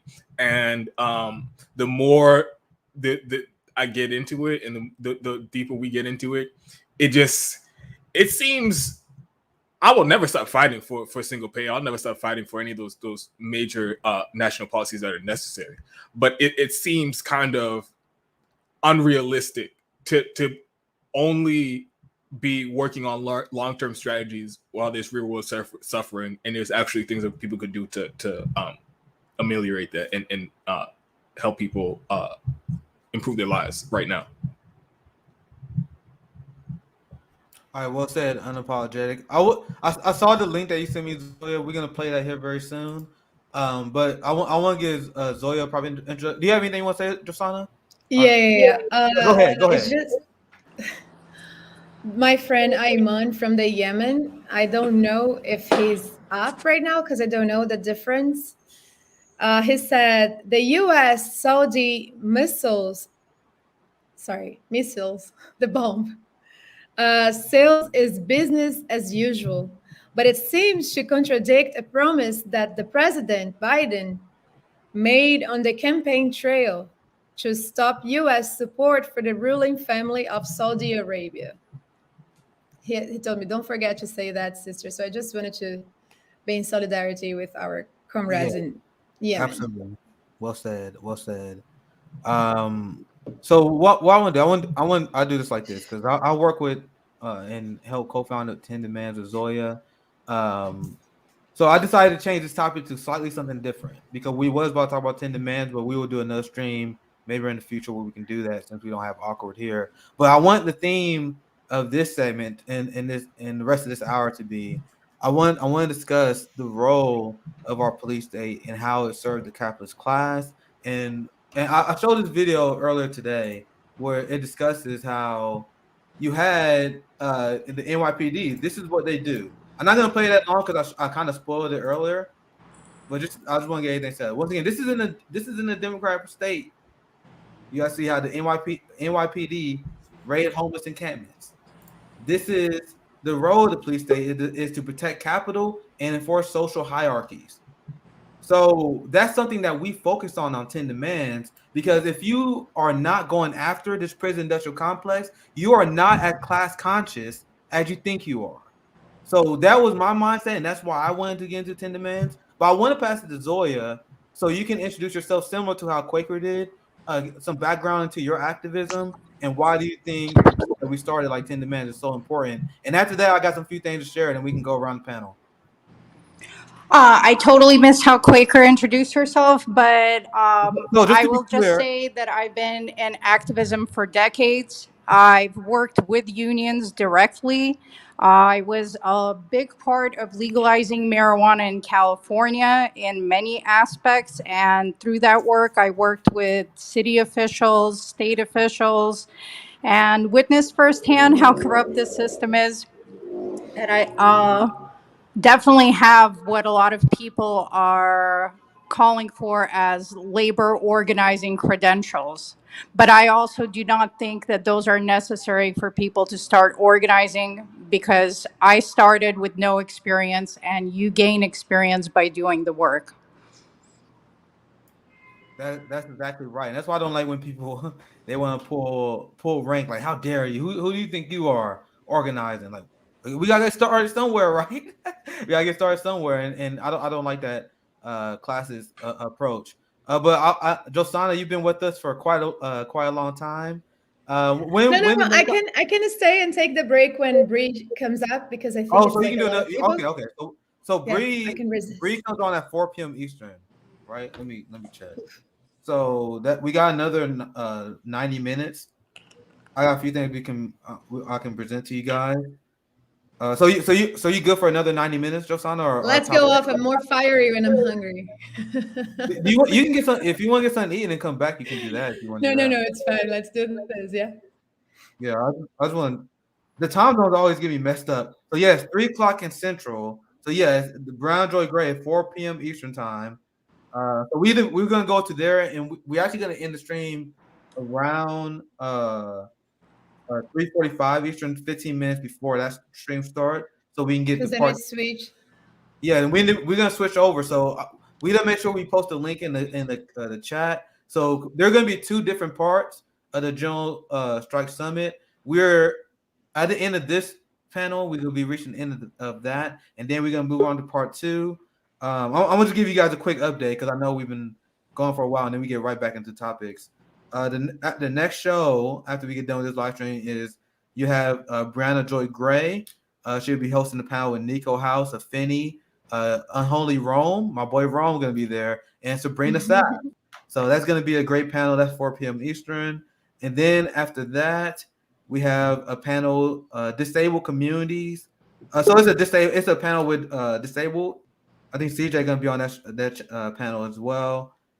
7 p.m. Eastern, we're gonna have Sabrina Sabbs with the Red Braves. They're gonna do a healthcare awareness panel. And then the final panel we're gonna have tonight is 9 p.m. Eastern, hosted by Kamali. This is where we're gonna have Josanna and Tara Reid joining, and that should be a great conversation. Topic is fight the power of wealth and the whistleblowing and the rape culture that you see. The class loyal people were sending their trolls at Tara Reid because they want the liberals to like them, right? So you see what happens when you challenge power structures. So that's the schedule. I just want to let you guys know. So we still got a lot of live streaming to do. So yeah. But it will be a new link, right? That we're gonna give away. Like that we're gonna. The part 2 will start at 4 p.m. Eastern, and we make sure we link you guys. We also had it set at premiere as well. So also I want to share this here. This is actually kind of new, but this I am going to lay out the argument. I think Zoya going to do a good job helping me here, and this is why we formed in demand on how the prison industrial complex, how the fascist police system siphons wealth and destroys the working class. So there are people who believe our giant giant police budgets that might as well be a military budget. Might as well be, because you guys see this. Once again, people. You guys see this. I just heard a bad echo. 1 second.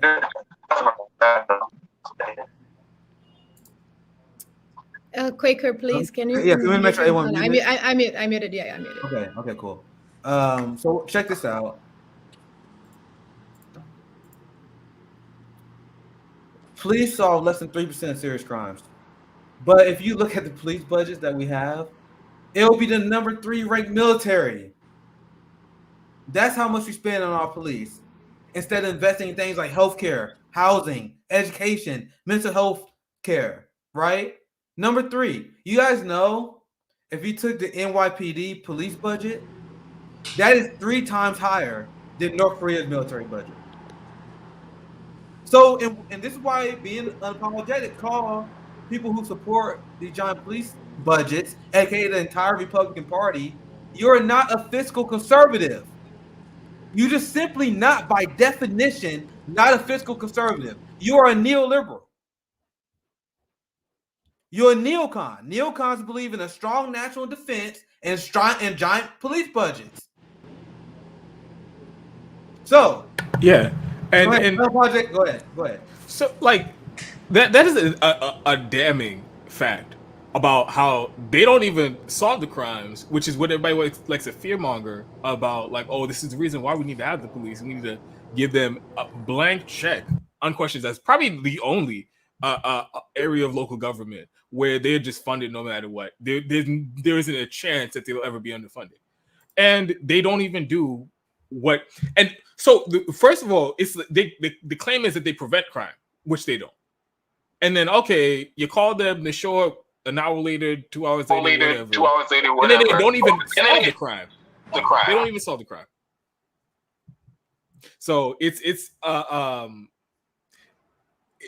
crazy that, and again, this is one of those things that just shows how intentional this all is, because it's not, they're not accidentally dumping all the like resources that should be going towards communities. They aren't accidentally dumping it into the police that are militarily occupying them. They're doing this on purpose. They're neglecting the communities and then putting the police in there to keep the poor in line on purpose. So again, it's just like we've talked about, and like we talked about on the previous panel, about just perpetuating capitalism. Both parties are there to perpetuate capitalism, and the police are a essential part of capitalism, because they're there to keep the rowdy poors in line, and when people are in the streets agitating for change, doing peaceful protests, the police are going to be out there to break skulls and lock people up, because that's what the capitalist class wants. So I just wanted to add that in there. Well said, Unapologetic. Zoya, do you have anything you want to add? I got a few more things I want to share. Do you want to chime in?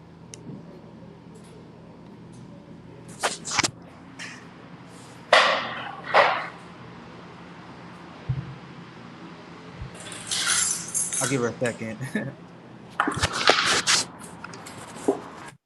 I'll go right back to her. I want to share this next thing, because what Unapologetic said, and this is why I'm covering this story.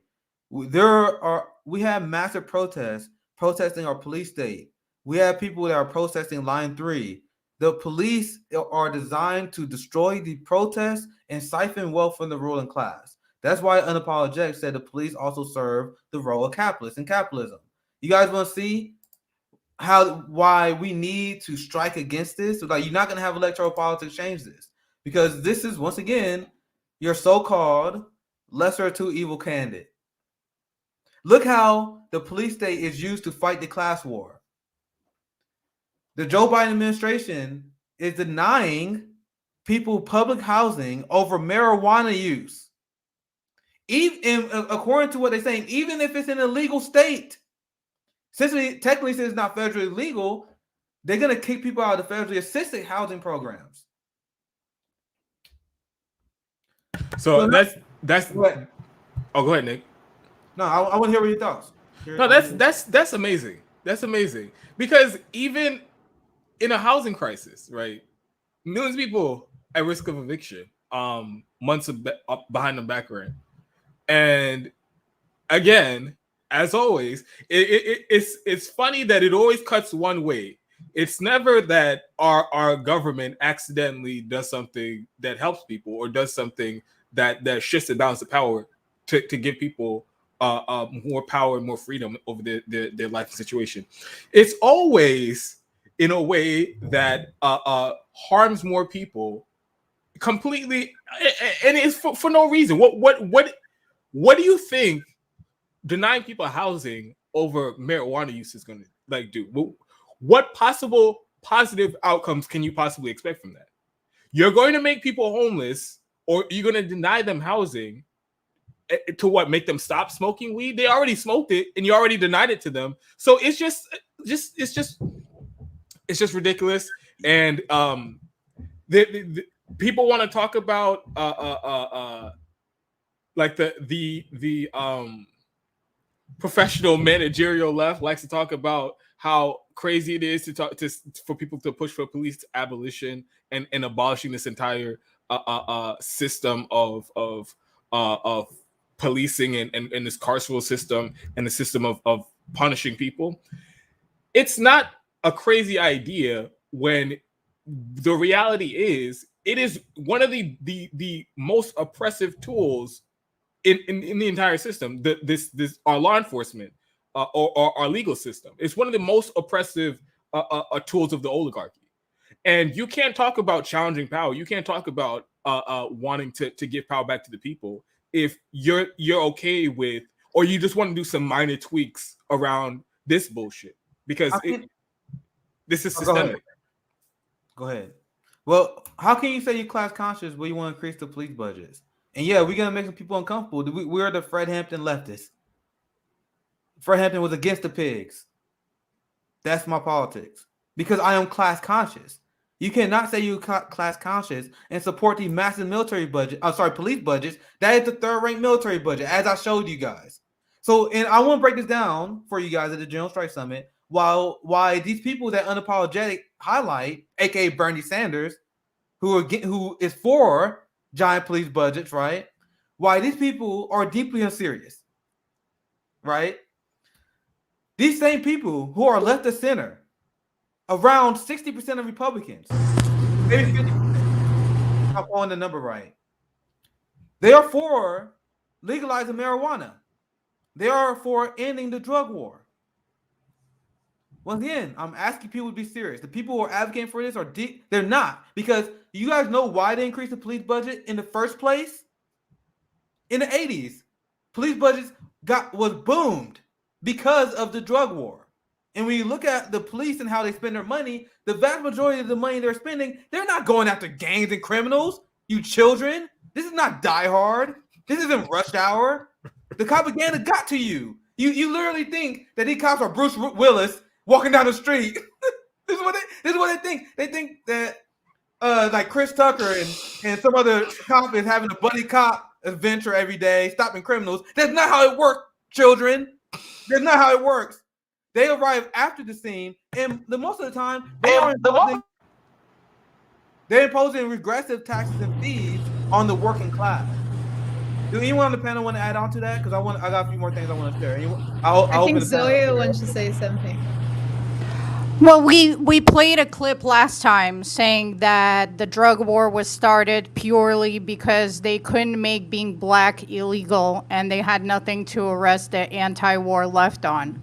It's a manufactured war to support oppression. And so, oh, sorry. Did anybody else hop in want to get in?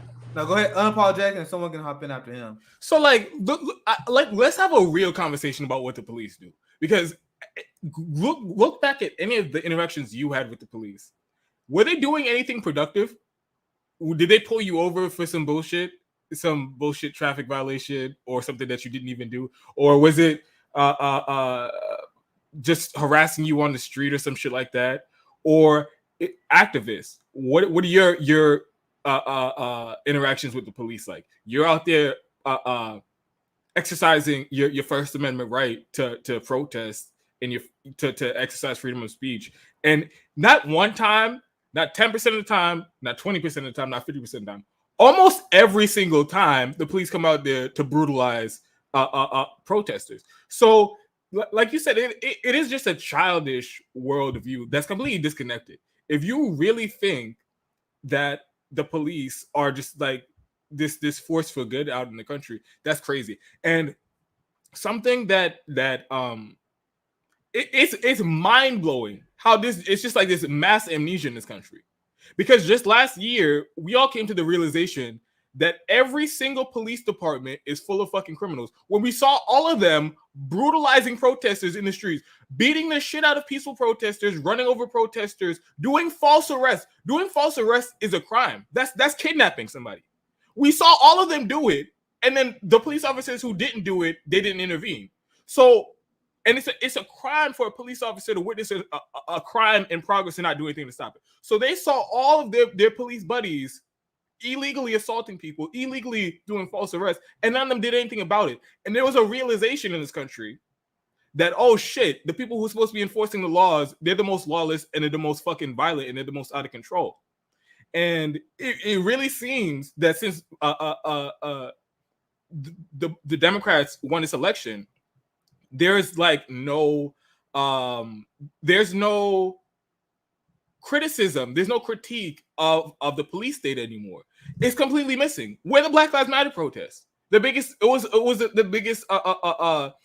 protest movement in U.S. history. A bunch of people out in the streets, city to city, in basically every major city in this country. And now, because the Democrats are in control, it's not an issue anymore. It's the people who cared about it. They think, oh, we got the Republicans out of office, so that means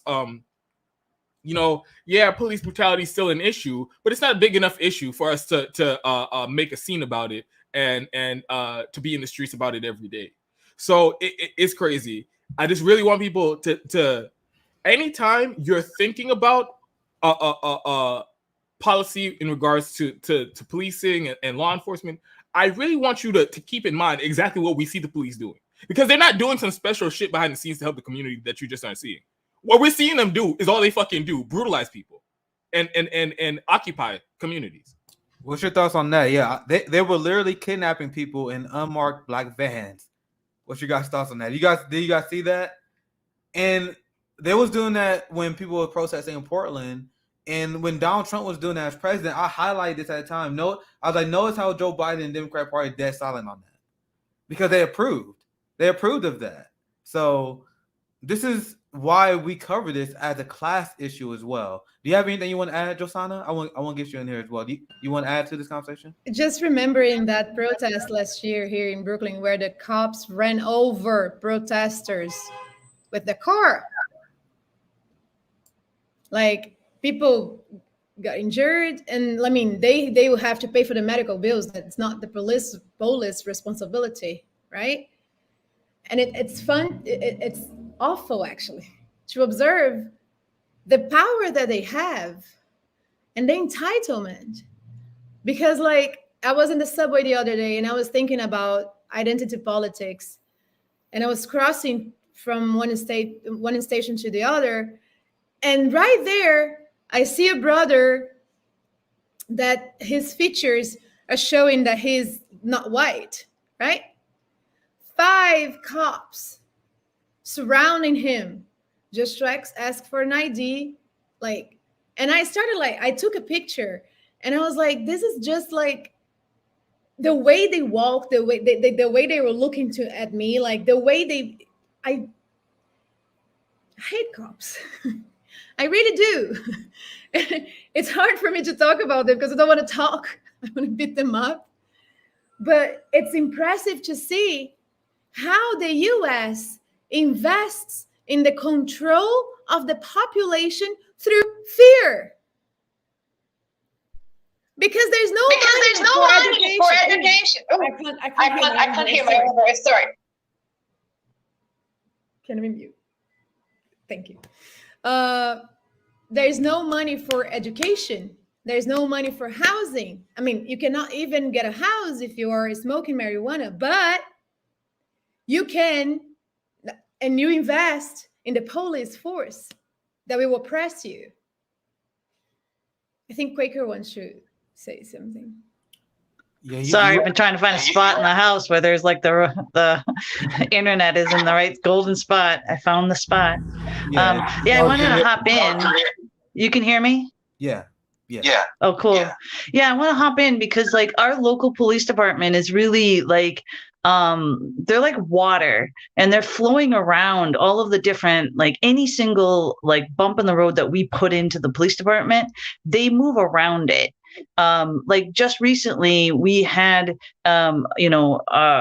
a teenager, somebody who was 13, who put up some really violent graffiti, and the police are offering to manage the restorative justice. And because they're able to like use the proper words, the neighbors are like, okay, sure.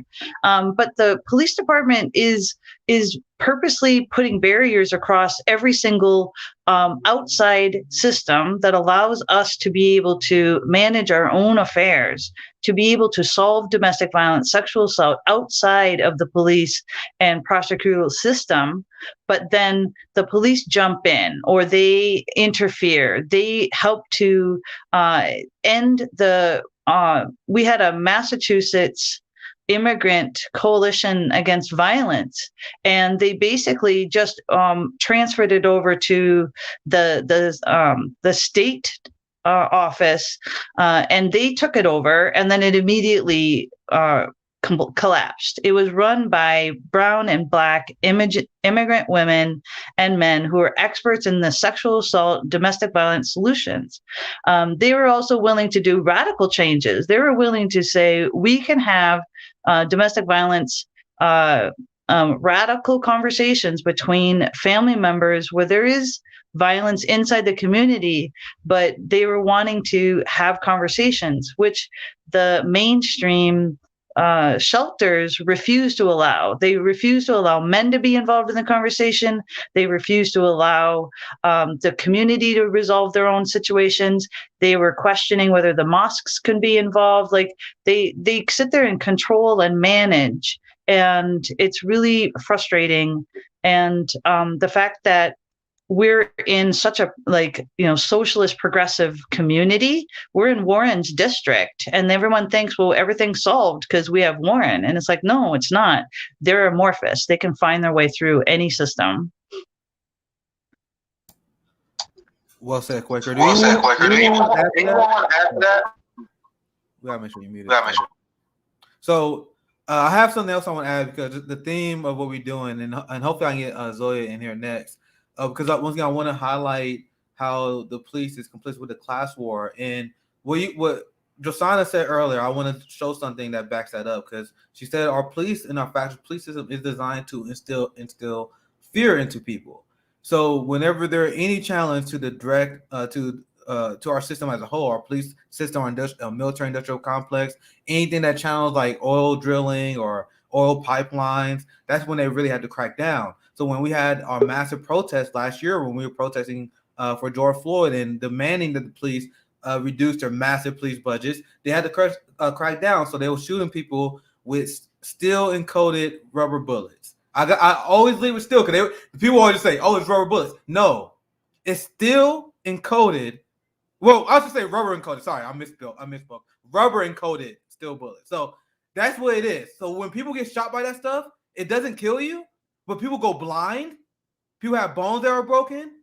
And especially if you're someone who's elderly or weak or sick, which they do all the time, it can lead to permanent damages. So why do they do that? They do that because they want to instill fear into the populace, so we do not challenge our oligarchs in the street. This is what they did. This is what our state did. And you guys don't think we should have a strike? You guys don't think we should take down this system? Imagine if there was another country that was doing this. This is from last year's protest. Federal agents used toxic chemical smoke grenades in Portland. I reported this on my show when this happened, but they was literally poisoning people. And we all know that tear gas is a war crime, but somehow our police and people justify the idea that our government can commit war crimes like poisoning our people. You understand, there have been many cases. This is something that the corporate media have been refusing to cover. There have been activists that was pregnant that are having miscarriages. There was activists that was suffering from asthma that was sent to the hospital once they breathed this chemical. Once again, why it's a war crime. People who have pre-existing conditions, or anyone who's not like immediately super healthy. I'm healthy and I got hit with tear gas in KC. It still fucked me up. I shook it off after a while. But imagine someone who's not a young, healthy 30-year-old male. Someone who probably pregnant. Once again, the miscarriages. This is what they do to our state. This is what our state does to us. And also, this also shows how police are complicit in the class war. But I want to share this next part. Do anyone want to chime in before I move on to the next part of this? I just want to add, sorry, Josanna. No, go ahead, Zoe. I've been going to protests since I was a teenager. And I mean, it's always been bad, but it's getting worse. And when I would go to protests regarding legalizing marijuana, I was able to bring my daughter. You know, we would all get together, smoke some weed in protest, and it was, you know, I mean, cops were being cops, but it was relatively safe. I would never, ever consider bringing my child out to another protest as long as I live after what I saw during Black Lives Matter. The cops were brutalizing people. I have trauma when I see the police. There's something inside of me that just internally, like there's this fear that this person can destroy my life. I've been in handcuffs. I've been to jail. It is extremely dehumanizing. And I have some research I want to share on the topic when you guys are ready to dive into that. Do you want to share it now? I know Zoya, she got the research. So you want to share? Well, I'm going to go on a little tangent with you guys. We want to hear from you. So this is your time. You guys ready? Yeah, go ahead. Okay. So Black Reconstructionists, when writing about commonalities between working class Blacks and whites, pointed out how racism enabled worker exploitation. W.E.B. Du Bois wrote, "The white group of laborers, while they received a low wage, were compensated in part by a sort of public and psychological wage." President Lyndon Johnson was famously quoted as saying, "If you can convince the lowest white man that he's better than the best colored man, he won't notice you're picking his pocket. He'll give him somebody to look down on, and he'll even empty his pockets for you."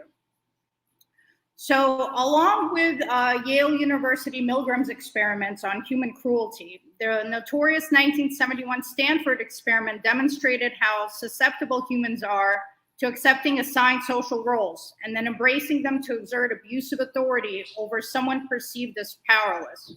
For those who don't know, a bunch of students were arbitrarily assigned the roles of prisoners and guards. The experiment devolved in days, with the students that were guards abusing their power to humiliate, isolate, assault, starve, and generally mistreat the fake prisoners. It's an abject lesson in humans' hidden ability to act sadistically or submissively based on social conditions. We are talking about a group of young white males in Stanford. When you assign power over others in a racist society, this cruelty is exponentially multiplied.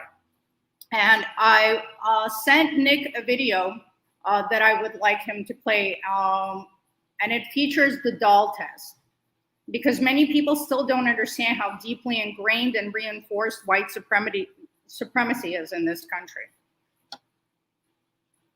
Do you have that, Nick? Yeah, just 1 second. Be patient with me, guys. I have it. I'm gonna pull it up for you guys, okay? While you're doing that, I'm just gonna add on to something like that is a good a point that you make about, like, when they have that uniform, they have that badge, they get out of character, because they would not be doing that shit to regular people if they saw them in their everyday lives.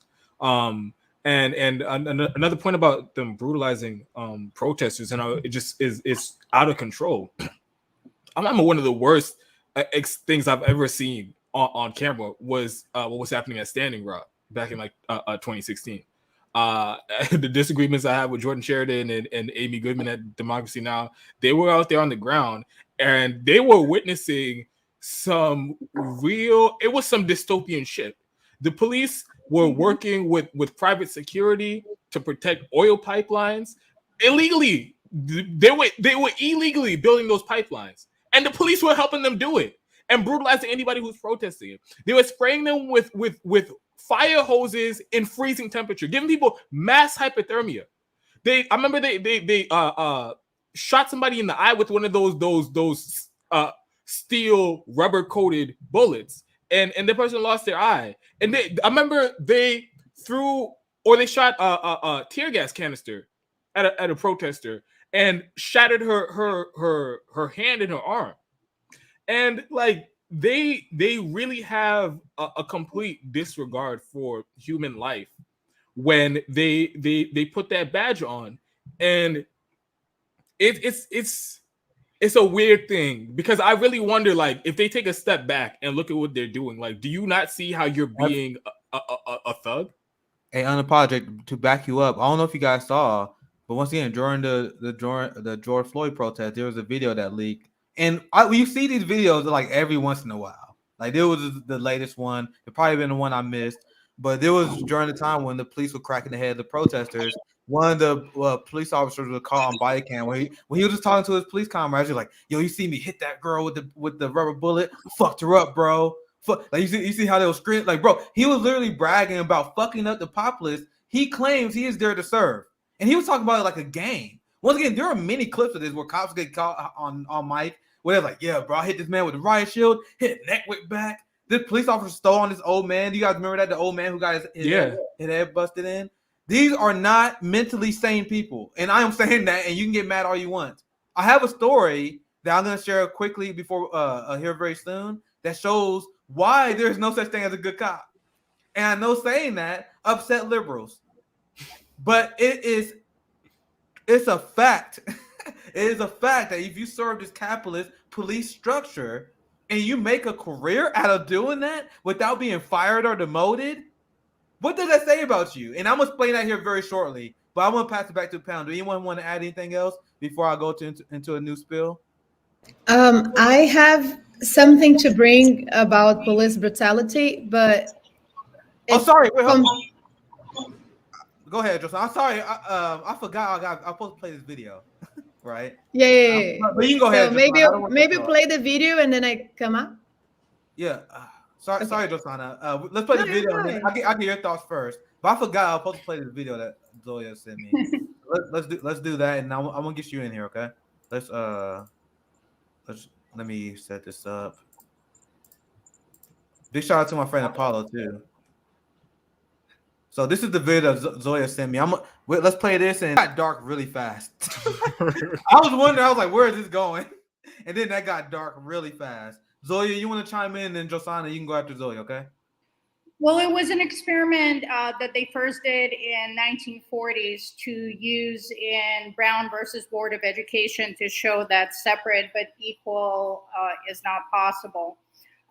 But this study has been, or this experiment has been repeated globally, and it always yields the same results of people picking darker skinned children as being bad, mean, ugly. And what is most concerning is that Black children will also identify that the black skinned child is the ugly or bad one. So that brings us to, this internalized racism, and how sometimes, it's shocking for me to even see how a Black cop can be brutalizing a Black protester that's fighting for your freedom, for your liberation. And this is how somebody can be transformed from an ally. And we have these biases that we have to address. Everyone has these biases. And Petrona, a co-founder of Tandem Ends as well, who part of the reason she doesn't join us for these things is because she is so traumatized from witnessing all of this violence, and she worries about her children and her husband, and it's such trauma that she can't even bring herself to discuss it. But something she introduced me to was another study where they showed boys that were around 13 years old to large audiences, and one after another, the Black kids were identified as more dangerous and older. For some reason, there's a perception that's universal that Black kids are more dangerous and older than they appear. So as much as I completely agree with Nick, and we know that studies prove that a lot of police are responsible for domestic violence and other violence, and they have a natural tendency towards that, I think even if we got rid of every single cop today and we started over, because of these systemic issues, people will be reprogrammed again to see some as inferior, dangerous, scary, and attack them again. So until we address these prejudices that are spread through entertainment, through media, through school, we will never move past this. This cycle will repeat over and over again. And that is why there cannot be such a thing as a good cop, because you are giving authority to someone over another human being. And it is only, absolute power corrupts absolutely. It is only a matter of time that these people who are primed by these biases, even if they are of the same race, will act out of fear with violence, with abuse. We have studied these things. Now, I wish Zenkus was still here so we could discuss. Yeah, Karim is good too. Of this.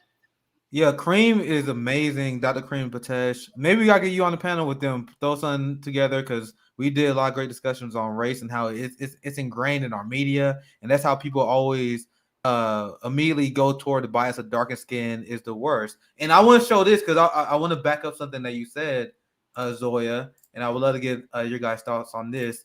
Once again, I've done a lot of research. I wrote an entire op-ed about our fascist police system. This is not it, but if you Google cops in schools, black kids, something like that, you can find many stories like this. I am just sharing you one I just found on top of my head right now. Police in schools continue to target black, brown, indigenous students with disabilities. So this is, once again, I just put this on top. This is one with disabilities. So they target black kids with disabilities, but in general, they target black and brown kids. And there were studies done where they show if you had a white girl doing the same thing that a black girl did, the black girl is way more likely to get arrested for something that they just gave like the white girl time out, right? There was a girl who recently was arrested for just simply not breaking up a fight. And I mentioned earlier, the role of police in schools is to get kids used to their cops being an occupying force in their community. Here, I think I found a better source. Like I said, I was finding these on top of my head. I think this is but that one is good to talk when they talk about brown and black kids with disabilities. This is from Harvard Civil Rights. School policing was designed to criminalize black students. We must follow black voices calling for its abolition. So if you're one of the people that want to push reforms, once again, I hurt people's feelings, but you can't say you anti-racist if you support cops in schools. Because if you go through the statistics and studies, they target us. I was talking to friends who from upper bourgeoisie white suburban neighborhoods. Hell, I was even talking to like some Asian friends who come from like better off communities. And I had a friend who was well off. She's like, I didn't even know there was cops in schools. Cause in their suburban schools, they didn't have it. They had security checkpoints everywhere where I was in school. And like Zoya said, the cops are a triggering mechanism for a lot of these kids. So you constantly growing up with this trauma, having this occupying force watching you. And what does that say to the kids? That you can't be trusted to act in a civil way without the police there? Once again, it's a psychological trauma of them. You used to the police being able to interrupt and disturb your life at any moment in time. Anyone have anything else? Because I got something else to tie, but I want to keep the panel open too. I just wanna make comparisons because that's my thing. So when we were talking about police brutalizing protesters, I just want to touch in the subject of privilege, because sometimes I bring that up in Black groups of discussions with Black people and in groups and here, and I say, even the fact that you are getting to be terrified by police brutalizing protesters last year on the Black Lives Matter is unfortunate, but it is a privilege. Like, you know that tear gas is forbidden to be by the UN to be used in wars and stuff. I grew up in Brazil. There was tear gas and rubber bullets everywhere all the time. This is not new. I remember when I was living in Vidigal, which is a favela. For those that don't know the concept of favela, a little bit like the hood or slums in between the translation. I remember the cops coming in, and I was going down the hill, and then the cops came in that like cops truck. I don't know how you call it, call that in English, shooting for no reason, 11 a.m. I remember when I was teaching in a favela called Fumacê, and my student was crying because that was the last day. And then the police invaded the favela, and then there was an ongoing shooting, and he was crying. And I was like, why are you crying? Well, because my two sisters are alone at home, and the cops are here, and I didn't bring my ID, so the director of this school doesn't let me go. And I was like, well, you came because you had to do the theater. I was teaching theater, so I'm gonna get you. So I have to get this student and like embrace him, and in the middle of the shooting, bring him home, and like pray that he would be okay. Him and his two sisters, that the police wouldn't invade their house and kill them. So it is an unfortunate privilege that people in the U.S. are starting to get horrified just right now with this kind of brutality in protests. I hope you don't have to see what we see in third world countries. But also, what is the police doing in a school?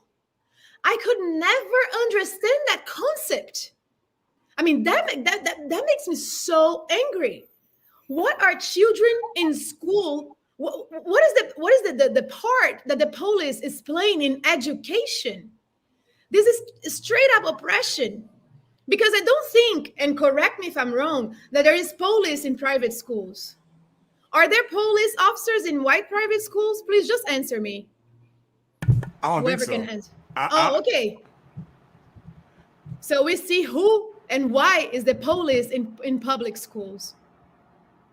And another thing about the police in public schools, like just think, because it's just one of those things that it is what it is, and people just like live with it so long they don't even question it. But just for a second step back, what other gathering of people is it mandatory that you have to have a police officer? Like if you work in an office building or something, like you just have a fucking police officer just hanging around there?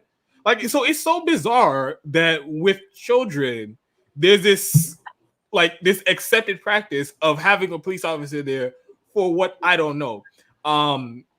They don't really do anything. Children. To harass the kids. And say you did have a situation where you need the police, but as we spoke about, they don't really do much anyway. Why don't you just call the police there? I don't understand, like, just having them there at the ready at all times. And then what it leads to is the schools end up using those police officers. So they'll send they'll use them to discipline the children and like have the police come take the kids out of classrooms or send you to the sheriff's office in the school, something like that. Completely unnecessary to the process of education. But absolutely, like you said, it's just normalizing the idea of you can have the police at any moment in your life just exert control over the situation and turn it into a law enforcement situation unnecessarily. Well said, Unapologetic. I want to add this last point, and we got another great guest coming up here. And there's a comment made by James Donaldson. I had to write the name down. Thank you for leaving the comment. Where they says, well, this is another good comment too. School to prison pipeline, that's what it is. Another great comment left. School cops don't even stop mass murderers. And I wrote an op-ed debunking the idea that our giant police budgets make us safe. That cops in school make people safe. Do you guys know that there is a court precedent set that the cops don't have a legal obligation to protect you? And you guys know how that court precedent was set? Brace for it. There was cops in the school, right? You know, doing their prison to school pipeline nonsense, right? And then there was a mass shooter that showed up at the school. This is your chance, Bruce Willis. This is your chance, The Rock. You know the people that people think the cops are like. This is your chance. This is your chance, Die Hard.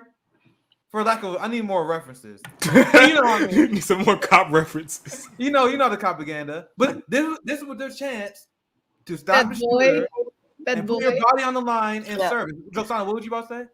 Sorry, I was just going to look at like Bad Boy. Yeah, but the parents sued because the cops fled the scene when the shooter arrived. So then they sued, and then the court said that the police technically has no legal obligation to protect you. Now do you guys know why I say the police budget defenders are deeply unserious people? We're going to continue this conversation, but I want to introduce my new guest. I appreciate your guys' patience here, because we moving in on the 3 p.m. Eastern hour. We have two new guests. I'm gonna start with Johnny here. This has been a long time coming. You do a lot of great work with co-ops, and I just see a lot of the leftist content that you put out there. I always wanted to invite you on Fred and Leftist, so I'm glad that we got you on here for the General Strike Summit.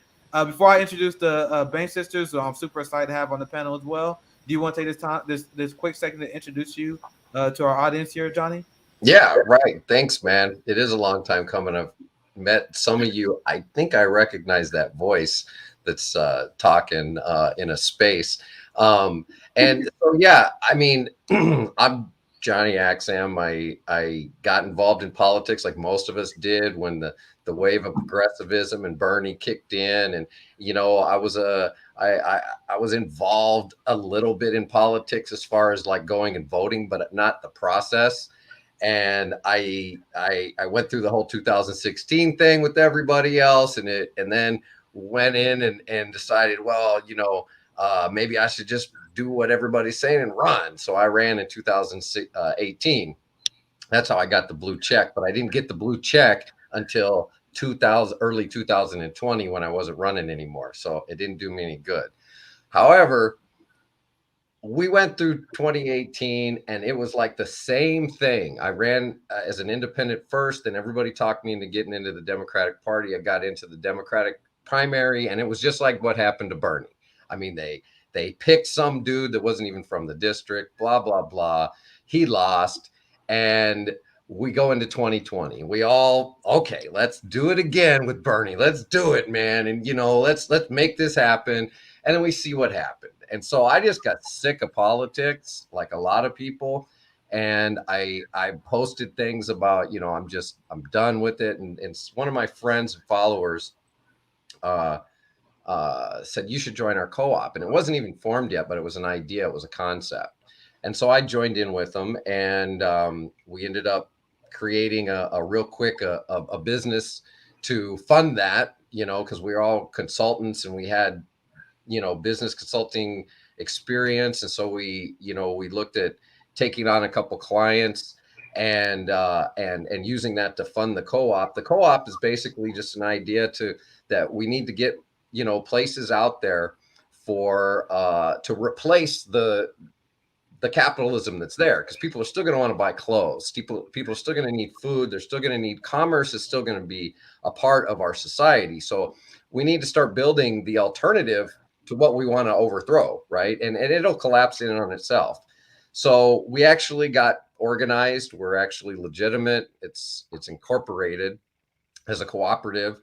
And through that, I've just really kind of dug into labor rights. You know, we'll talk probably on Sunday and maybe a little more in the show about my feeling on unions and you know, some of that. But really, I mean, I share a lot of the principles that you guys do about, you know, just I'm so sick of politics, and I really truly believe that the politics will change with the culture. So if we change the culture first, if we change all the things that we know we can do, and they say politics is local, whatever, that's not what I'm talking about. I'm talking about if we change our society and change the culture, change the way we view labor and how labor interacts with things, then the politics will follow. It always does. It doesn't mean we don't push for political things, like we have the Red Berets coming, pushing for Medicare for all, things like that. Of course, we have to hold our politicians accountable because they work for us. But in the meantime, what the hell are we doing other than just going around screaming and hollering that they're not doing what we're telling them to do when we elected them anyway? So our co-op, part of our co-op is helping other people form co-ops. So make sure that if you're following me and you have ideas for things, you know, get in contact with me and we'll talk about what possibilities you have. I mean, we really need to take the resources that we have available to us, which, by the way, capitalism is not the resources and labor it exploits. Capitalism is a mindset. It is the exploitation of the resources and labor. So we don't have to tear down companies. What we have to do is take them over, right? We help build those companies. The problem is there's a few people making the decisions to take all the profits away from the people who are making the profits. So we still are going to have a society where we have services and things for each other. That's what society is. I mean, I don't want to make my own clothes. I'm probably not very good at it. I need people to make my clothes for me. And I just think that the people who are making the clothes should get fair compensation for what they're doing, you know, and it shouldn't be going to the top. So that starts with, you know, worker co-ops in that fashion. I'm for unions shifting their focus and their purpose from squabbling for crumbs from the owner class to actually becoming the owner class. If there's a union for that, you know, don't organize a union for Amazon. Organize for the workers to take the damn company over, because they have more than paid back the initial investment and all the years of profits they've been getting screwed out of. They more than own that company. Jeff Bezos don't own that company. So you were saying like seizing the means of production, right? Right. This is the concept of seizing the means of production. Yes, exactly. The workers own that. They're the ones that create the profit. They own it. So why are they squabbling basically to hire a lobby firm to go and squabble in between with the owner class to maintain the owner class? That's what the union is doing, is maintaining that owner class structure. And that's why I'm not saying unions and the work that they have done is bad, or that any of the work that people have done to get workers better compensation and benefits is bad. What I'm saying is, in their core, what the purpose is of a union now is to maintain this capitalist class of owners and workers, and to always have the workers squabbling and begging for crumbs. So what if the union repurposed itself and talked to somebody like Richard Wolff and said, hey, how do we go about a hostile takeover of the company and converting it into a worker co-op so that we all get a fair share of the profits that we're making? And that's where I go at when it comes to unions. You know, if you're just maintaining the current system, you can't call yourself a mechanism of socialism. You're a mechanism of capitalism. Well said, Johnny. And I'm going to continue to pick your mind throughout this next hour. And remember, guys, it's hype, because at the end of this stream, we're going to transition into part 2, and that's going to be hosted by Brianna Joy Gray.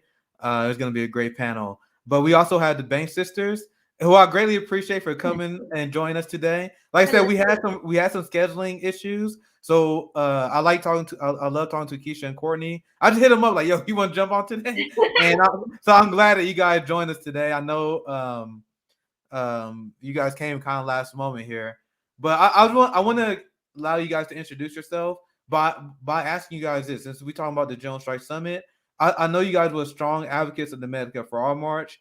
And I love seeing you guys push back against people who try to. I've at least seen Courtney in her fire when you have people slander that. But I just ask you guys about your theory of change, your road, like what led you to the kind of politics that you guys have right now, and overall, what your theory of change. Like, do you agree with a general strike? If you don't agree with a general strike, what efforts do you think would be best to provide change for the working class?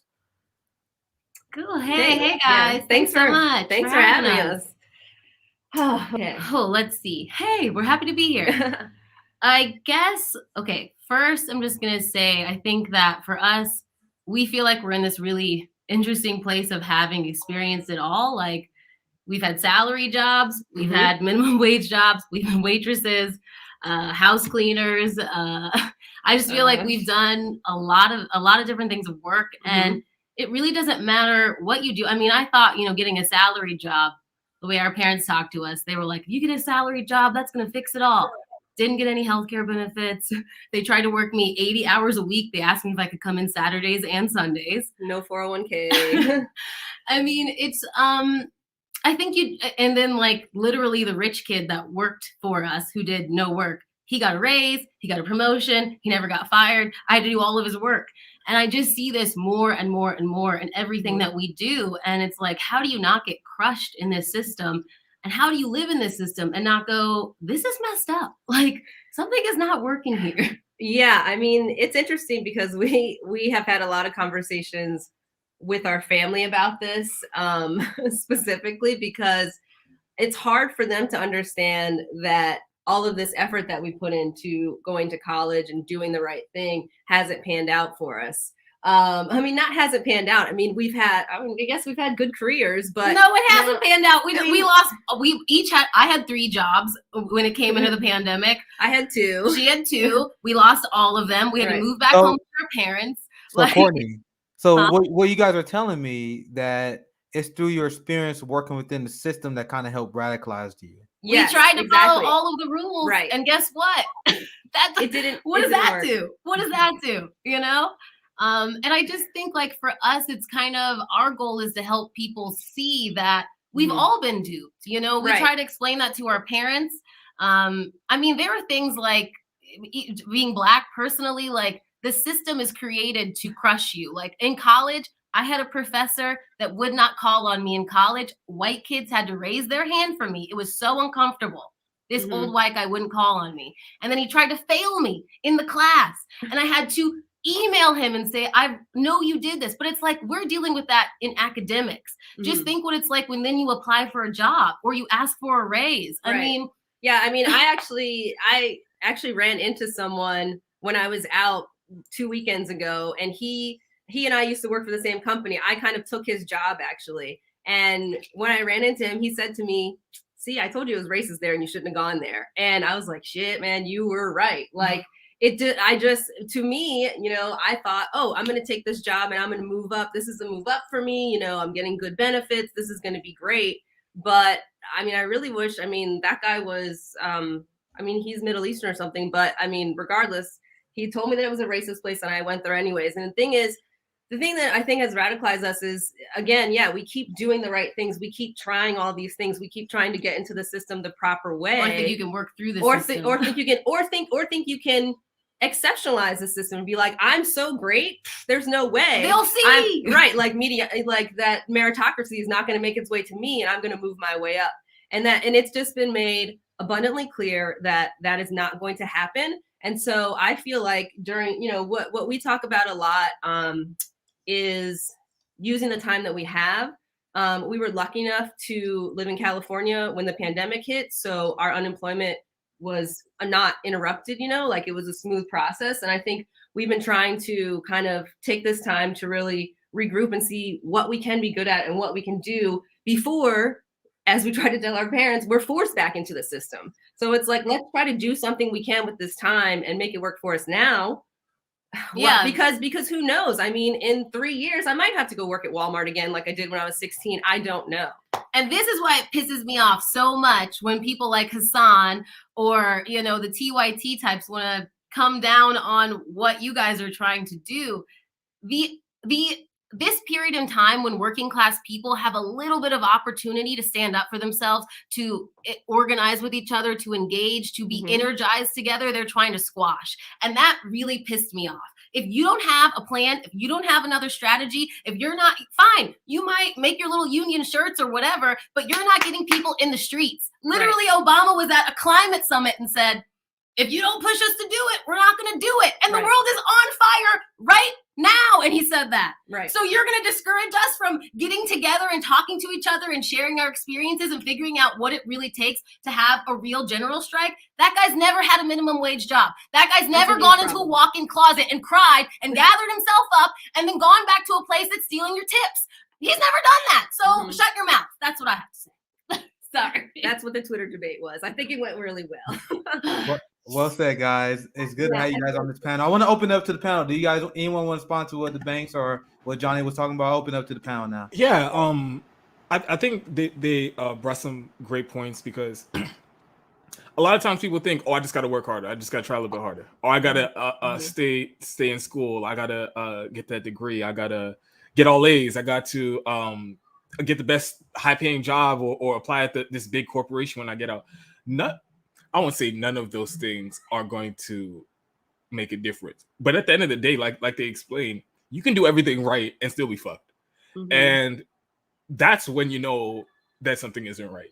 When no matter what you do, you can't get from underneath this boot of capitalism. You can't have financial freedom. You can't determine the direction of your own life, because you're at the whims of somebody, and you're basically a tool to make somebody else money. So and also another point that they made, and I brought up when we had that panel about the effects of capitalism on humans. Like, people, as soon as they get a break from it, like as soon as you remove yourself from the system and you're actually a human being again, you're not like like, oh, I gotta wake up, gotta go to work, I'm clocked out of work, let me see what I gotta do before I have to go to bed and then wake up to go to work. When you're completely removed from that system and you get to figure, like, reevaluate your life and like what you want to do and what type of lifestyle it would work best for you, it is damn near torture to try to make somebody go back to that. And so that's, again, it shows you that the system is not working, because when you're out of it, when you're not drunk off of paycheck to paycheck, and it's honestly, sometimes when you hit rock bottom and you're like, fuck it, I'm already here, let me just rework this entire thing. I think that's a very valuable experience that I don't want people to go through the same, because I've had a similar experience. I don't talk about it a lot, but I have a disability.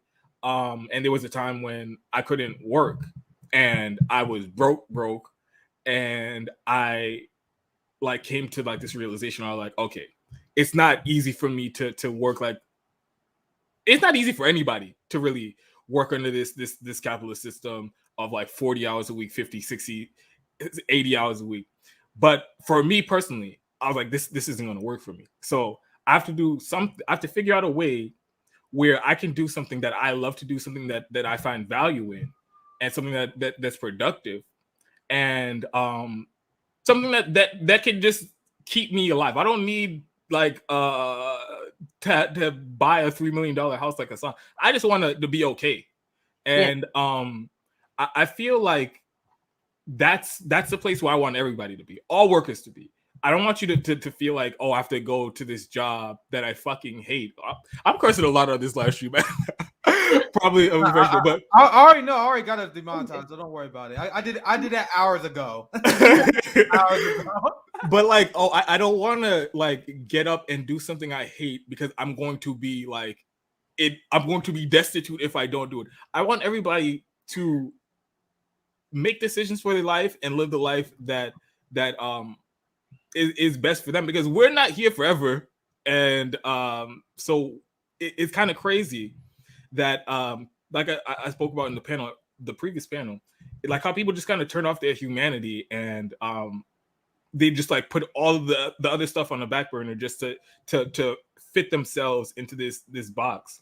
So what I hope with like this new wave and this new movement of direct action is that the results and the gains that we can potentially get would give workers some breathing room so that they can have more control over their life.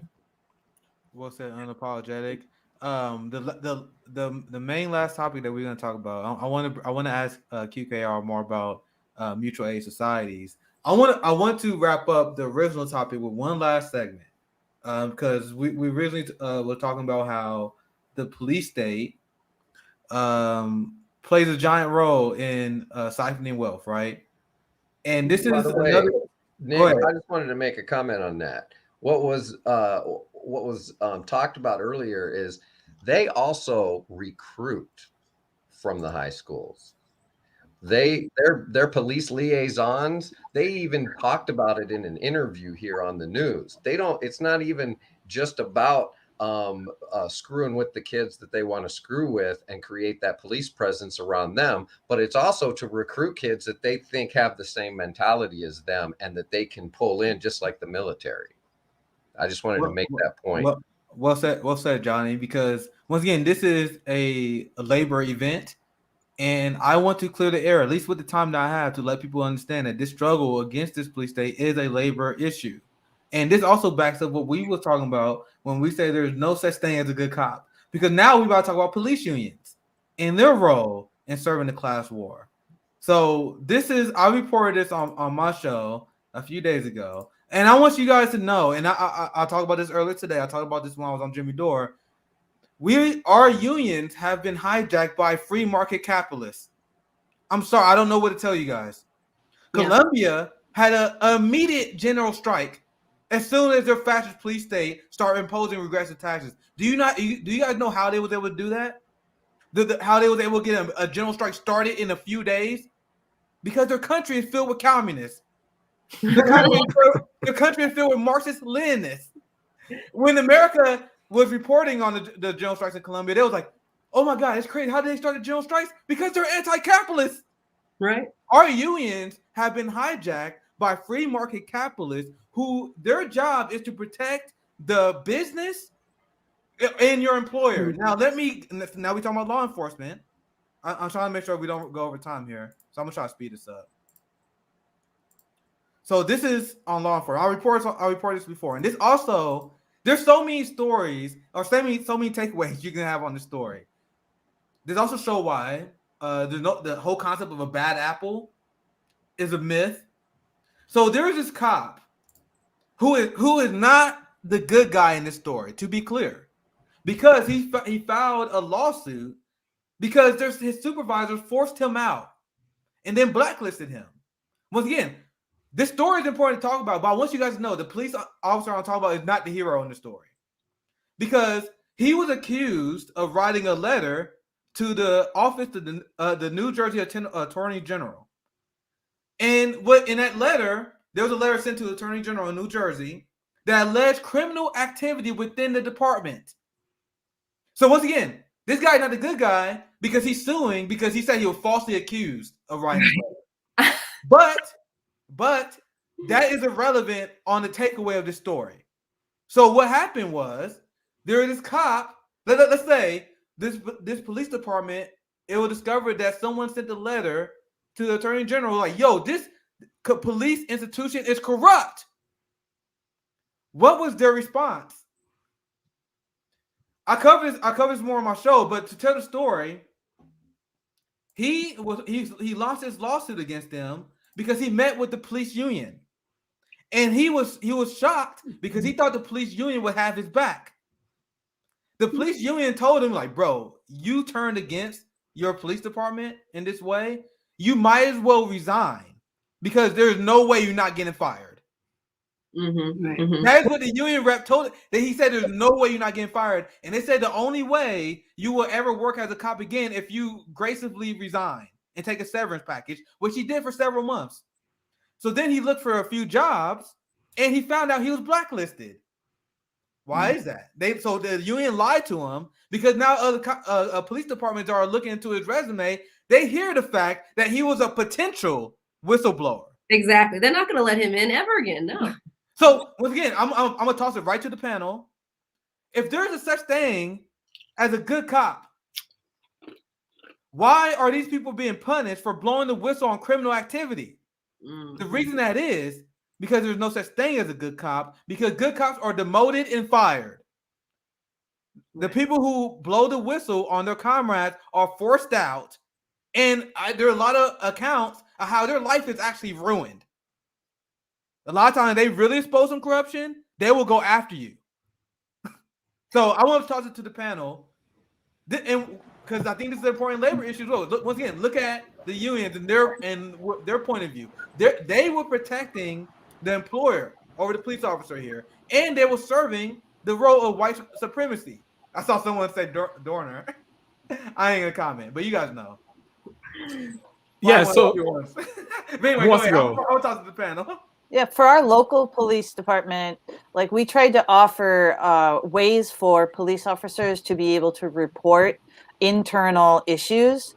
We wanted to have a community-led citizen group that would be able to at least log, keep track, and if they were going to be sacrificed on the altar of the police force, that we would have a log of all the things that have been reported. We have a large, what they're trying to do is say that we're hiring Haitian, Brazilian, real diverse police officers in order to show that they're going to be able to meet the new demands. But those officers are also quietly reporting that they're facing extreme racism, if not within the department, but with the state police. And they've been nearly run off the road and things like that. And then when they're really to report it, but then when they want to have like anything more than that, they know the danger levels are too high for them to actually start doing something. And I think that's been a serious issue with the police department, is that it's just not, there's not an area for anyone with a good intention to go. There's just no way. You cannot, you will be excluded. You maybe a couple of them will be a poster child. They can be the community officer and they get to have a bike and they get, but they know that their areas of being a good cop are so restrained that it's very difficult for them to function. But they've committed so many years to this. They've been like volunteers in the auxiliary police for years. They've been police officers in the college police departments. They've been really in this pipeline to become an officer, that once they become an officer, they're going to really need to stay there because this is their ticket. I want to get my comrade who helped me create 10 Demands. I know Zoya. I want to get your reaction to that story because it's been well over a year now, right? Like maybe 16, 17 months since we had 10 Demands. And I hear you say this all the time. You mentioned this in your earlier monologue about why there are no cops in basketball. I hope that story illustrates why. You guys see what happens. And once again, he says he didn't do it, but they think he did. They think he blew the whistle on them, and he's blacklisted now. Zoya, what's your thoughts on the story? Anything you want to add? This is the larger issue. These cops are supposed to serve and protect us, but in reality, they're only serving the ruling class and protecting property. Cops are the criminals, and police unions, which shouldn't even exist for a job rooted in public trust, have managed to pervert the law to protect the largest criminal class, which is the ruling class. We can't address problems that we do not first acknowledge. So if Kyle Rittenhouse was Black, he'd be shot dead by the cops or already convicted of murder. I just want to say that, okay? In the past dozen years, thousands of judges have broken laws and oaths, victimizing countless tens of thousands of people, and nine out of 10 judges that get caught doing these things keep their jobs. These institutions are racist, and they exist only to oppress us. If you abolish these, we have to abolish these institutions, not only because they're morally wrong, but because they're not working. Cops create crime, prisons create a profit motive. Racism is a tool used to build and maintain these archaic institutions which do not serve society. Most crime originates from poverty. So we need to end poverty to end crime. It's all incredibly obvious when the data is analyzed objectively. Majority of city budgets should serve the community, not the business of human cages. It is barbaric, but where people are fighting and they are winning, it is actually already happening. And I want to share two inspirational cases of our success. One, I sent you a screenshot of, Nick. If you can put that up. It just happened where youth activists forced the Los Angeles Unified School District to cut its police budget by $25 million in the summer of 2020. They also kicked cops off campus and replaced them with mental health counselors. Yeah. Are we done? Because it is a general strike summit, besides pointing out all of the systemic issues, I do want people to have these things. We can force change and we can win. And another link I sent you, Nick, was about the story. I DM'd you. I'm sending. Yeah. It was on CBS News. I see it. 1 second. Because I am an abolitionist. So I do want to point out how we can replace these things and how it is already happening, because people try to treat it like a pipe dream, but it is very easy to implement and we already see it succeeding. I'm about to just turn the sound on. This is such a great video. I'm glad he flagged it, Zoya. So I'm gonna watch the video. We didn't watch it in full, and I want to give people a response, and then we're gonna move on to our. I still want to ask Quaker, and I want to help promote her mutual aid society. So we're gonna do that after we react to this video here. So let's check this out and let's see what some alternatives are. Not many good news stories begin. How much do we love those dads?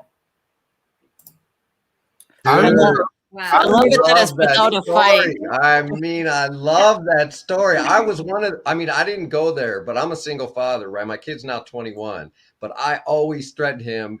I said, dude, I will go sit next to you in class if that's what it takes, you know? And when I saw this story, I tweeted about it right away when I saw it. This is exactly the kind of things that we should be doing instead of putting cops on our goddamn schools, man. Yeah, Johnny, I remember when that story was released, and obviously all the leftists, we loved it. We loved that story. But I saw people who were like liberals and conservatives like, yeah, this is a good story. And I was like, bro, do you know this is an indictment of your system? That video is a leftist video, guys. Do not get it mistaken. Because that is. I also tweeted we need to be funding. We need to be funding that program, man. I want to say that's anarchism. Funding that program. That's anarchism. People like so to this have is abolition in action. Sorry, let's do Josanna and then Zoya right after Josanna, just so we get some. That's anarchism. I like to bring up concepts like that because people like to create like a propaganda. Oh, it's something really mean. No, that's anarchism. That's the community taking care of the children. Community giving back to the community. We eliminate the power. We eliminate the figure of authority because authority figure only serves to oppress and then create resistance. So when you do that, that's anarchist as AF. So I don't. This is a tweet from QKR that I just read. That was her response. I want to get Zoya in here, and then I want QKR to chime in, and then I got one, and then we got about 15 minutes. I want to get 5 minutes. This is a perfect example. Go ahead. This is a perfect example of abolition in action. But abolition is about adding, not taking away. When we're talking about defunding the police or military, we're talking about funding society, funding programs like this, funding community. And it is this simple. This happened in an instant. These people didn't need special training, programming, studies, all of this bureaucracy and overcomplication. Abolition is something we can start instituting immediately. And this is what 10 Demands is all about. I just want to mention 10 Demands here, 10forjustice.com. It's the road to abolition. It discusses programs like this and replacing law enforcement, which is concerned with protecting property and does not protect or invest in our community, with us, with solidarity, with community involvement. And we outline very specific steps and actions that you can take in your community today, and with a ton of resources where you can educate yourself and links to reach public officials and things you can start implementing now. It's all on the website. It's constantly evolving, and I strongly encourage everybody to please visit the website and start making these changes in our communities. I want to share this, and then I'm gonna get QKR in here because this is our 10 Demand group, and once again, the reason why I invited them on, the reason why we're having this discussion is important to have a list of demands. And this is why I helped them design. And Zoya and Awkward, they played a giant role in me being where I'm at right now. Like, I'm very confident in my ability to debunk any deeply unserious giant police budget defender. So, but we wrote all these demands. I'm not gonna go through all of these. Maybe we'll do another live stream talking about it. But these are the resources that we want to provide people in order to get better. You can take action. Like, this is a lot of theory you can read. Take action because we want people to actually reach out and actually make a change in a local area, right? So this is something I was super proud of be on, and this is why I wanted to invite Zoya on, because once again, Zoya is a long-time activist who's seen the best and seen the worst of it. So I'm super I was excited to have you on the stream. QKR, do you have anything you want to add? Because we run a little bit out of time, but I want to make sure I want to show this. Oh wait. Is the website not working? 1 second. Let me try it again. Well, while I find it, I want to share the link that you sent me. But I want to ask you about your work in mutual aid societies. And once again, I am 100% clear. I want to learn more about that and learn how it works and how it can be an effective system against a way of challenging capitalism. So the floor is yours, and explain your idea of mutual aid societies or anything else you wanted to comment on earlier on the stream. So. Yeah, I appreciate it. And the website that we're going to be showing, and we can hop it into maybe the chat on the YouTube. I think I found it. 1 second. Yeah, and it's just a really great example of a style of society, which means that oh, you're going to show the PowerPoint. So this is a PowerPoint of many different communities throughout the world. This one is the Western Mass Mutual Aid.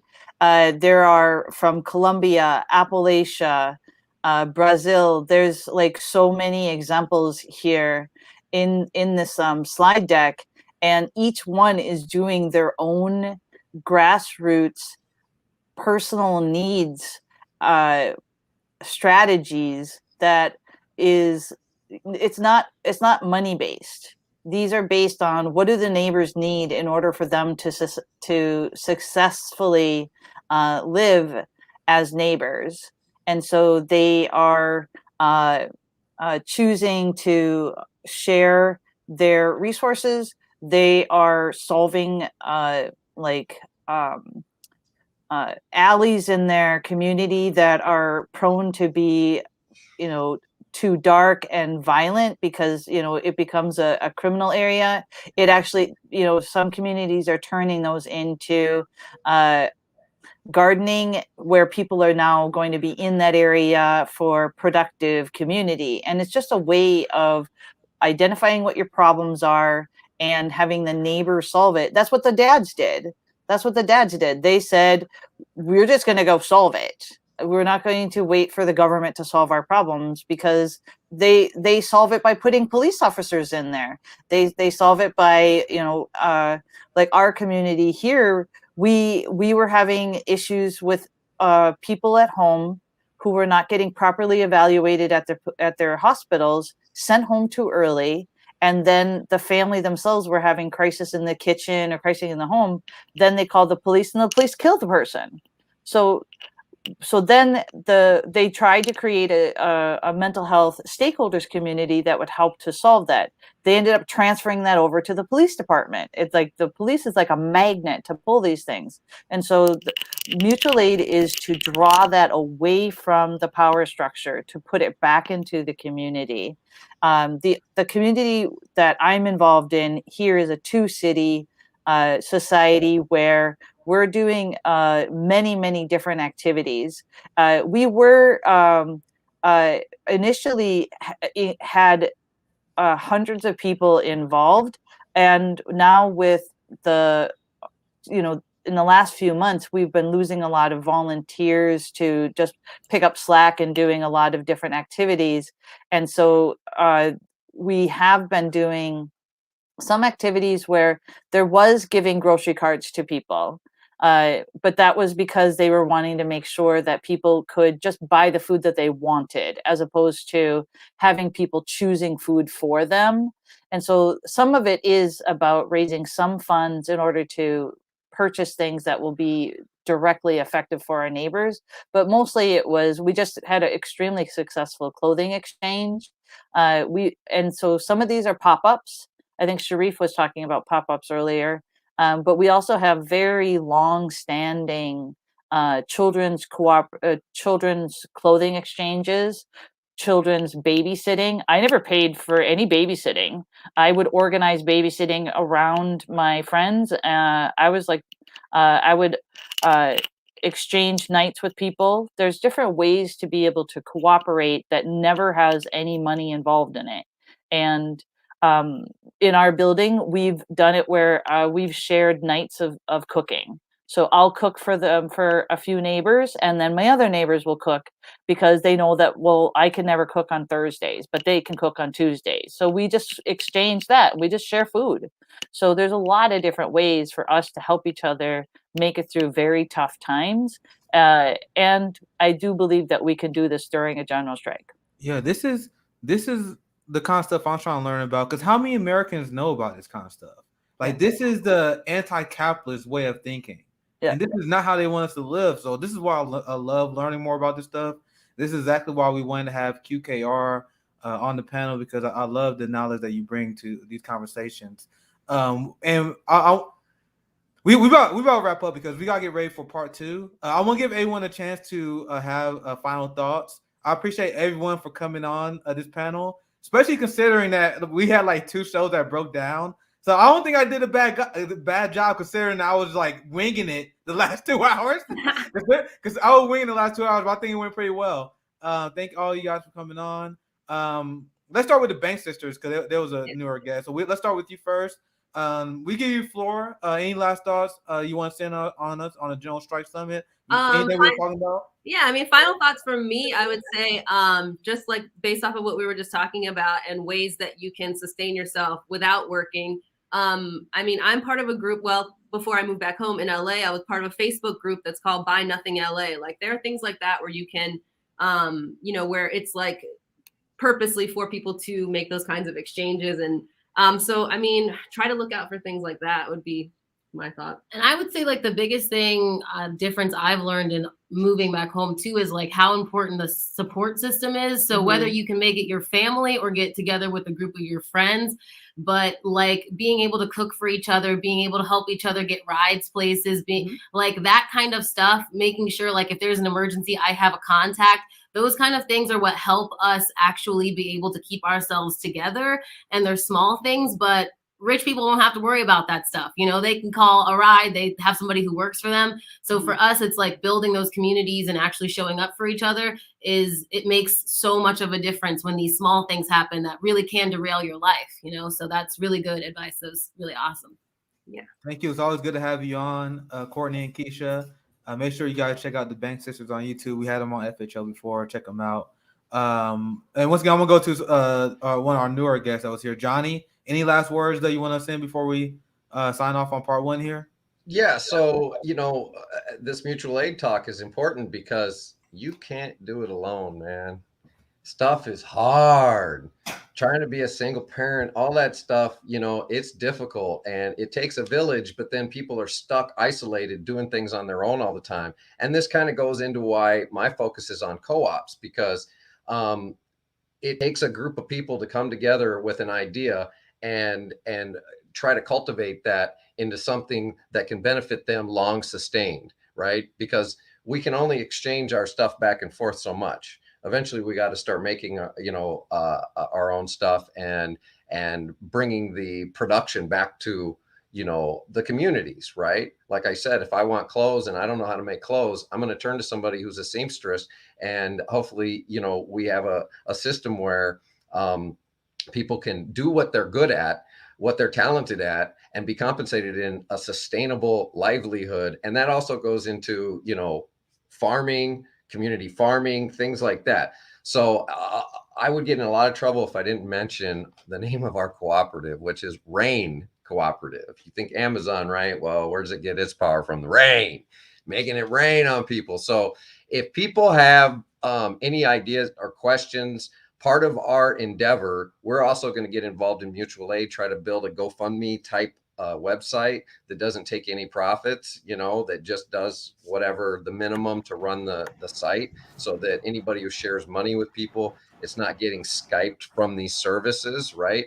So we're exploring that. But if anybody has anything that they're trying to get off of the ground, they have products, they have, something they want to take to market, instead of going to Etsy, go to Rain Cooperative. We're taking vendors now, and we're expanding our scope. The more you support businesses and companies like this, the more capitalism will collapse in on itself. And that's what I'll leave with. Thanks. Hey, man. Jay, what's up, brother? I didn't get to say hi to you. Anyway, I appreciate it, and I'll see you on Sunday if I don't see you before then. Yeah, you guys gonna see Johnny guaranteed on Sunday when I think you're gonna talk to Kamali about worker co-ops. That's gonna be a great conversation. I like, once again, worker co-ops is something I'm interested in, but Kamali is the wizard on that, so that's gonna be a great conversation. So you guys will see more of Johnny. QKR, any last words? We do have part 2 coming up. It's literally gonna start probably in like 7 minutes or so. But QKR, any last words? I'm super excited about the idea of cooperatives. I want to be on that, in the chats for that. That's amazing. Just had a great conversation with the Black owned cooperatives and farmers from the Southeast state. So amazing work being done. So that's fantastic. My mutual aid society is called Mamas. So it goes right in with Rain. So there's great community out there, and this is a great community here. So thanks so much, and I'll see you all in the chats. QKR being a friend of the show, and someone I can say is a true comrade. So once again, always good to have you on. Unapologetic, thank you for sticking. Like, Unapologetic was sticking with me today, because like I said, we had some scheduling issues, but Unapologetic decided to take an extra shift for us. You feel me? It's always good to hear step up. Yeah, you pretty much an unofficial Fred-handed leftist. I love your point of view. So thank you for coming on. Any last words? What I will say is workers and people in this country in general, they deserve more. They deserve more from the government. They deserve more from the people that they work for and that they produce money for. That's why I support direct action and this general strike summit and strikes and any type of pushback in general, because the only way we do get the things that we deserve and that we're owed is through pressure, through public pressure. But in the meantime, that can't happen without supporting people in the community. So mutual aid, anything that you can do to help out in the community, not only because that's how you build the organizations to actually apply pressure, but if you are trying to improve people's lives, that's the best way to do it. Because it's going to be a fight. Nobody knows how long it's going to be until we get healthcare, until we get a living wage, until we get any number of worker protections that we need.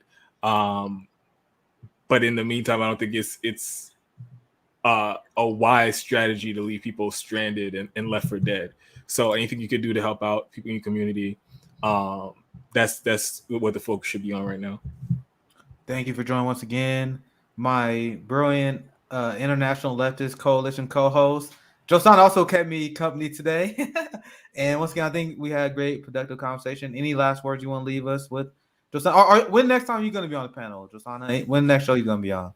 I just want to thank everybody for speaking to us since the morning. And I am going to be back at 9 p.m. I'm going to be co-hosting with Kamali, and we're going to be interviewing Tara. I'm very happy. I think it's really good. I learned a lot today. I have a lot of notes, and I hope we can keep on building this movement. And I love you all. Love Fred Hampton Leftist, my family. Mwah. Much love, my friend Josanna. I'll pass it to you, CJ. We're gonna get ready to wrap up. I don't know if you wanted anything you want to chime on. Yeah, well, I came on because I thought you had to be on the next panel, so I was coming on to kind of help the transition for you if you needed to leave, but I figured out you're not on the next one. So for next one we have Brianna Joy Gray, Nico House, Afeni, Rome, and Sabby Sabs. Okay. I think I saw Afeni in there when I was Yeah, Afeni's gonna be in there. I saw something, but what a great conversation. Love everybody. Love to see Quaker to put a face to the name. The Bank Sisters, just what the name says, bank their money. So, and Johnny always. We got to do a show, Johnny. Bank Sisters, got to have you on. Quaker, Unapologetic, and I'll pass it back to Nick. Sorry, real quick. The next time you guys see me, because we doing this a 3-day event, we're gonna have Jimmy Dore, Max Blumenthal, and I'll be joined with Sabby Sabs. So next time you guys see me will be Saturday, 3 p.m. Eastern. We're gonna be talking about resisting established narratives and building the argument for making a general strike once again. So that's the next time you're gonna see me. I was here pretty much all day, so we're gonna get ready to transition to part 2. So I'm actually gonna Zoya, maybe Zoya has any last words? Wait, did I skip someone? I think we did that one, right? Yes. Okay, so at this point, so the last 5 minutes, I literally only care about one thing. I'm gonna post part 2 in the chat. And the only thing I care about is you guys moving on to that one. Yeah. Yeah. I forgot. The schedule is up. Remember, we were going to print out a schedule. That's what I came on the other thing. So if you go to the pinned tweet on the Twitter account, you can see the schedule for today. We'll post the next one for tomorrow and so on. Long time no see. What's going on, girl? Same old. How are you?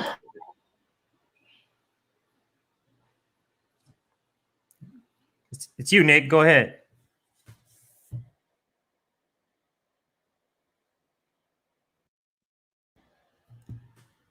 Oh, sorry. I just posted the part 2 link. I was talking to Afeni and Josanna. Oh, my bad. Afeni and so Afeni and Bree they're getting ready right now. So click this link. Like I said, I'm literally just staying here, so all y'all click this link. All y'all click this link. So the General Strike Summit, I mentioned this earlier on when we first started the stream. It's a 3-day live streaming event. The first, we had to do 2 different parts. There was this nice 6-hour stream that we did now. And now the part 2, we already have premiered. I linked in the comments and chat. It's going to be a Brianna Joy Gray hosted panel, so it's going to be amazing. I'm going to get some rest. Thank you guys for checking us out. Thanks for everyone for joining us once again. Make sure to click that damn link. Click that damn link. Peace out, y'all.